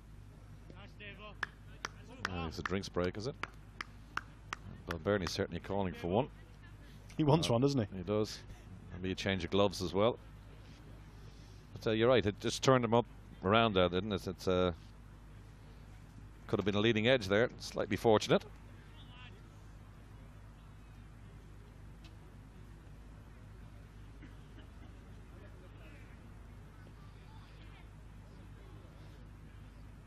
What's the expected crowd then for England's visit next May? How many do you think they would look to get in here? Well, they got in the region of 10,000 last time around. I don't think there's any reason why they shouldn't repeat that dose. We got a good day out last time. Sun was splitting the stones here in Malahide. There's no reason why you shouldn't get it again. It's the old enemy. It doesn't matter what form of sport Ireland play against England, be it rugby, be it soccer, be it cricket. It always brings out the crowd. That's one thing about Irish sports fans. They love an event, and that certainly is one. It's got that inherent drama, isn't it? Even before a ball has been bowled, it's just a wide from Safjan. Yeah, and you also got in the mix. You got Owen Morgan, who's transferred to England. Rankin was thereabouts still. Joyce back in the Ireland green. You know, this, as I said, it could be tiddlywinks and we get a crowd, because Irish people love going to watch Ireland against England in a sporting context, be it at any level of sport. Safyan again, he dances down the pitch there and looks to smash that past mid-off, but finds him. Straight to him, really. Not quite sure whether he was looking to get it to the side of him or over the top. Just get the feeling O'Brien would like to open the shoulders, but he has the responsibility, of course, of captaincy here, and he wants to bring his team home. So I think he's just playing a rather more conservative role than he normally would. He's letting Balbirnie get the runs at the other end. But I just think at one stage there you go, exactly it. He wound up for a big shot there. Exactly, yeah. And slightly fortunate there was no slip in. Maybe it looks like he might be set to change tempo. Yeah, I just think he wants to probably has to push this on now. I think Ireland are set fair, 78 for 2. He's on 8, Balbirnie's on 33, so there's batting to come. No reason to hang around now. Just get on with the game, get on with the winning. Entertain the crowd as well. It's down the leg side, just suffering in this over with his direction, Safyan. Yeah, it's 2 wides in this over. Looks a bit laboured on his run back, doesn't walk back to his crease. Could do with the wicket here, Scotland. Yeah, no doubt. The sun is just peeking through the crowds again. It's good to see. Interesting to see if we see any of the other Scotland slow options, Leask perhaps, or Mompson himself. Looking a little bit one pace with these seamers. That's good feeling again from Michael Leask. It was hit pretty hard at him. He took 2 hands to it, and quickly back to the wicketkeeper, just kind of demonstrating once again what we've been saying. The Associate Nations fielding over the years has improved out of all proportion. Oh, the change in the field now as well. They're just going to move Leask back to the boundary on that offside. Also, going back to your point about fielding, we'll come back to that after this delivery. Safyan's quite full pitched again. That's gone down to third man. Safyan hands on head. Going back to the fielding, if you compare, say, the fielding of these two teams now with, let's say, for instance, Canada, Kenya, or Bermuda 5-6 years ago, it's a different sport, isn't it? Yeah, totally. Apart from that amazing catch by Mr. Leverock, of course, which is a very popular image. The policeman pouching one at second. Yeah, oh, I remember that, yeah, Bermuda, yeah. The I remember, I'll tell you in a second. Safyan again, that's just defending on the back foot and fielded off his own bowling. I was just watching Eddie Burrell in Guyana working the Irish squad. I don't think it was the game against South Africa. We were doing some filming there where they were going to get some Irish bowlers to bowl against me just for a bit of a documentary tease. We sat there for a couple of hours watching them work in the field. My word, he worked them really, really, really hard. They were so exhausted actually coming off the field that they couldn't actually bowl to be. They were that tired. But Burrell instilled in them they have to field well. Yeah, he was quite a strict disciplinarian, I think, but maybe that's what was required at that time of development in Ireland. Well, I don't know if you get a chance. I made a documentary on one series for the RTE, the national station, called "The Heroes of the Caribbean," about the team of 2007. You can find it on the Doc on One site on the RTE site at rte.ie. And he tells the story of arriving to take over Irish cricket with the storage was the boot of his car, and his office was the phone that he was given by John Wright at the time.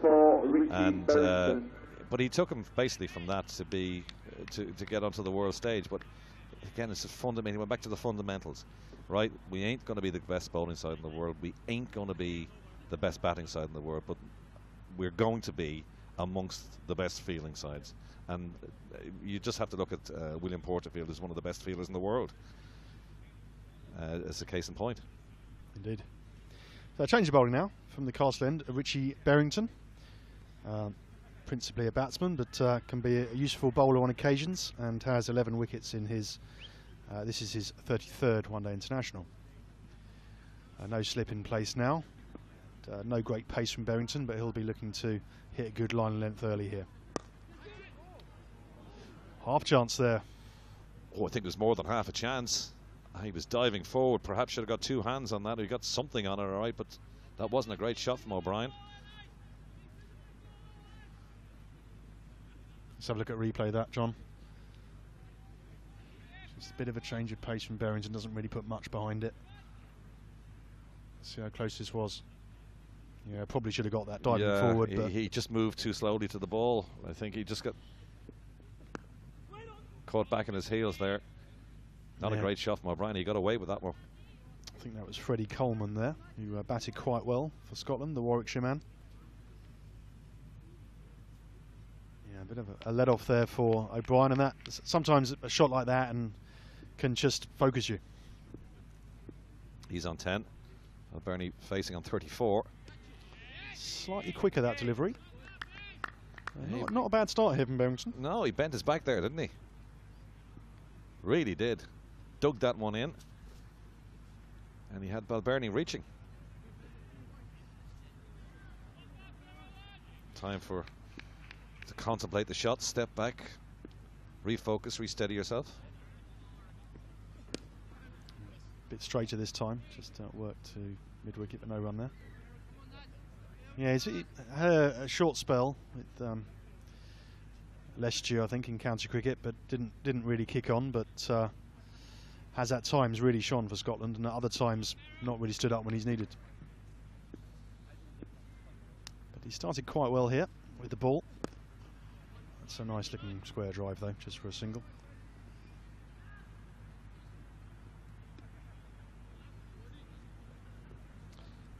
Years old now, or sorry, 23 years old now. Balbirnie will be 24 and a little later in the year, in December. Went to St Andrews Colleges in Dublin and playing for Middlesex. He's come through the ranks of Ireland basically from the 13s right through to 19s. He came down the pitch there, John, and just gave it the hammer over a couple of ounces over the rope. Simple as that. Well, he's only scored, as he mentioned, 29 runs in his first 4 ODIs. He's well past that now, average is 7, and they'd be delighted with that. Good shot. Let's have a look at this. It's actually O'Brien here, I think. And O'Brien, all right. Yeah, we've seen that a lot over the years, haven't we, from O'Brien? Just decides, I'm not going to let you bowl on length to me. Dangerous player.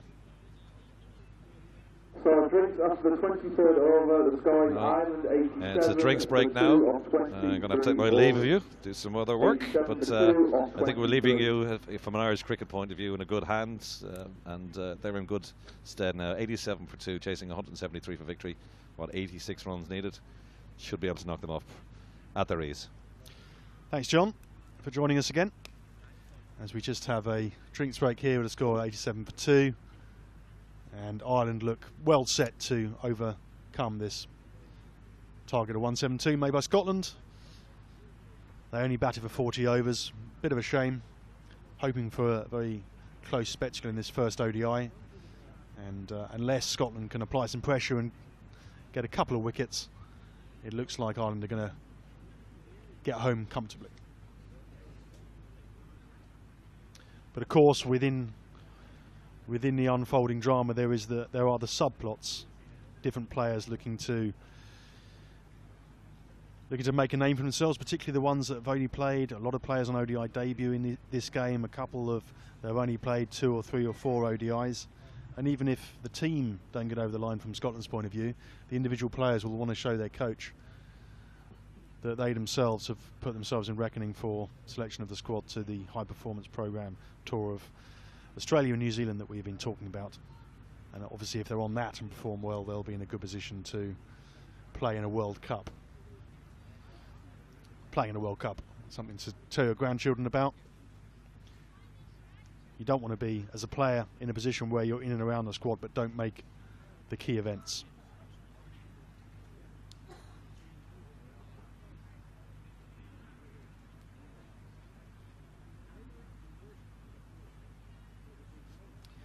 So players taking a little bit of refreshment. Good partnership here, good complement of styles between Balbini and Kevin O'Brien, both of whom have played quite a lot in English county cricket.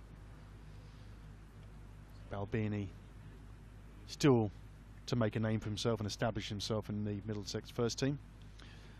Kevin O'Brien tends to tour the world for specialising in the T20 game, where he can use his power and authority and occasionally arrogance to good effect.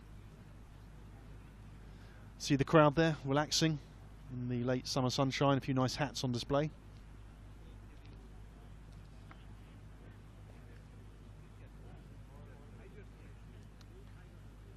This pitch has given a bit more than we thought it might. So there's a little bit of grass covering. Came out before the game started. There was a lot of dew, of course. Wardlaw's going to return from the Dublin road end. And, he's been a player over recent years to make breakthrough for the Scots. He's got a good wicket per game ratio. And Mompson will be hoping and praying that he can make a quick breakthrough here. Often a time when batsmen can be quite vulnerable after a drinks break. Perhaps just lose their focus or concentration momentarily. So the first over after a drinks break represents a good opportunity. So all set to start again. Wardlaw starts at the beginning of his run-up. And he is in now to Balbini, who just defends that square to point, but no run. Only 86 runs required, 27 overs, so on paper it looks like a simple equation, but we know from Scotland's innings that regular wickets can produce pressure, and that's exactly what Scotland need here. Got a little bit too straight there. I think that's might look for two, indeed it does. Balbini comes back for two to take his score on to 37. By far his best performance for Ireland in an ODI. And he's played with composure and a good level of technical ability as well.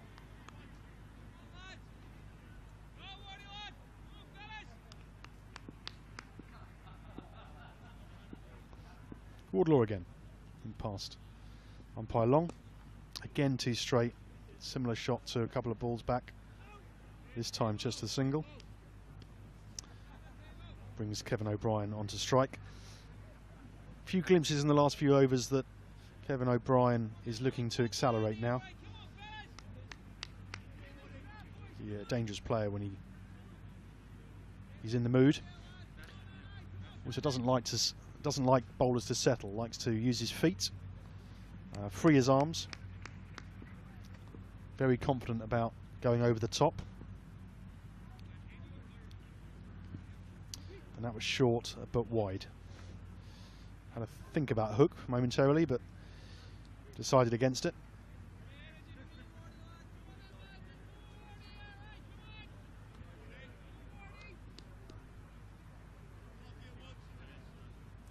I think even if Scotland aren't able to get a few wickets here, they really need to show their coach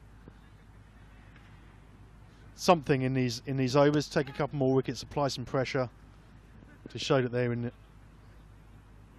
good standing for the series overall.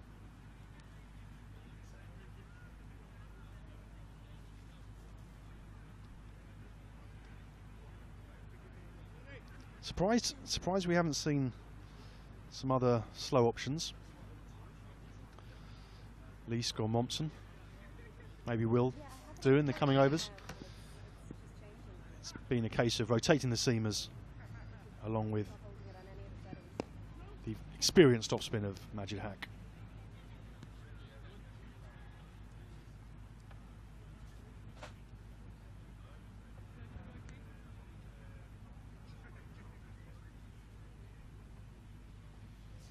So just 92 for 2, Ireland set to bring up the 100.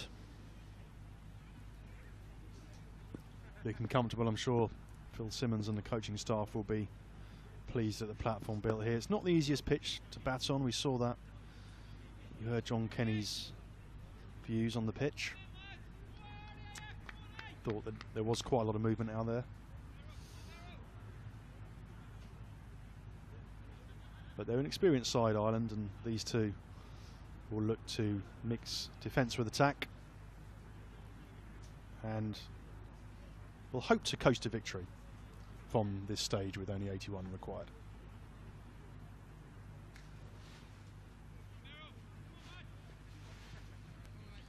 So Berrington's going to continue after a good first over from the castle end. He's changed his pace quite cleverly.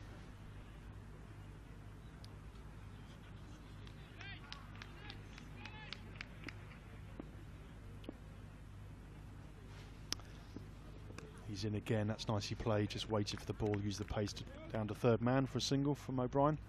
Takes him to, from O'Brien. Brings Albini back onto strike.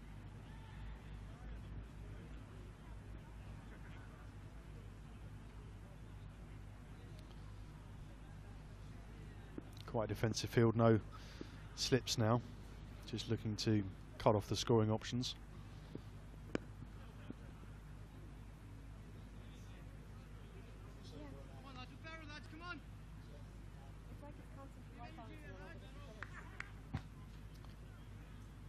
Again, really great to hear from you if you're watching from wherever you are in the world. Maybe tell us where you are, what you think of the game.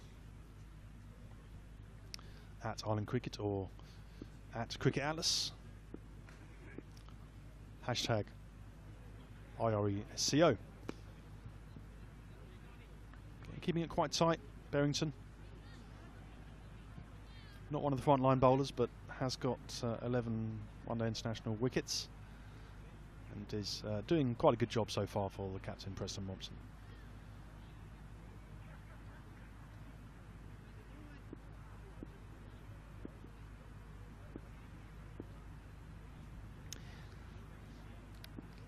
He's in again, nicely driven, but picked up by mid-on. No run there. The sun's peeping out again through the clouds. Much to the enjoyment of the crowd that has started to build now. Around the ground, sitting right by the boundary rope. That's a good ball, bit of lift. In fact, it's gone. It's a strangle down the leg side. Albini, after a good innings, has fallen for 38. Berrington, in his second over, has the breakthrough for his 12th one-day international wicket, and Scotland needed that. Cusp of halfway through the innings.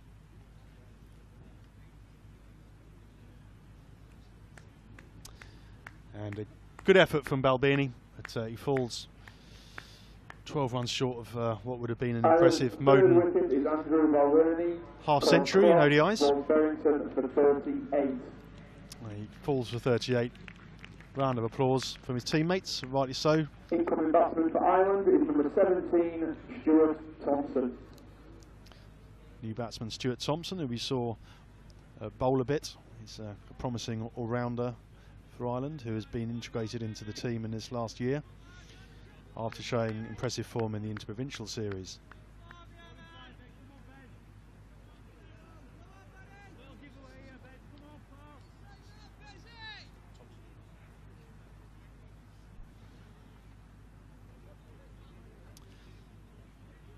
So very timely breakthrough, and Richie Berrington has done the trick.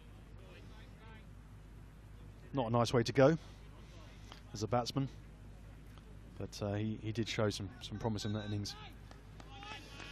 And amazing what a wicket does to the spirits. There's a round of applause, at least close to me here in the commentary position, encouraging his teammates, and we have a slip back in the form of Majid Haq.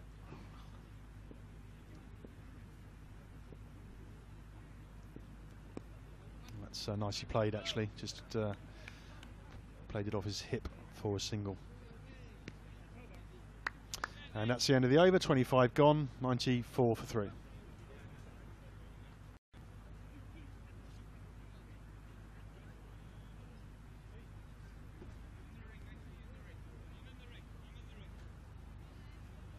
That's the 25 over stage in the run chase and at 94 for 3.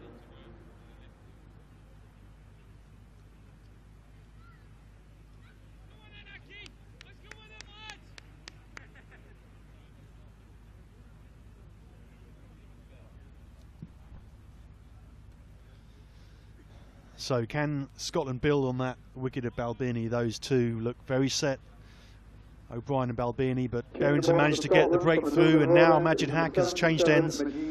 He is going to have a go from the Dublin road end. Just talking to Captain Preston Monson there about the line of attack. Looks like he's sending mid-off back to long-off.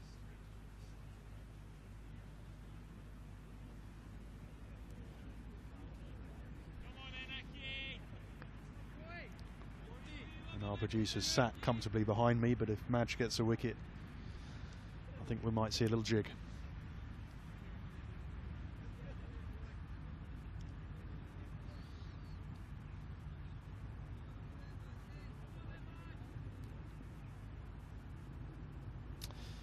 So Majid Haq from the Dublin road end, he has a slip in place.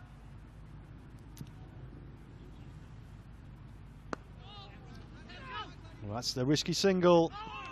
Right, so he's quite quick between the wickets there. Good throw, but I think he might have been just home. But a lot more energy in the Scottish lineup now, on the toes, the fielders looking for opportunities.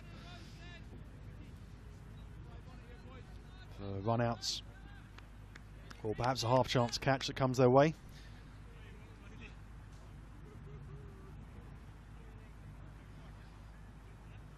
But from Ireland's point of view, they'll keep looking at that runs required and try and tick it down from 78. Kevin O'Brien still at the crease. Can certainly accelerate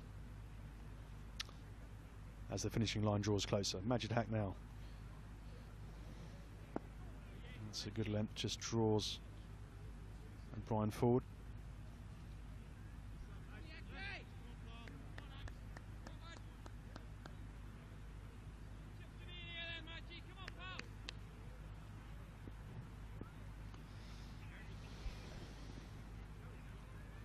Bit more flight that time, and didn't need a second invitation. This is going to be 6 by a foot, and just bounces off our commentary marquee. Bit more flight for Majid there, but just lent into that, used his power to leverage that over long off for 6. It takes him to 22. And Majid has responded to that by sending mid-off back to the fence, who is Callum MacLeod. Again, some flight. O'Brien opens his stance but can't get it past the man there at cover. Past 100 now with that 6 from O'Brien. Really exciting player to watch when he gets going. A bit quicker for Majid, but O'Brien leaves that one outside off stump.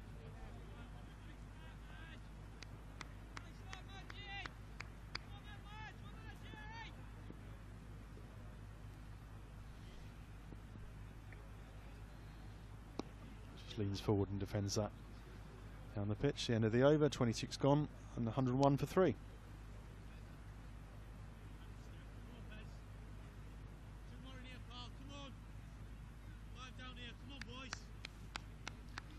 Lots of come on and come on boys from the fielders.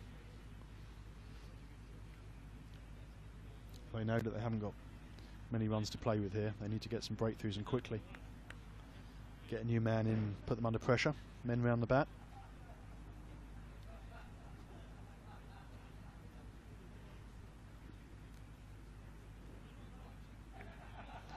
Kevin O'Brien 23 runs away from a major milestone in his career. 2,000 ODI runs. Only William Porterfield has reached that mark so far for Ireland. Berrington again, that's just angled down to third man for a single by Thompson, who I'm sure will look to rotate the strike and give as much as possible to Kevin O'Brien, who now looks to be in the mood to accelerate towards a victory in his first ODI.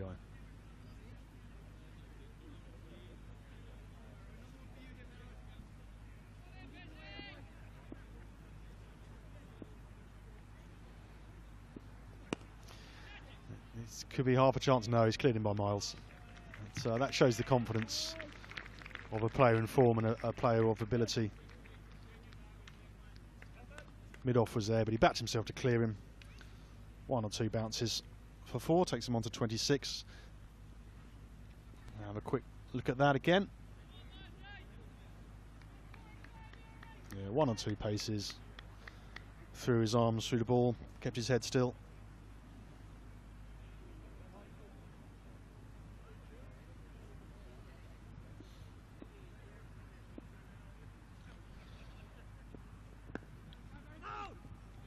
Defended out on the back foot.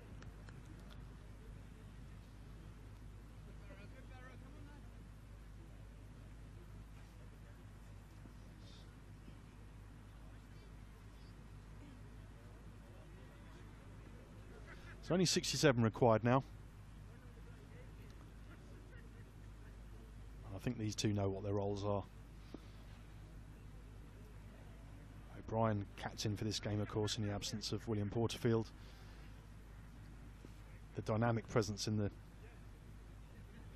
Ireland batting lineup, along with Paul Sterling, who also not available today due to county commitments. And Thompson's job is just to give him the strike. And watch, that's a nicely played as well. Again, just use the pace of the ball to work it down the third man.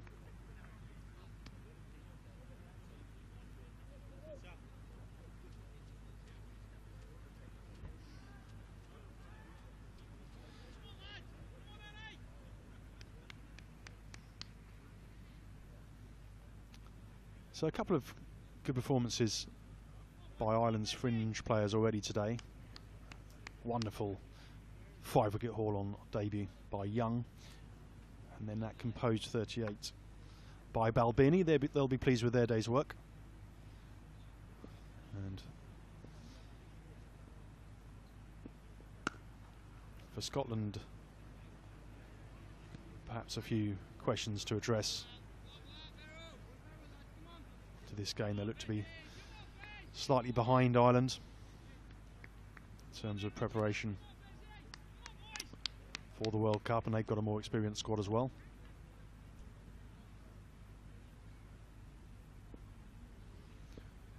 And I've come off the back of recent cricket with that series, rain-affected series I should say, against New Zealand A. That's a shout, but that looks like it was going over the top.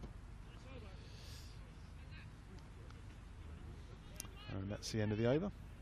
27 gone, score is 107 for 3, with Kevin O'Brien on 27 and Thompson on 3.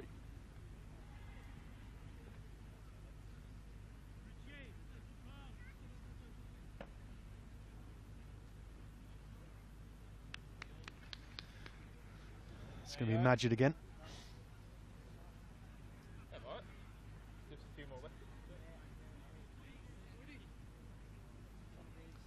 Just adjusting the field a little.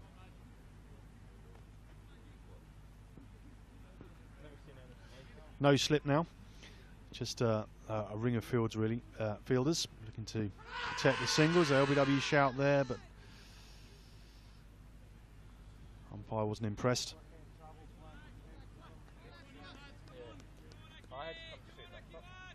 Kevin O'Brien needs to keep his concentration.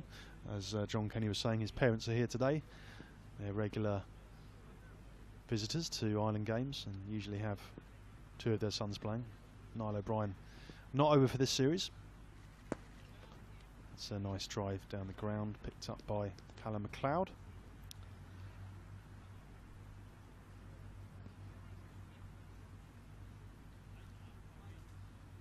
Yeah, difficult to be a captain in this position. Preston Mompson has looked to rotate his bowlers, but unfortunately, because we haven't been able to use scoreboard pressure, the run rate has never climbed particularly high, and that's not going to help either with out towards the boundary. Should get picked up. And they come back for 3 runs to Thompson. Takes his score to 6 and the score on to 111. And Mr. Shepherd would have been hopping around.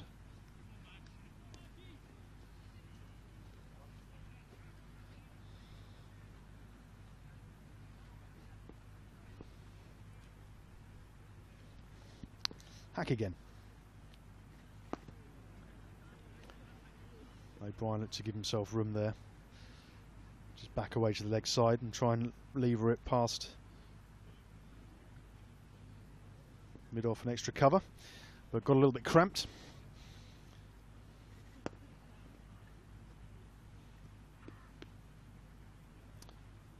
Yeah, he's definitely trying to, you can see that O'Brien is trying to pick up the tempo once again here. A good contest this, 2 giants of the associate game really, in Majid Hack and Kevin O'Brien. Would have faced each other many, many times. And that's a nice stroke. Callum McLeod looked to get round, but doesn't manage it. It's well placed. Just made sure he got it far enough away from long off. And he moves on to 32 and the score to 115 for 3.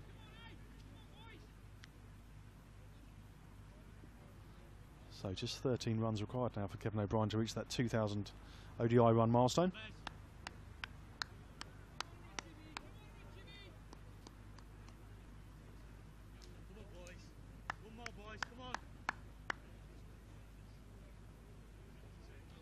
In his 78th ODI.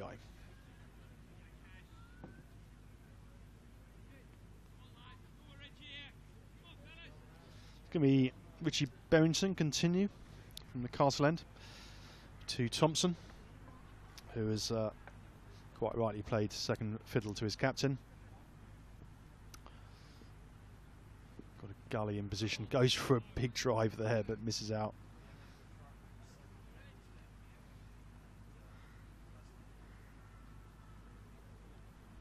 O'Brien comes down the wicket, has a quick word.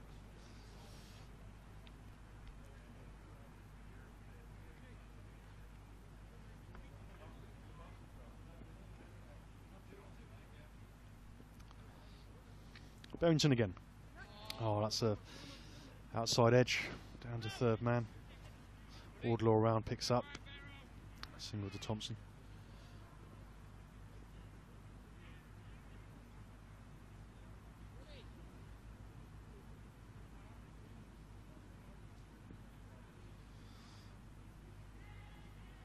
And the sun, having hidden behind a cloud for 10 minutes or so, is back out.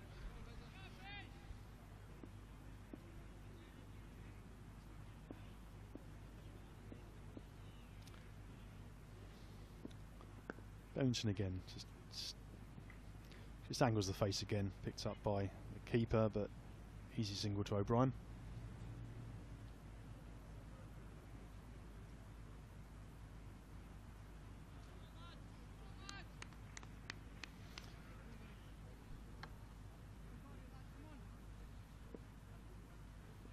Just 56 runs required for victory.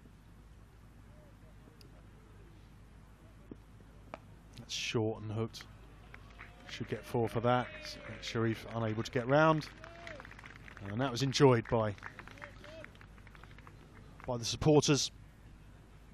The Ireland supporters, I should say, and the team around by the boundary near the scoreboard. Have a quick look at this. Just dropped a bit short. Hasn't really got enough pace to bowl that length. And just swiveled backward a square. And takes Thompson on to 11.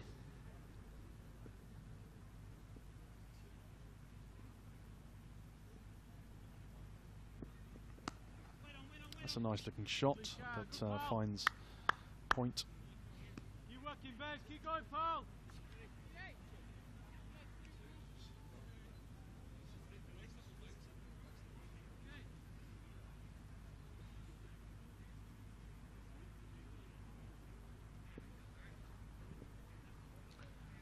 Scotland need to pull something out of their hats here. Maybe it'll be a half chance, maybe it'll be a run out.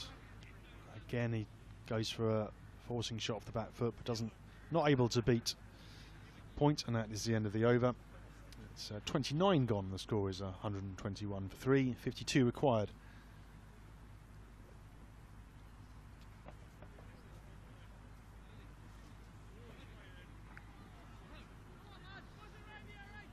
So the key for Scotland here will obviously be to target the wicket of Kevin O'Brien and put the new batsman under pressure.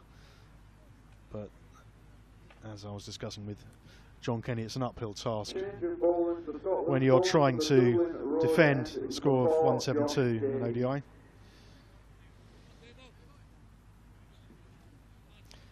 Josh Davies switching ends. He's bowled well today, I think. And as we've been saying throughout commentary, it's not only the teams, but it's also the individuals within those teams and how they play. Had a good season for Somerset Seconds after the disappointment of being released by Middlesex. And his bowling has come on a lot in the last couple of years. After being an occasional bowler, he's now a very useful option.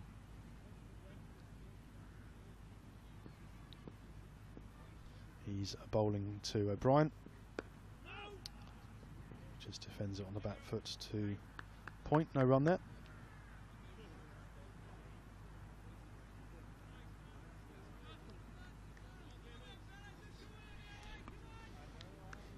Quite a good partnership starting to build between these two. And I think that's actually a feature of this innings in comparison to the Scots, is Ireland have managed to build partnerships. Davey again, just a gentle stroll into the wicket, really. O'Brien missed out a little bit there. Some width on offer.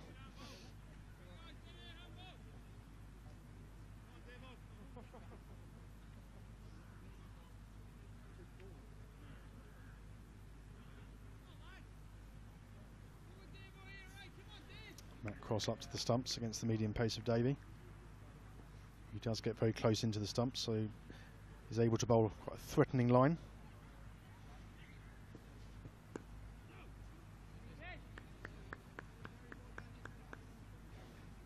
Again, no run there.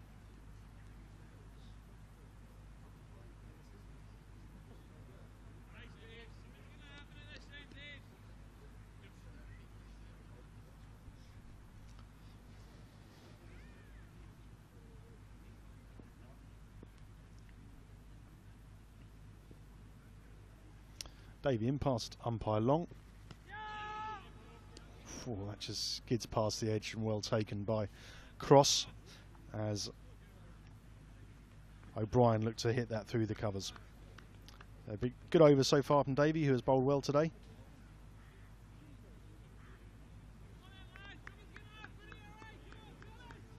But as we've seen recently in Scotland performances, haven't quite had the penetration and the options, the variety in their bowling attack to unsettle the best teams. And I think you have to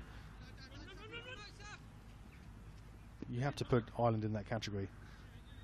Both these teams were kind of level development, say 5, 6, 7 years ago.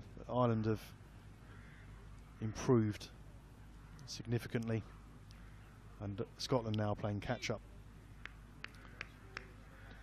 to be the top dogs amongst the associates.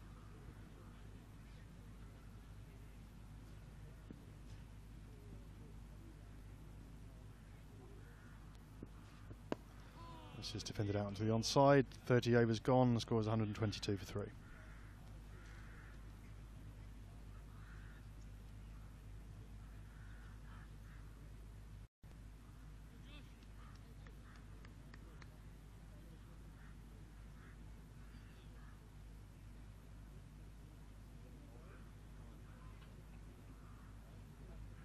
At the 30th stage in the game, Ireland 122 for 3.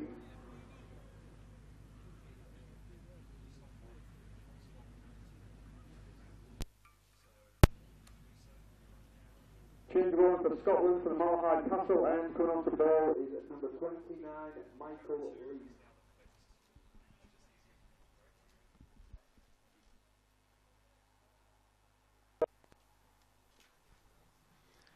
So just 51 required, and we have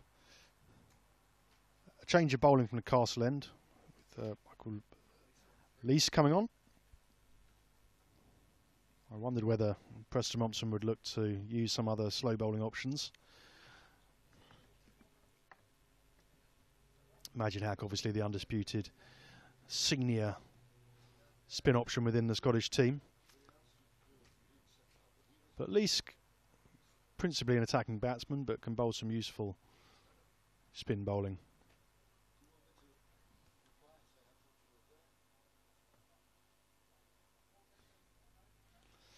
But he'll have to bowl well, with Kevin O'Brien clearly in the mood to finish this quickly.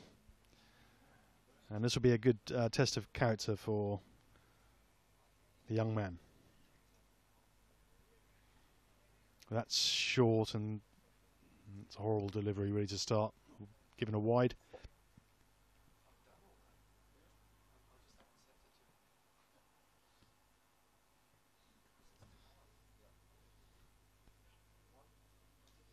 So an uncertain start by Lees.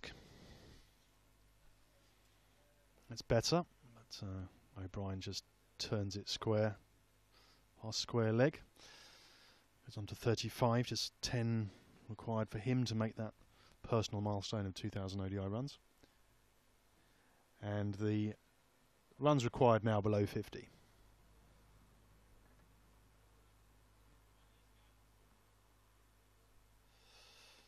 Against Thompson, we have a slip in place.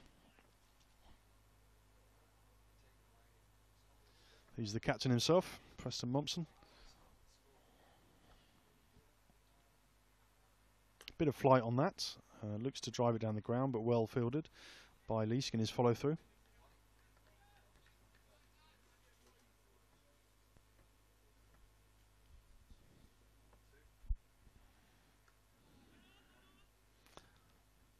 A little bit of space there, but couldn't get it back with a square. Stopped by point. Bit flatter that time, but that is through. He's got that between point and extra cover. 4 runs to Thompson. He moves on to 15, and this partnership now going nicely and worth 35.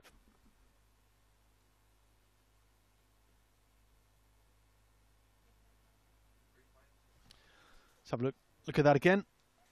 Just played it right under his nose, which ensured he got the timing, and all that was required was to get it between those two fielders. This time goes for slightly contrived sweep shot, well fielded by Hamish Gardner.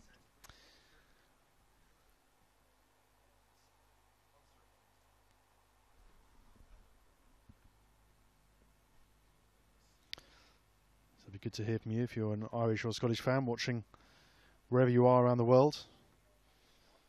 Irish fans, I'm sure you're quite pleased by this performance, but maybe Scottish fans have got some concerns or wondering about team selection or areas in which your team can improve. Be good to hear from you.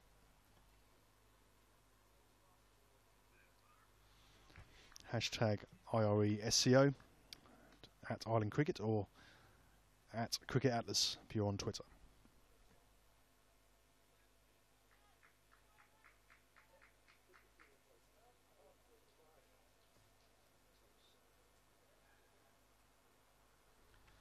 It's going to be Josh Davey again. Just having a quick chat with Captain Preston Mompson. See what they can do differently.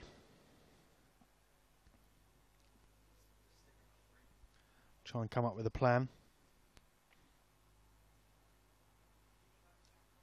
They'll be desperate to break this partnership now. Get a new batsman out to the crease and see if they can apply some pressure, have a slip in place. That's just guided down to third man for a single by Thompson. It's been a well-judged innings by him so far. No real risks, so it's just that one attempted flashing drive. Other than that, he's looked to manipulate the gaps and rotate the strike to ensure that captain Kevin O'Brien can attack this Scottish bowling lineup. So Davey into O'Brien.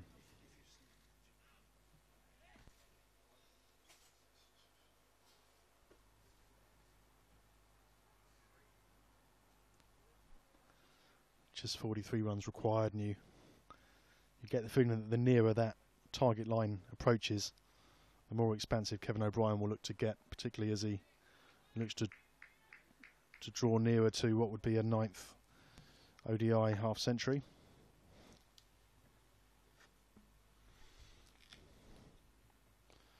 David, that's quite full and is timed off his toes. Well fielded on the boundary there, but comes back for 2.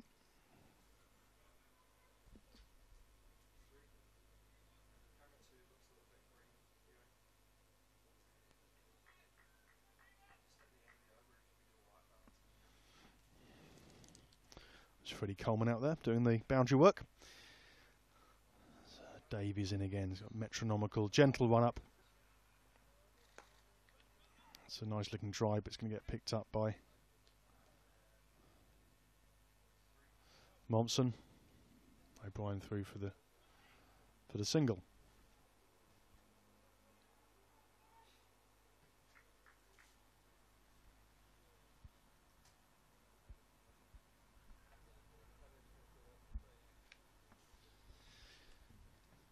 Couple of Scottish heads starting to drop as they see this first ODI slip away.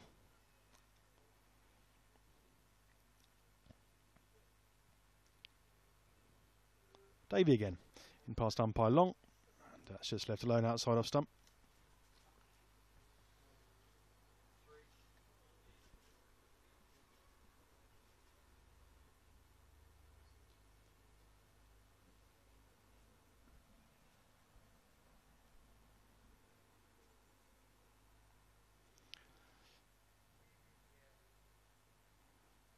I think the Scottish bowlers haven't quite stood up today. Sharif bowled a few good deliveries, but was also a bit wayward at times. There's that excellent wicket by Wardlaw, but that's a lovely shot, square, but straight to the fielder by Thompson. Good technique there. And steady by Davey and Hack, but lacking the penetration they need to get through this Ireland lineup. You have 5 ODI debutants on display.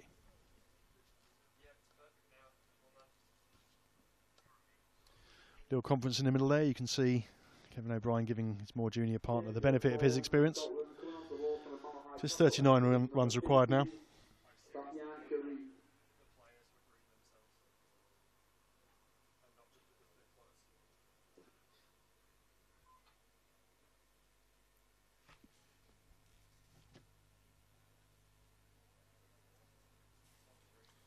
Sharif swapping ends again. This time coming in from the Castle end to Thompson.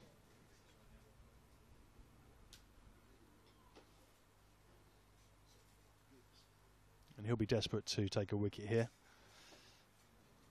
He's been a bit indifferent in this bowling display. Sharif at times bowled with good rhythm, but at other times lost his radar a little bit and made scoring too easy.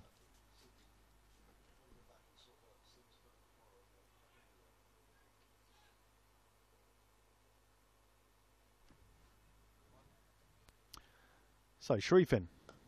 It's a full pitch delivery, just turn towards mid-on, but straight to the fielder. Fielded by Preston Momsen.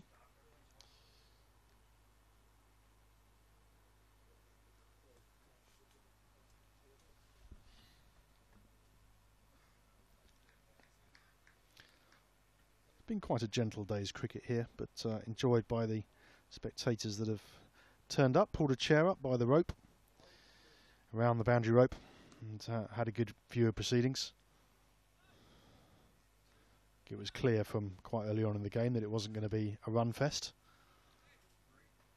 but nevertheless some absorbing spells within this game and some good individual performances, setting up an exciting series.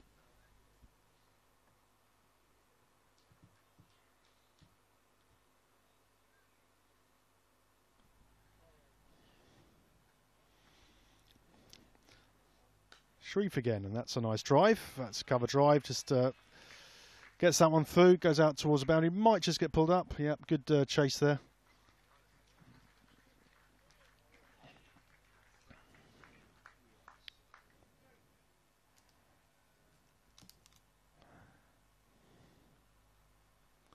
.36 required. Thompson goes up to 21. And these two getting closer to a 50-run partnership.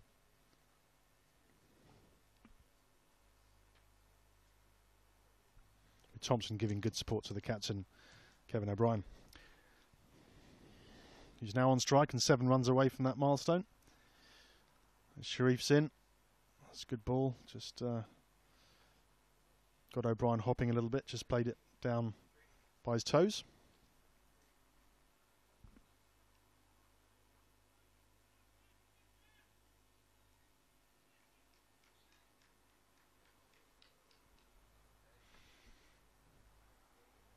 Encouragement coming from the Scotland outfielders. But in truth, it's been difficult for them to keep their tempo up as they've watched Thompson and O'Brien move comfortably towards his total. I think there will be questions asked about why Scotland weren't able to use their full allocation of 50 overs and at least set a total of 200 or 215, which might have proved more of a challenge.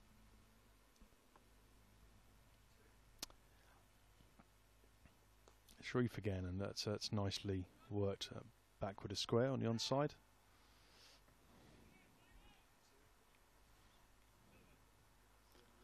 Fielding by Davey, that's the end of the over, 33 gone. The score is 140 for 3. Thompson on 23 and Kevin O'Brien on 39.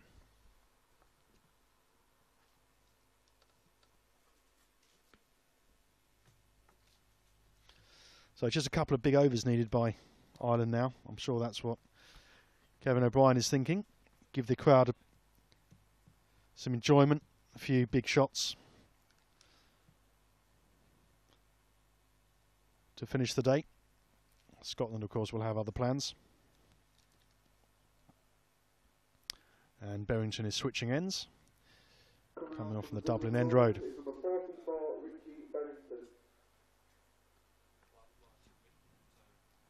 Bowled very well in his first spell. Berrington got that breakthrough, but was less effective in his second spell.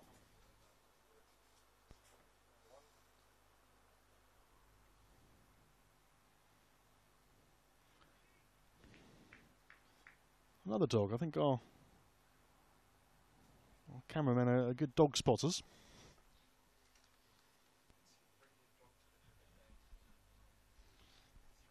Dogs getting free, I think, today.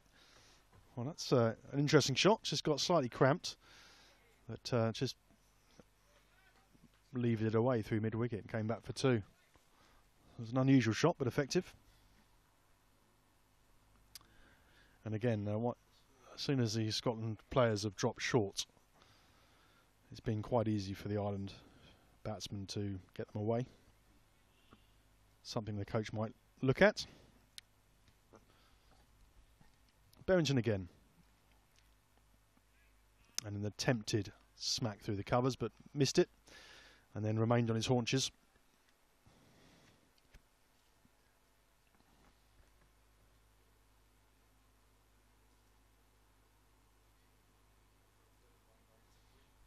So I think there's been a few positives for Ireland in this game.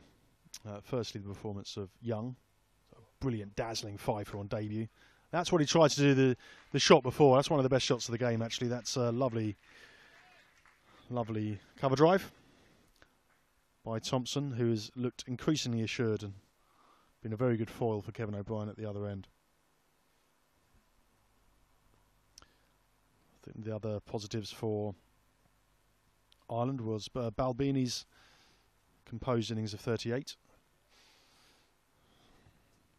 O'Brien is clearly still in form from his successful summer with Surrey in the Red Steel, and now Thompson playing well as well and starting to accelerate as they look to tick down the runs required.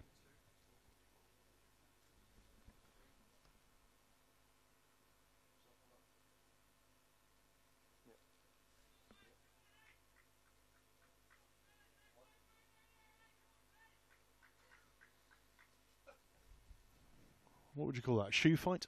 What was?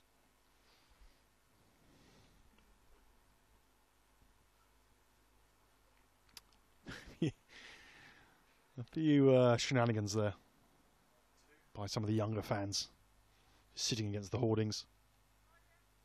Oh, that was a good ball. Just looked to run that down to third man, but went past the edge. Good take by Matty Cross.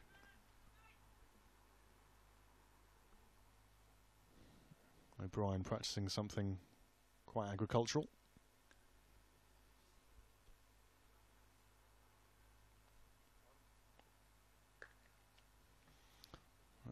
That's hit out, but there's a sweeper on the sweeper square. That's just a single. It's the end of the over. 147 for 3 off 34, which is 25 runs required now.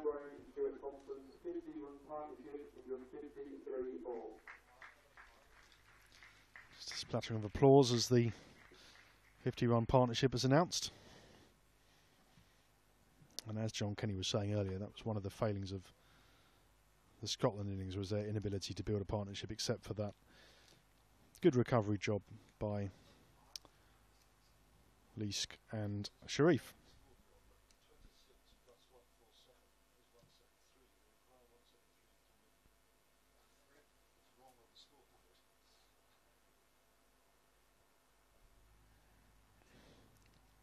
Sharif again. O'Brien just defends that. Back down the pitch.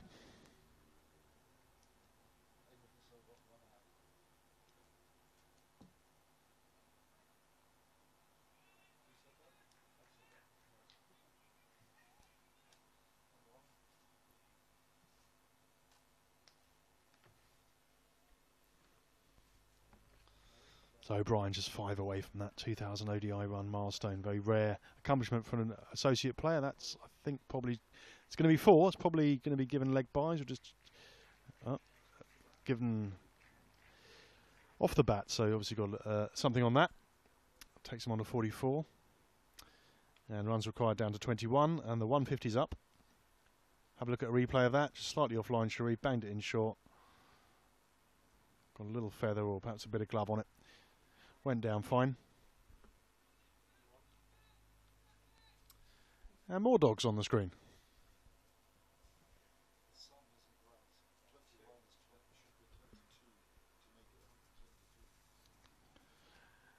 Thick outside edge there. It goes down towards the boundary. And that's another 4. This could end quite quickly now. And for O'Brien, moves on to 48 and does reach that milestone that we've been counting down. See a replay of that. Sharif in. Just threw his bat at it, got an outside edge. Not sure he's aware of it, but he has brought up that 2000 ODI run milestone. So 18 required. Sharif in again. Angled down to third man. Good pick up actually, but Thompson quick between the wickets.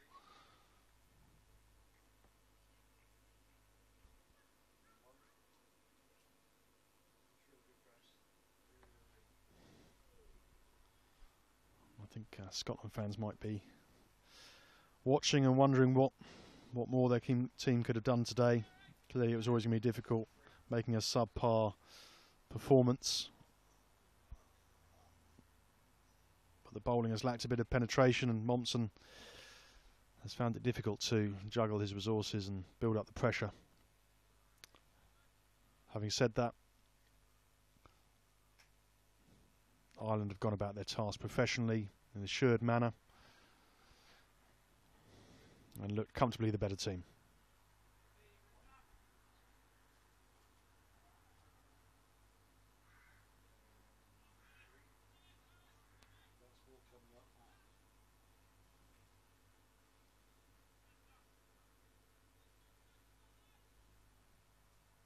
So last ball of the over.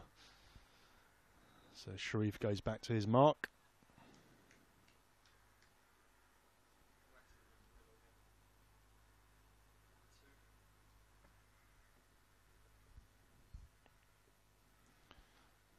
Oh dear, that's not so good. Keeping there, a little bit scrappy by Matt Cross, and 4 leg buys. 13 required for victory after 35 overs. The score is 160 for 3.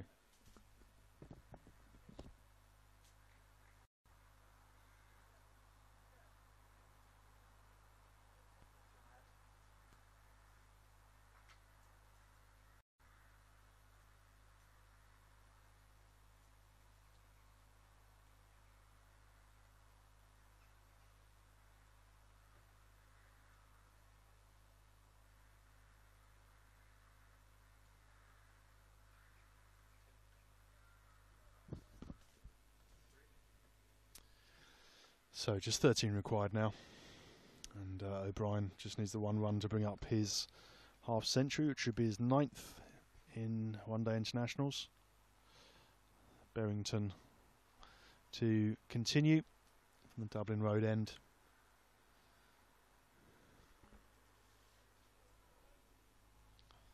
And it's been a little bit flat for Scotland over this last 5 overs.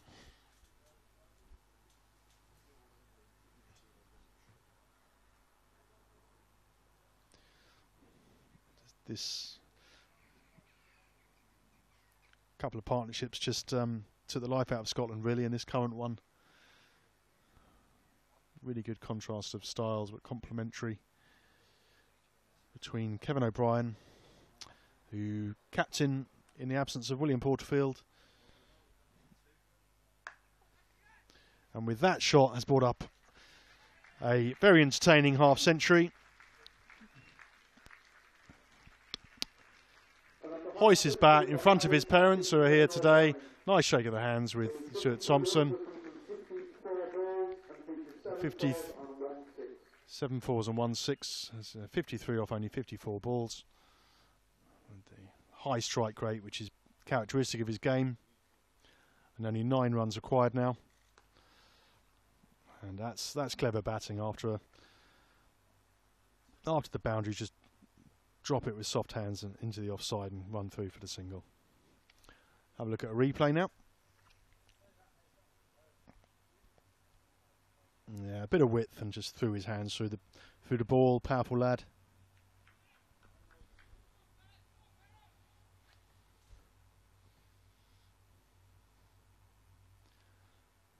Very mature innings from Kevin O'Brien. Started off just accumulating, and as he's got the measure of the pitch and the Scottish bowler's head started to drop, he's taken advantage.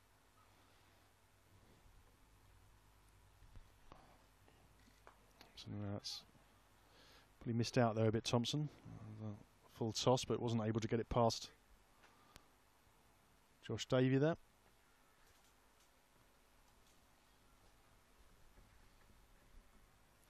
So just 2 shots away now, Ireland, from claiming what would be quite a comfortable victory in this first ODI of the Celtic Challenge. Straight to the field at that time and no run.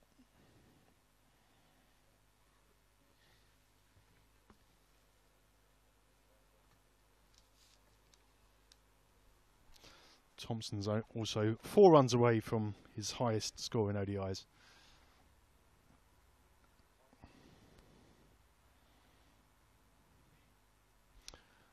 Missed out there, throws his head into the air in frustration.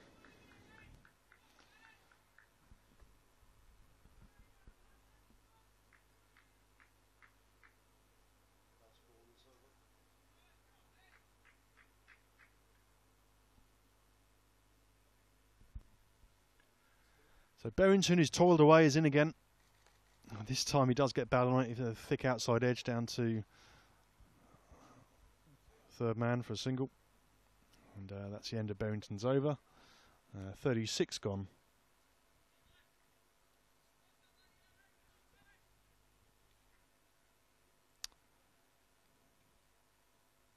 $166 for 3. Kevin O'Brien on 54, and an excellent supporting role by Thompson, who's on 30.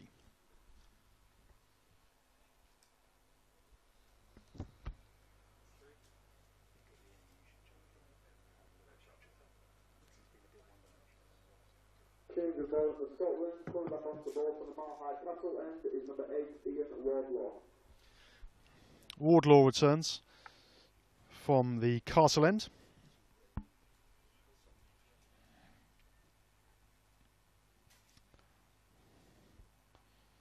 Got a slip again in Majid Hack. Nice to see the spectators enjoying themselves on the banking. Nice place to sit up there. Natural elevation from the banking. Just relax and enjoy the game. And they've seen a could be out. No, it's hit that pretty hard in the end. Initially thought that might be half a chance, but the fielder at mid-off just threw a hand up in the end. And that is Thompson's highest ODI score now. And what a good hand he's played. I'll have a replay of that. Yeah, it was in the slot. Just gave himself enough room to free his hands. And just 3 runs required.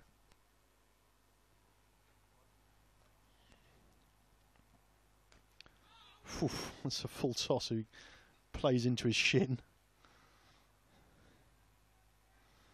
I think the game could have ended there, but he missed out.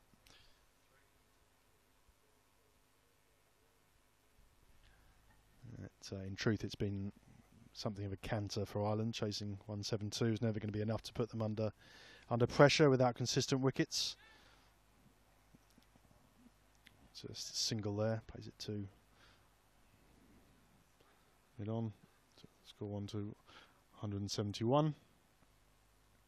And just 2 required with Kevin O'Brien on 54 not out on strike.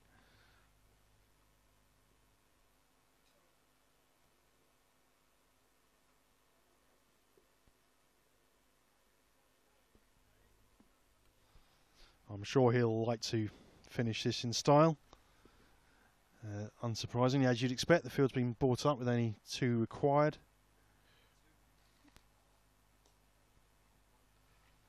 And this could be it here. Yeah, just plays it into a bit of space. Applause and fitting, I think, that Kevin O'Brien has won the game. Accomplished and mature innings by him. 56 not out, a runner ball. And an excellent partnership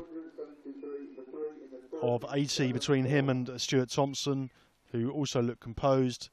An earlier innings by Balbirnie, the Middlesex man, who made his highest ODI score 2. And Scotland didn't have the answers to constrain Ireland in this first ODI, and Ireland take first blood in the best of 3 series.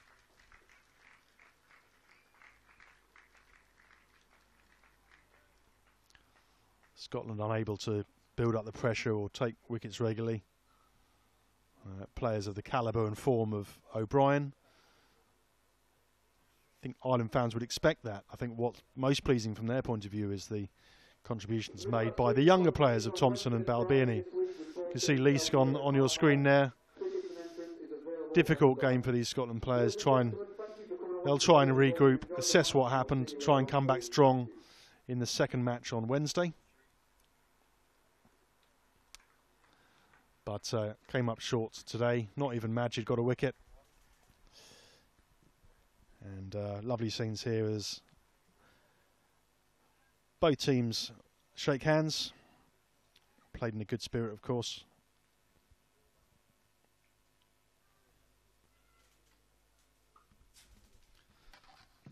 Bring Mike Stanger in here at this point. Mike, disappointing for the Scots. Yes, very disappointing. I suppose they could argue that they lost the toss and it was a crucial toss to lose, but that would simply be papering over the cracks, I think. And they will go away and have to think hard and long before they send the Irish home to think again. I mean, the real problem is that runs, when you're batting first, runs are absolutely vital, and you've got to use all your overs. Absolutely fundamental stuff. And there were too many wickets that fell in that first 12 overs or whatever it was. Well, no, it was 12 overs where there were 2 wickets down. In the first 20 overs, there were 4 wickets down. Yeah, and if it wasn't for the 50-run partnership for the 8th wicket, they would have made quite an embarrassing total. Well, that's right. I mean, that was encouraging in the sense that all one-day teams nowadays have to bat down to number 12.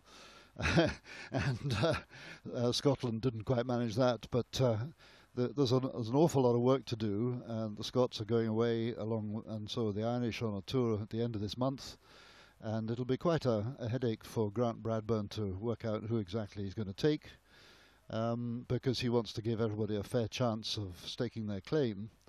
On the strength of today, I don't think there were too many Scots staking their claim, in contrast to the Irish, where most of the youngsters that were brought in who'd never played an ODI before actually made their impression, didn't they? They did, Mike. Yeah, let's have a look at some of the highlights and some of the key moments of that second innings. This is Wardlaw bowling early on. He's got 2 slips in place. That didn't happen all day. Got a good bit of movement there and just caught the batsman on his crease. Yeah, the batsman was playing with his bat well away from his pads and left it open, wide open for that particular one. It was plumb, as they say in the trade. It was a rare moment of success for the Scots, though. They plugged away with the seamers and using Majid Haq, brought Lee Scon late in the game, but they didn't really have the variety. Let's have a look from this angle. It's Davey.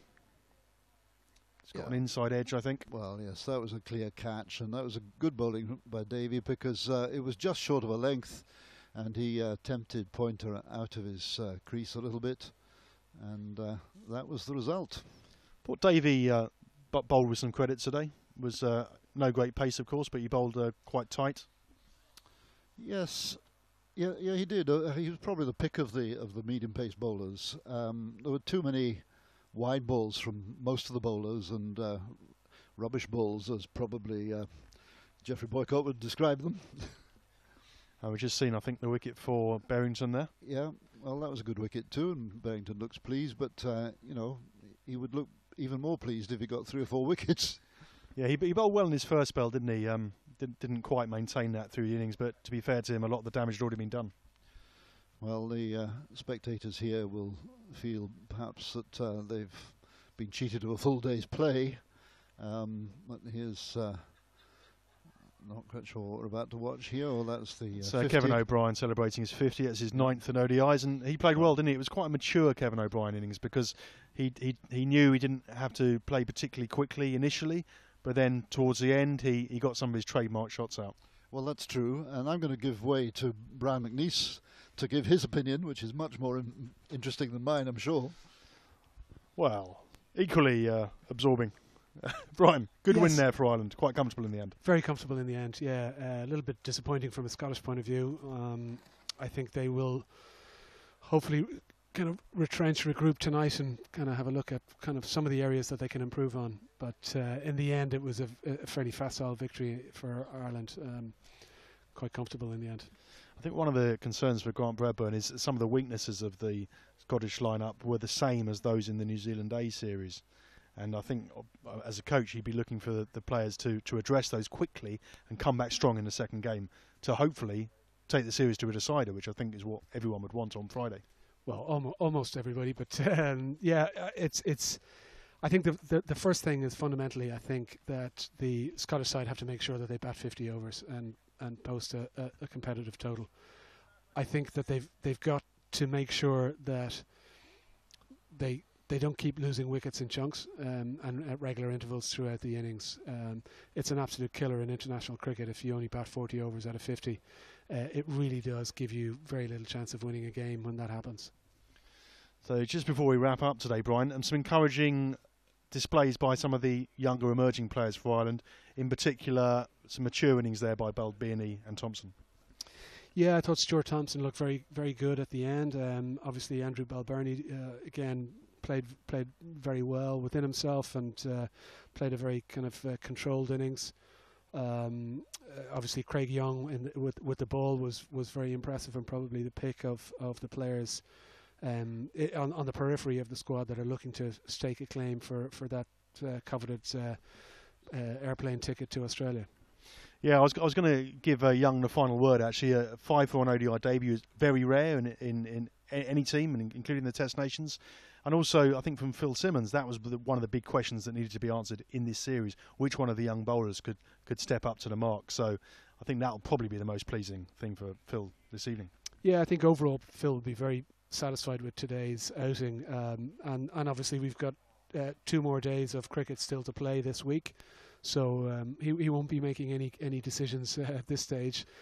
He'll wait and see how the whole thing pans out and who else puts their hands up over the course of the week. But yeah, Craig Young, who you see on the picture there, I think he'll be very satisfied with his effort today. Well, thanks, Brian, for your thoughts. I hope you've enjoyed our coverage today, wherever you've been watching in the world. I hope you can come back and join us on Wednesday and Friday for the 2nd and 3rd ODIs. I'd like to thank Cricket Ireland, Cricket Scotland and ICC Europe, the partnership that's made this live streaming possible today. So once again, hope you've enjoyed today's play. I've been Tim Brooks, Cricket TV, and look forward to welcoming you again on Wednesday morning for what we hope will be an exciting second game in this Celtic Challenge series. But for now, thank you and goodbye.